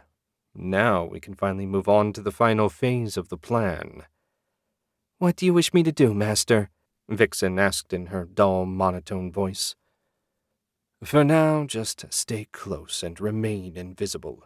Should things not go exactly as I intend, it will be good to have you to hand." "As you command." She took a step back and vanished. Remy shifted his gaze to the ether and could see her outline, but no one without magic would have any idea she was present. It would have been nice to have some way of hiding her from the Devil Man, but the High Priest already knew Vixen existed, so it was kind of pointless. He closed his workshop door and strode down to the Devil Man's chamber. 2 quick knocks brought him to the door. Without a word, Remy held up the seal. The Devil Man took it, caressing it like it was his long-lost lover. At last we can free Razak and I can become a god." That was such an exaggeration, Remy wouldn't have known what to say had he cared to comment. "You should send Yorn for the prisoners. The sooner we free Razak, the better." "Quite right. We will welcome the elder demon with a proper sacrifice. It's only fitting to offer a gift before we become one." Remy fell in behind the devil man as they made their way through the empty halls toward the altar chamber. It was hard to imagine this place once housing scores of cultists. That had been long before Remy's time with the group. Still, he imagined it was quite a sight. After all, it was rare to see more than a dozen fools in one place. When they reached the altar chamber, Yorn and Velkan were both waiting. The devil man must have summoned them without Remy noticing the magic. That was an impressive feat all on its own. Before anyone had a chance to speak, a tremor ran through the ether. Someone had just triggered the ward around the castle. He'd been expecting uninvited guests to show up, but they were going to be too late. "Did you feel it?" Remy asked. "Indeed. We have some unwelcome company about to arrive at a most inopportune time. Yorn fetched the sacrifices. Velkan manned the door. If the minor claw demon can't slay the intruders, it will fall to you to either kill them or at least delay them long enough that they don't interrupt the ceremony." Both cultists bowed and said, "Yes, master," in perfect unison. Orders given, the devil man walked over to the altar where Razik's prison rested. He ran the seal around the edge of the bronze cylinder, drawing a wince from Remy. He couldn't free the demon until the sacrifices arrived. If he did, all of Remy's plans would fall apart. "What will you do when I rule the world?" the devil man asked. "The few rewards you requested seem insufficient for all that you've done to aid the cause. In truth, without your help, I doubt we would have gotten anywhere close to ultimate victory." "Having the freedom and resources to pursue my research is all I ever wanted. My former leader always had other things he wanted me to work on, and I barely had any time for my own interests. It was most frustrating." "I can well imagine. Well, rest assured, soon you will have all you could ever want and more." Remy lowered his head to hide his smile. Indeed, the fool had no idea how right he was. Helena heard footsteps approaching and got a sick feeling in her stomach. They'd eaten less than 2 hours ago, and bringing them food was the only reason their captor ever came down here. If he was coming back now, it could only mean trouble. She hopped to her feet and pressed her back against the wall. Whatever happened, she meant to go down fighting. "Hey," Helena said. "Someone's coming." "I'm not deaf." Vanessa pushed herself to her feet. "And you know who's coming as well as I do. Only one of them ever comes down here. It's 2 against 1, and I'm not stiff and sore from being tied up in the trunk of a car. I think we can take him." "I didn't take you for a complete moron, but maybe I was overly generous." Vanessa heaved a sigh. "Still, better to fight to the bitter end." Of all the people Helena wouldn't have wanted at her back in a fight, Vanessa had to be near the top of the list. But then again, how did the saying about beggars and choosers go?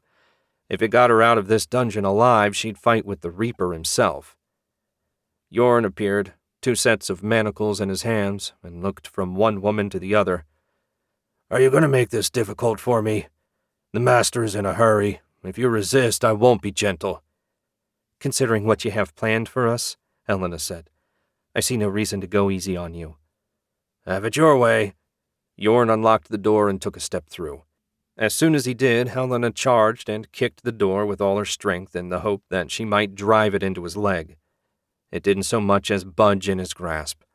She narrowly avoided a backhand that no doubt would have put her out of commission. How could he be that strong? "That was impressive," Vanessa said. "I don't see you doing anything to help." Yorn stepped the rest of the way into the cell and closed and locked the door behind him. The key went in his pocket, and the manacles ended up clattering to the floor. Helena went left and Vanessa right. Whichever of them Yorn went after, the other could attack him from behind. Yorn's dark, beady eye narrowed even further as he glared at them. He seemed uncertain what to do, and Helena was content to wait for him to make the first move. Every second they delayed was a second longer they weren't on their way to the altar. With a little growl, Yorn lunged at Helena. She dodged out of the way and kicked him in the knee. It was like striking a tree trunk, only harder. Vanessa darted in and punched him in the ribs to equally little effect. I'm going to enjoy watching the master cut your hearts out. Yorn charged at Helena, arms spread, giving her no good options to dodge. She leapt straight up. Yorn wrapped his arms around her ankles and pulled her down to the floor. The impact drove the air out of her lungs. Out of the corner of her eye, she saw Vanessa run for the door. Somehow she'd pickpocketed the key. The door squeaked open and she sprinted away. Helena was on her own. Chapter 22. When Daisuke arrived, the altar chamber door was wide open. Not trusting that for a second, he scanned the entry for traps or any other dangerous magic. To his considerable surprise, the doorway was clear. Beyond it waited an intimidating stone chamber filled with benches lined up facing a gray stone altar covered with a blood-red cloth depicting Abaddon's hellfire symbol. Razok's prison rested in the exact center of the altar. Behind it stood two men in black robes. He recognized both from Nicholas's memories. The larger of the two was the Devil Man, and the smaller the Devil's Shadow. A little ways to the right he could make out the indistinct outline of an invisible figure. Impossible to say who or what it was, though the outline was vaguely feminine in shape. Readying his defenses and taking a tighter grip on the staff of law, Daisuke strode into the room. "You either have great courage or no brains to walk in here alone," the Devil Man said. "Plenty of dead men have thought the same. When you get to hell, you can exchange notes." The Devil Man threw back his head and laughed. When his head snapped forward, a gout of hellfire shot out of his mouth straight at Daisuke. He dove and rolled under the blast before countering with black lightning. His target wasn't the men, but the altar, or more precisely the prison, and went flying along with chunks of shattered stone. "No!" the Devil's Shadow shouted. "He can't be allowed to interfere. Forget the sacrifices. We'll summon Razok now and bind him to you later. Vixen, keep him busy." Daisuke had an instant to wonder who Vixen was before the invisible figure launched itself toward him. He slammed the staff on the floor, sending a rolling wave of force outwards. It slammed into Vixen and sent her tumbling backwards. In the process, it dispelled her invisibility, revealing an attractive woman that had obviously been magically altered in some way. Before she could recover, he sent another blast of normal lightning at the prison, sending it flying further away from the cultists. Daisuke sprinted after them, his attention divided between both groups of enemies. Another blast of hellfire came roaring his way. An ethereal wall appeared and angled the blast away from him and toward Vixen, driving the now recovered woman back. Daisuke grinned. It was always good to use the enemy's own power against him. The Devil Man reached the prison first. He had the seal in his right hand and started to bring it into place. Daisuke spun the staff in a circle, summoning a mini tornado which he hurled at the Devil Man. The second cultist got in the way and raised both hands. Ether gathered around them as he tried to stop the spell. He partially succeeded. Most of the energy was dissipated, but enough got through to send the Devil's Shadow flying backwards into his master. Both men went sprawling across the floor. The prison went one way, and the seal the other. Daisuke ignored everyone else and went for the seal. "Vixen, get the seal and meet us in my lab," the Devil's Shadow said. With unbelievable speed, Vixen shot past Daisuke and snatched up the seal. She had to slow to get it, and when she did, a stone spear shot up and pierced her left leg through the calf, nearly ripping the muscle off the bone. Vixen never made a sound and half-limped, half-ran toward a door in the rear of the chapel. A bolt of black lightning crashed into the wall just behind her, and then she was gone. He snarled and turned to deal with the other two, only to see them vanish down a hidden slide behind the altar, taking the prison along with them. He wanted to scream, but lacked the time. Vixen was leaving a blood trail a blind man could follow.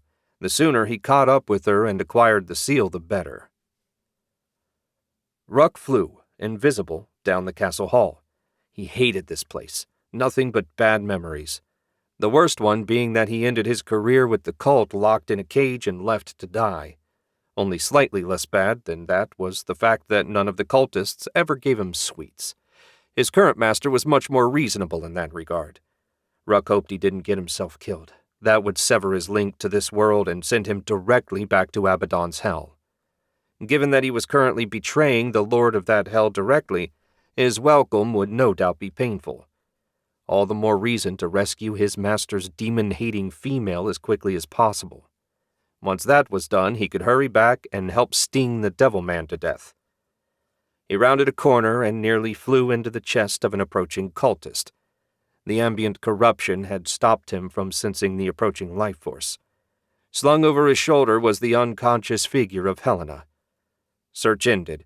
Ruck swung around and swooped in, tail leading. His stinger slammed into the human's neck and bounced off.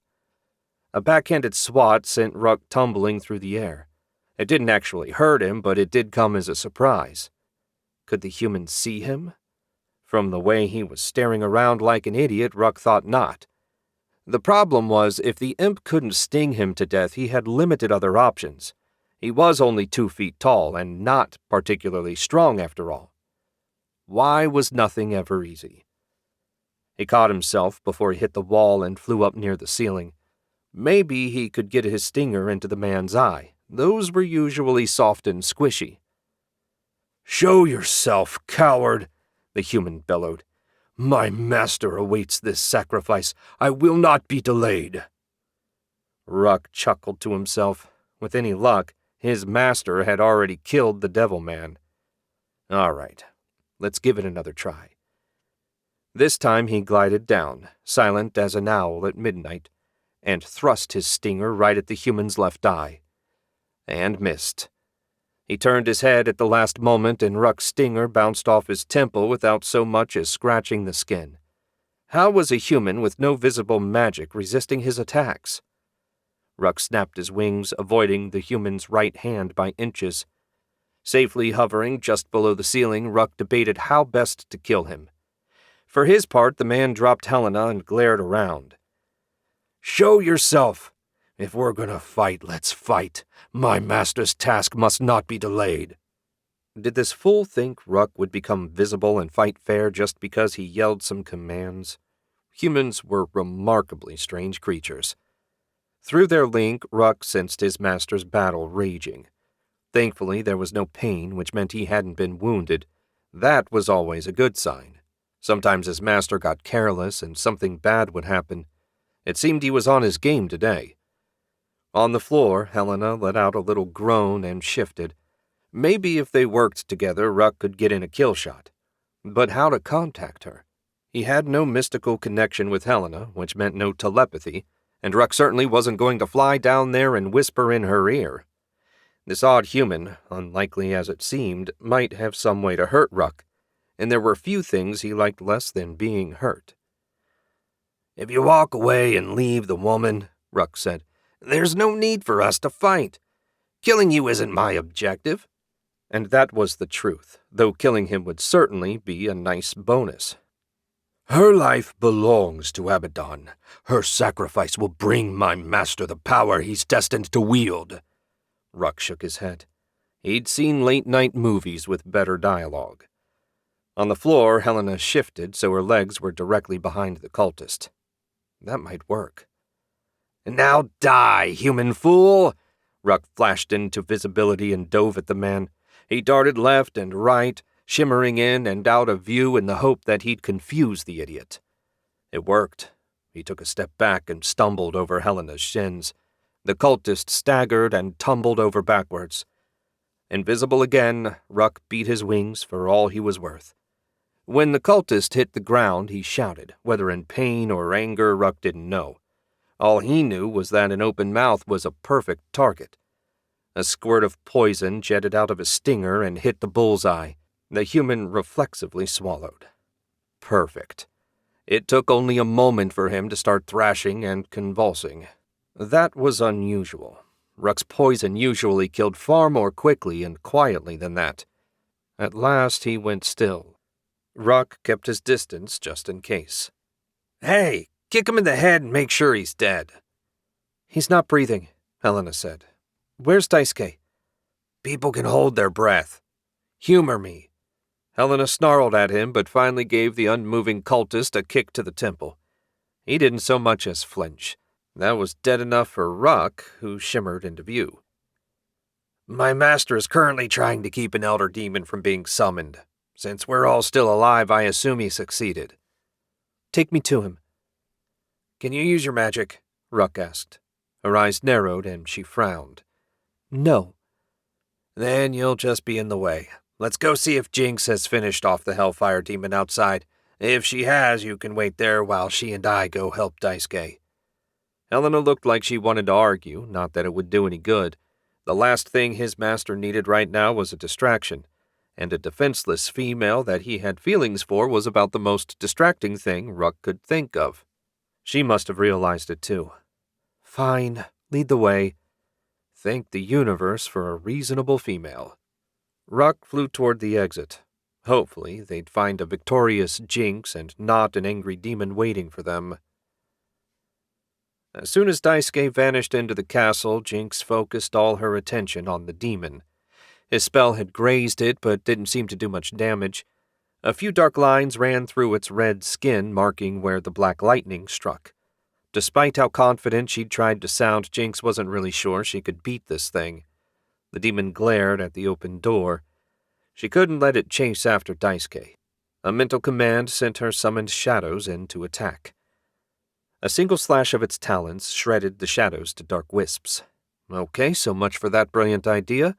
At least she now had the monster's full attention. It spat hellfire at her, and Jinx dodged right. Her counterblast of negative energy slammed into its chest, staggering it back a step and leaving a dark spot behind. Her magic wasn't totally ineffective. That was a relief.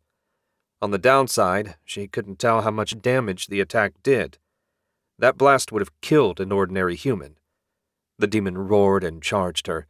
Wanting nothing to do with a close encounter of the clawed kind, she raced for the nearest shadow, leapt into it, and emerged behind the demon. A second lance of dark energy burned into its back, this time drawing a pained howl. Was the back its weak spot? It spun to face her, and she hit it again, this time in the chest. The demon shrugged it off and sent a counterstream of hellfire at her. Jinx vanished into the shadow paths again. That spell had pretty much confirmed that it was weak on the backside. She didn't know how many shots it would take to kill the thing, but she was good for about a dozen before she'd be too weak to fight. If that happened, she had no doubt the demon would rip her to shreds. She emerged behind it and blasted it in the back again. This time her spell drove it to its knees. Before it could rise, she hit it again, driving it all the way to the ground. "I know you're in there," Jinx said. "Take the mask off and surrender, and I promise I won't kill you. Please, let this madness end before anyone dies." The demon roared and surged forward, evading her hastily hurled spell. It sprinted around the courtyard, far too quickly for her to manage an accurate shot. Jinx cursed herself for being soft-hearted. She should have kept the pressure on when she had it down. Now she had to clean up her own mess. At least no one could say she didn't give the man inside the demon a chance to surrender. She stepped back into the shadows and watched. The demon ran around for a few more seconds, then seemed to realize she wasn't there any longer. It slowed and finally stopped, looking all around as if expecting to find her. Jinx waited until it turned away from her, offered a silent word of apology, and stepped out, ready to blast it again. The demon must have known that was her plan. As soon as she appeared, it spun and rushed right at her. She tried to slip back into the shadow, but was a fraction too slow. A razor-sharp claw sliced across her stomach, opening a shallow cut. Jinx clamped her jaw shut against the pain and looked down. Blood stained the front of her clothes, but it didn't seem too bad, just ugly. Lucky for her, as a half-demon, she was sturdier than a human, not that she had any desire to get hit again. In the real world, the demon was crouched and ready, looking in every direction, offering no openings. Jinx wasn't sure what to do. Another mistake was liable to be her last. The demon snapped around, staring at the castle. No, Had Daisuke come back? She couldn't let the demon attack him. Jinx emerged from the shadows directly behind the demon and hit it with every drop of power she could muster. She kept the flow of energy going until it felt like she'd hollowed herself out. At last, she fell to her knees, gasping for breath. "Thanks for the rescue."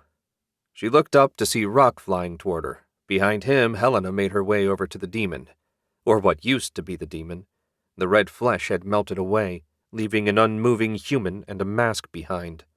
By some miracle, she'd won. "Daisuke?" she asked. "Still alive and hunting for the seal in prison." Ruck landed in her lap and transformed into a rat. "We came this way so as not to distract him." "We should go help him." She nearly laughed when she said it. Just standing might be more than Jinx could handle right now. "You're done," Ruck said. "Helena can't use her magic at the moment, and I'm just an imp and unlikely to be of any use in the sort of fight he's mixed up in. Better if we all stay out here where he won't have to worry about us." Jinx lay back and stared at the sky. Is it always like this? Having to hang back and let someone you care about face danger alone? Yes. Helena had left the dead man behind and come over, clutching the demon mask in her hands. And I hate it every time. Jinx smiled at that. It seemed they'd found something to agree on. Chapter 23. Daisuke hurried along the blood trail Vixen left as she fled the altar chamber. He didn't run. That would be a good way to stumble into a trap. But he did hurry. At least Jinx and Helena were safe. He'd gotten a telepathic message from Ruck a minute ago assuring him that both ladies were fine. Without that to worry about, he was free to fully focus on the matter at hand, namely getting the demon seal before the devil man and his flunky. He listened hard as he went, but the stone halls were silent save for his footfalls. The blood trail rounded a corner. This would be a perfect place for an ambush. Pausing, Daisuke extended his sight to take a peek. Sure enough, he found an invisible Vixen standing a few feet down the hall. From her position, he guessed she was ready to pounce as soon as he appeared. Her wound had already stopped bleeding, confirming that she couldn't be fully human. Smiling to himself, Daisuke blinked his sight back to his body and conjured an illusion. He filled it with negative energy and sent it walking around the corner. A moment later, it exploded. He rushed around the corner, staff leveled, and found Vixen lying on the floor, seemingly unconscious. He'd put enough negative energy in that trap to kill an elephant. Her life force was dimmed, but still present. Not wanting to fall for a trap himself, Daisuke leveled the staff and loosed a blast of black lightning. Vixen contorted her body, avoiding the spell, and scrambled to her feet. The woman, or whatever she was, panted for breath. How she was even on her feet, he couldn't begin to guess. "Drop the seal and surrender," Daisuke said, despite having no hope that she'd comply. As expected, Vixen remained silent, glaring at him through narrow, slightly glowing red eyes. The long dagger in her right hand trembled, betraying her weakness. It was a standoff. As soon as he tried to cast a spell, she'd be on him. There was one thing he could try. Drawing ether into his eyes, Daisuke activated Crimson Haze. When he did, Vixen arched her back and screamed. It was the first sound she'd made since the battle began. As he thought, whatever non-human essence made up part of her being, it was susceptible to his anti-spirit magic. Vixen collapsed as he burned her away inch by inch. Daisuke didn't know if she was a willing servant or if the cult had bound her somehow. But either way, she had proven herself to be his enemy, and his enemies all met the same fate. When the last of her life force vanished, Daisuke's eyes were stinging and he felt blood running down his cheeks. Hopefully he'd have at least a few minutes to recover before round 2 with the Devil Man. But first things first. He collected Razik's seal and fused it with the staff. With that done, no one should be able to open the prison or control the Elder Demon. Mission at least partially accomplished. He stepped over Vixen's body. When he did, a weak hand grabbed his pant leg. He stopped and turned back. How could she still be alive? Daisuke took a knee. Thank you for freeing me, Vixen said. You're welcome, I think. What happened to you? Remy bought me at a slave auction and performed some kind of ritual to fuse me with a magical creature. She seemed to gain strength as she spoke. He controlled the creature, and it used my body as its own. I was only a passenger. For years I watched my body perform the most horrible acts of murder while being powerless to stop it. I've wanted to die for so long, but I was too strong. None of my victims could even scratch me. So I thank you for stopping me. Her life force was fading fast. Daisuke was no dedicated healer like Carter, but he knew a few tricks. Damned if he was going to let another innocent die because of these sons of bitches. Gently weaving ether through Vixen's body, he strengthened her spirit a little at a time, enhancing its connection to her flesh. He also patched up her leg the best he could. When he finished, she seemed stable if very weak. Satisfied that he'd done all he could for her, he stood and continued down the hall. He checked each room until he found a door sealed with magic and warded with hellfire. This had to be the room he wanted. Master, are you okay? I'm fine, Ruck. I've got the seal. The Devil Man and his buddy escaped, and I'm in no shape to go after them right now. I'm looking for the other demon prisons so I can seal Dostrik and his little brother away. Did Jinx actually kill the demon? I'm not sure. She killed the hell out of his human host, but the mask with the demon seal is still intact. Well, I'll deal with it later. Stay with Helena and Jinx. I won't be long. He felt Ruck's consciousness fade to its usual place in the back of his mind and returned his attention to the warded door. An ethereal construct scrubbed away the sealing runes and the magic dissipated. The ordinary lock proved no match for a hard front kick. Inside was a workshop with tables, shelves, books, and all manner of magical paraphernalia.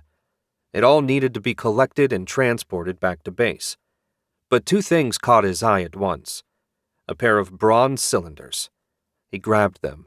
The rest he could deal with later. Daisuke closed the door and put a ward of his own on it. It wouldn't stop a determined wizard, but it would slow them down and let him know someone had shown up looking to cause trouble. For now, he'd done all he could. He went back down the hall, scooped up Vixen, and made his way back to the castle entrance. It was time to go home and get some rest and cookies. Helena stood over the corpse of Velkan and shook her head. For a demon-worshipping cultist, he hadn't been such a bad guy. It always seemed a shame when someone with the potential to be okay got led down the wrong path. Sometimes, usually late at night when she couldn't sleep, Helena wondered what would have happened if Daisuke had agreed to join the Blood of Solomon instead of the Circle. She shuddered just thinking about it. Swallowing her regrets about Velkan's fate, she picked up the mask and walked over to check on Jinx. While she considered the woman a rival when it came to Daisuke's affection, she didn't actually dislike her as a person, and she was a teammate now. That counted for a lot. Ruck had curled up in her lap in rat form. Both of them looked up as she approached. You two okay? Jinx offered a weak smile. I've been better, but the bleeding's already stopped. My demon blood ensures that I heal quickly, though I won't be at full strength for a week or so. What about you? Bumps, bruises, and I still can't touch the ether. I don't know what sort of poison they've got in the dungeon, but it's really effective. It's not poison. It's miasma, Ruck said. The foundation of the castle is built using stone brought from Abaddon's hell. It retains the corrupting effects of its source. It doesn't bother demons or undead. Daisuke could probably withstand it for a couple hours if he had to, but for a normal human wizard, the corrupting effects would keep you from being able to use your magic. If that's the case, shouldn't I be fine now that I'm away from it? And how did they block me from casting after the demon knocked me out? You absorbed some of the miasma due to long-term exposure. Getting out in the pure ether will purge it in time. As for your other question, a little bit of powdered demon stone that had been enhanced with the curse mixed into your food or water would do it. Helena nearly gagged at the idea that Vulcan had fed her stone from hell. She found herself a good deal less sympathetic to his fate. "Master!" Ruck leapt off Jinx's stomach and flew toward the castle. Helena spun, smiled when she saw Daisuke looking more or less intact, and immediately frowned when she noticed the beautiful woman in his arms. Another one. How did he keep finding them? "Who's that?" Helena asked. "Her name's Vixen. The cult grafted a spirit into her body and used it to control her. Somehow she survived me burning the spirit out, but she's in rough shape. I need to get her to a healer in a hurry. Speaking of, are you two okay? I still can't use my magic, but otherwise I'm fine. I can't believe I'm going to say this, but mostly that's thanks to Ruck." "It's good that you no longer deny my greatness," Ruck said from his perch on Daisuke's shoulder. Helena made a face, but for today at least she'd let him get away with his comments. "I got pretty beat up." Jinx forced herself to her feet. "But nothing that won't heal in a few days." "That's a relief. Let's get out of here. Vixen isn't getting any lighter, and I can't shadow walk until we're outside the barrier." "My powers worked fine during the fight," Jinx said. Daisuke set out for the gate, and Helena fell in beside him. Jinx joined the group opposite her. "Did you try to move beyond the barrier?" he asked. "No, just short range." Daisuke nodded. "I suspect if you tried to pass through the barrier, you'd find the passage blocked." After a brief pause to rust a hole in the portcullis, they set out down the dirt road. 100 yards further on, Helena asked, "Did you see Vanessa?" "Nope. If she got loose, I'll bet dinner at your favorite restaurant that she split as fast as her legs could carry her, especially if her magic was in the same state as yours. She's probably long gone. And good riddance. I'm pretty well tapped out at the moment. I could fight if I had to, but I'm nowhere near my best." "What about Timothy?" Jinx asked. "Shit," Helena said. "I forgot all about him. Last I knew, he was still alive in the dungeon. We can't leave him here." Daisuke's face twisted. "I'll come back for him as soon as we get Vixen to a healer. I'm not sure how glad he'll be to have survived considering what happened to his brothers, but we can't leave him to die either. He should be fine for an hour or two." That seemed optimistic to Helena, but she was hardly in a position to argue. They made the rest of the walk in silence, and as soon as they passed through the barrier, Jinx carried her through the shadow paths. A few seconds later, they emerged in Zurich behind their headquarters. Home again. By some miracle, Helena had survived getting kidnapped by a demon cult. There had been a time in the dungeon where she'd had her doubts. Through it all, only one thought kept her from giving up, and that was knowing that Daisuke would be coming for her. And he did, more or less. And he always would. She understood that, even if he didn't love her the way she did him. For now, that would have to be enough. The emergency escape tunnel under Abaddon's altar led to an earthen tunnel that had been reinforced with magic. Remy appreciated having a ready escape path, though the Devil Man said only a coward would use it. He glanced at his quote-unquote master, who was busy brushing dirt off his black robes. With the cult destroyed and his plans in ruins, Remy considered killing the arrogant priest and starting over elsewhere. He dismissed the plan a moment later. For all his stupidity, the Devil Man was still a reasonably powerful magic user, and new pawns could always be found. Now that Vanessa had escaped, it was only a matter of time before Solomon the Great sent someone after him. When the inevitable confrontation came, Remy wouldn't object to having a disposable ally on hand. "We need to circle back to the castle and meet up with your assassin," the Devil Man said. "As long as we can summon Razak, there's still a chance to turn this debacle around." Remy generally had great faith in Vixen, but when he recognized who was after her, his optimism that she would survive and escape dimmed. It didn't really surprise him that Daisuke was the one that showed up. One thing he'd noticed was that both the Circle and the Blood of Solomon wouldn't hesitate to send someone to rescue one of their members. He assumed the only reason no one came for Vanessa was that Solomon had no one available to send. "Her opponent is formidable," Vixen may not be up to defeating him. He looked like a boy to me. The Devilman led the way up the tunnel. And yet he got past Vulcan and forced the two of us to flee. Not an insignificant accomplishment given our combined power. The Devilman grunted without further comment.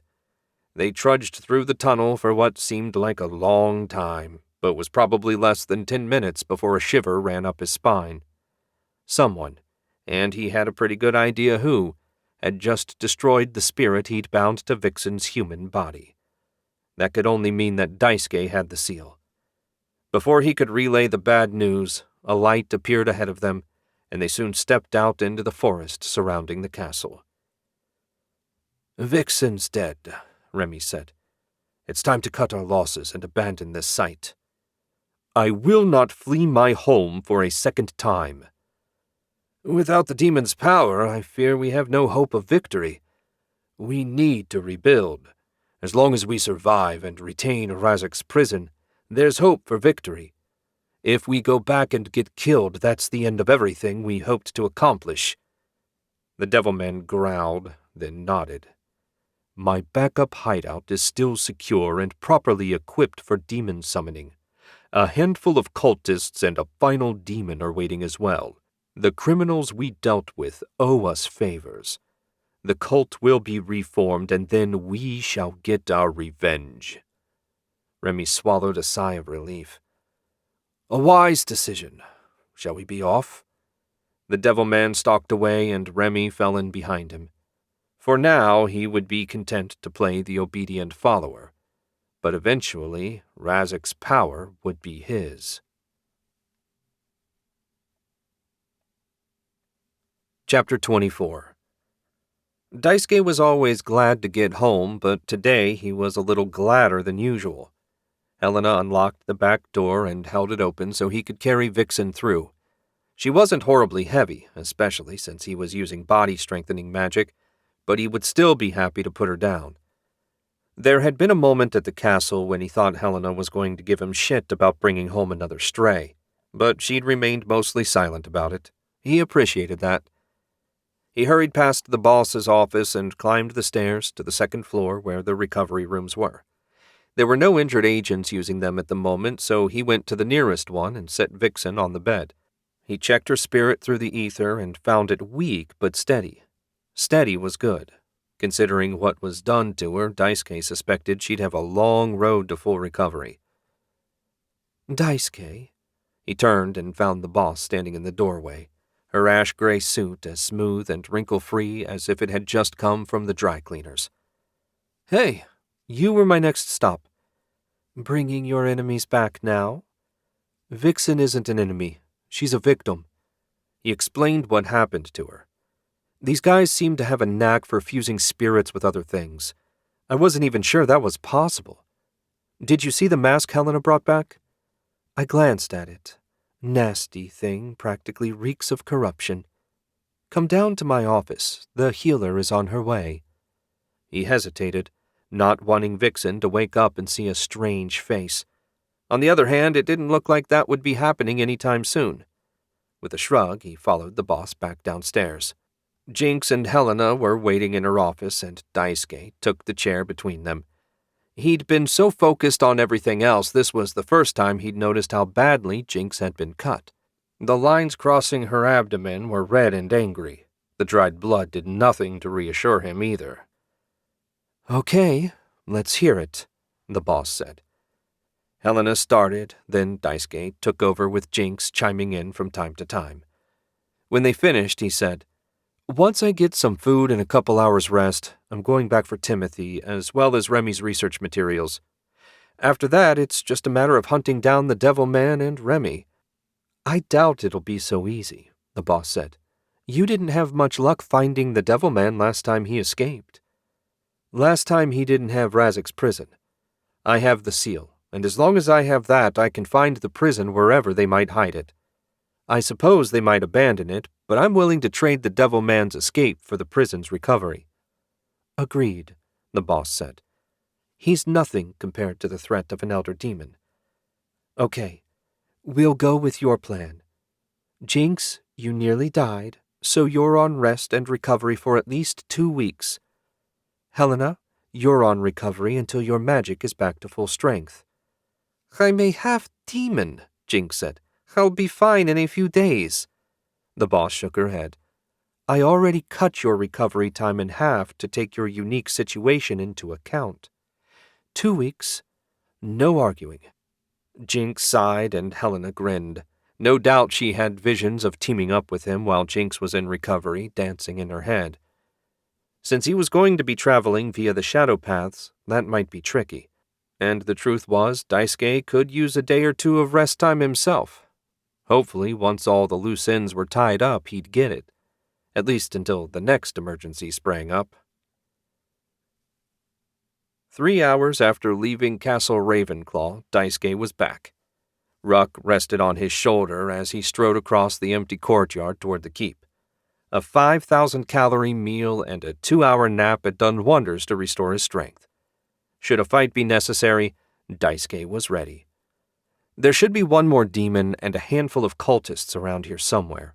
With his luck, they'd probably fled to cause him trouble in the future. That was actually okay with him.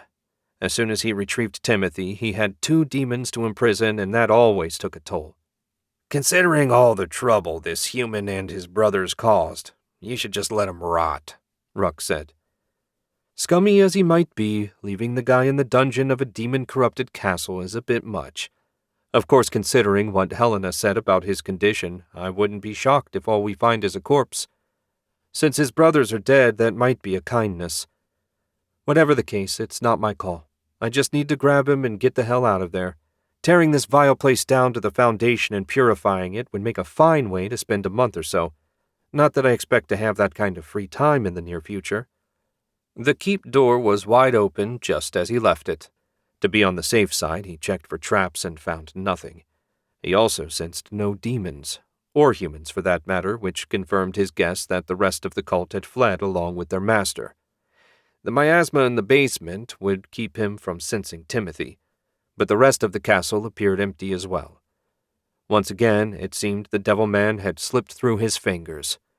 In a couple of days, he'd get busy rectifying that situation. Inside, they made a quick stop to clean out Remy's lab. Even after emptying his trunk, the material barely fit. With that done, Ruck took point and guided him right to the stairs that led to the dungeon. Daisuke wrapped himself in an anti-corruption barrier. Combined with his natural resistance, that should be plenty for the few minutes he'd be down there. A ball of conjured light went down first, and Daisuke followed. At the bottom of the steps, the miasma washed over him, but was turned aside by his barrier. If Helena had to spend days down here, it was no wonder her magic wasn't working. A quick search confirmed a single occupied cell. Daisuke blasted the lock and stepped inside. Timothy Blaze was, by some miracle, still breathing. His body was covered in burns and bruises. From their angle, it looked like all his fingers had been broken, a crude but effective form of torture. Right, he could do a full assessment outside. Daisuke conjured a disc under Timothy and quickly retraced his steps to the courtyard. Fresh air had never smelled so sweet. He paused and sent a stream of ether into Timothy's body. His life force was weak, but the internal damage was minimal. The vital organs were all intact. He was dehydrated and malnourished, but nothing an IV wouldn't fix in a few days. Timothy groaned and opened his eyes. Who are you? Where am I? My name is Daisuke, and you're in the courtyard of Castle Ravenclaw. I'll be taking you to a hospital presently. You should try and rest. My brothers. Daisuke hesitated, but it wasn't like there was ever going to be a good time to tell him. Dead. Killed by the cult. You have my condolences. I killed them. I was too weak to resist the pain any longer. When I finally broke, I would have told them anything to make it stop.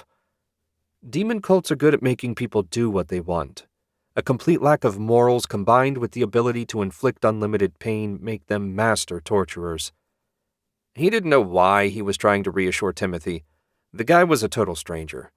Still, Daisuke felt the need to make the effort. Don't be too hard on yourself." Timothy let out a long sigh and threw his arm over his eyes. Somehow, Daisuke doubted his words had done much good. There were counselors at the hospital that could hopefully help him. He set out again for the edge of the barrier. He was burning daylight, and the demons weren't going to imprison themselves. When Vanessa finally appeared in the teleportation chamber of Castle Solomon, she let out a long sigh of relief. The sandstone walls had never looked so welcoming. Her time in Castle Ravenclaw's dungeon had left her tired and weak. Her magic had yet to recover. She was confident that it would eventually. She had to believe that, or go mad. Only access to a cache of supplies that included a teleportation stick had allowed her to safely return home, and she did think of this place as home, certainly more than the shabby apartment she'd lived in before joining the group. She looked down at her filthy, wrinkled clothes. Best if she changed before reporting in to Lord Solomon. The chamber door opened, and a youth in a white robe stepped inside. The shapeless robe disguised the initiate's sex, but then a distinctly female voice said, "Lord Solomon sensed your arrival and asked that I escort you to the meeting room." Vanessa grimaced. So much for changing her clothes. "Okay. Are any of the other members here?" "No, ma'am. Everyone's out on missions. Only the initiates, the new chief archivist, the healers, and, of course, Lord Solomon are here at present." Outside, they turned right down the hall. Vanessa didn't need a guide. She knew every passage intimately, but she kept that to herself. The initiate was more of an honor guard than a guide. The 3 youngest members of the Blood of Solomon handled all the menial labor in the castle while studying to make the most of their magic. The room where she appeared was only a couple minutes away from the meeting room, and soon her guide stopped and opened the door for her. "Welcome home, ma'am." "It's good to be home." Vanessa smiled with genuine warmth and stepped inside. At the head of the rectangular table, his tan robe smooth and crisp, and his white beard perfectly trimmed, sat Solomon the Great. The master of the order stood as she approached. "My poor sister, look at the state of you. Our enemies will suffer greatly for this insult should they fall into our hands. How are you feeling?" "Weak, my lord, and hollow without my magic. I humbly apologize for my many failures. I hope you can forgive me."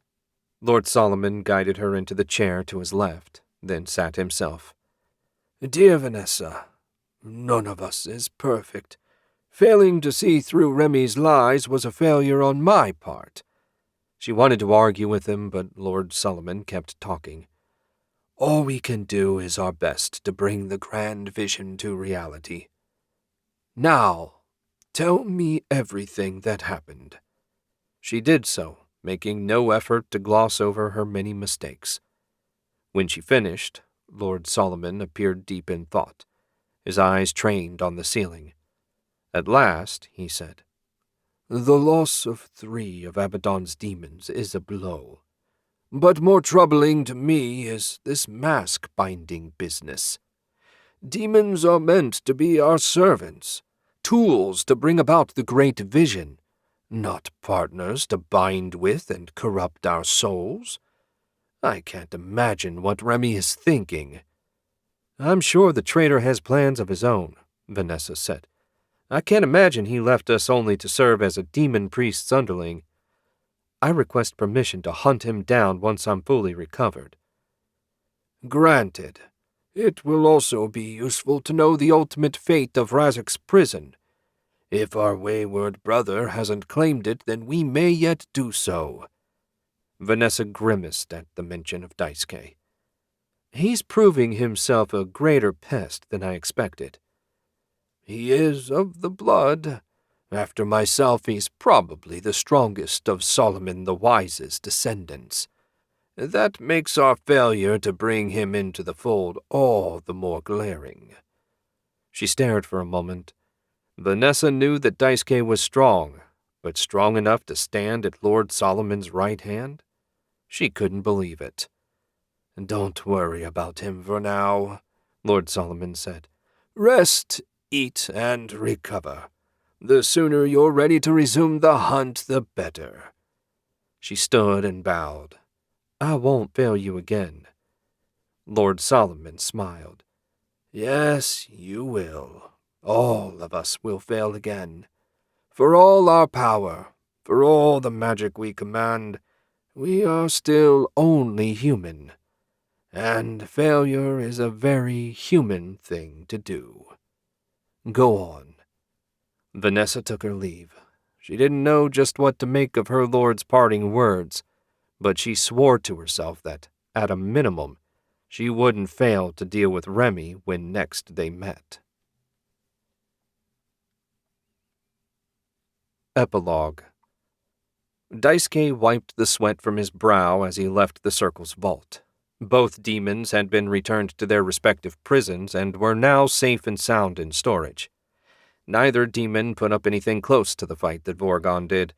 The trickiest part was separating Zog's essence from the mask. That binding had been impressive work. His respect for Remy's magical skills had gone up a couple of notches. The man himself was still a piece of trash, but his talent couldn't be denied. Leaving the narrow passage that led to the vault, Daisuke took a deep breath of cool mountain air. That made 4 demons locked away and 68 to go.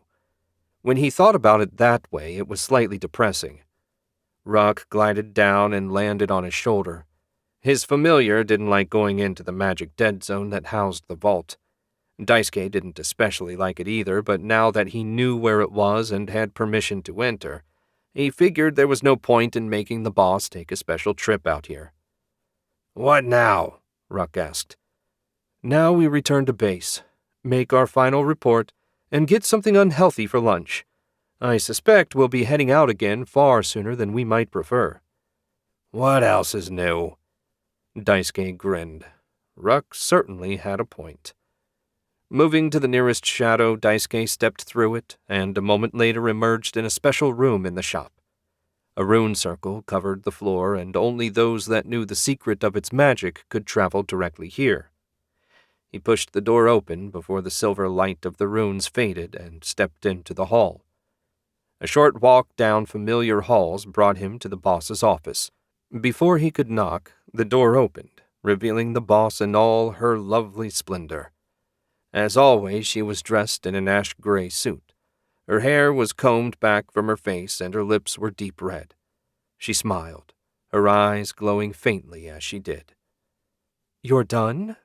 "Yup. 2 demons in the vault. The computer didn't even threaten to shoot me." "Of course not. That's the most advanced AI system in the world. It wouldn't make such a simple mistake. You'll be going after Razak next." Daisuke nodded. "Figured. I've got the seal, so tracking down the prison shouldn't be too hard, assuming that Remy and the Devilman don't have a hideout shielded against tracking magic. I'm more worried about what the Blood of Solomon are going to do. You just know Vanessa Warhawk has told her master what happened by now." Daisuke shrugged. "I'll deal with them if and when I have to. How's Vixen?" "Still unconscious.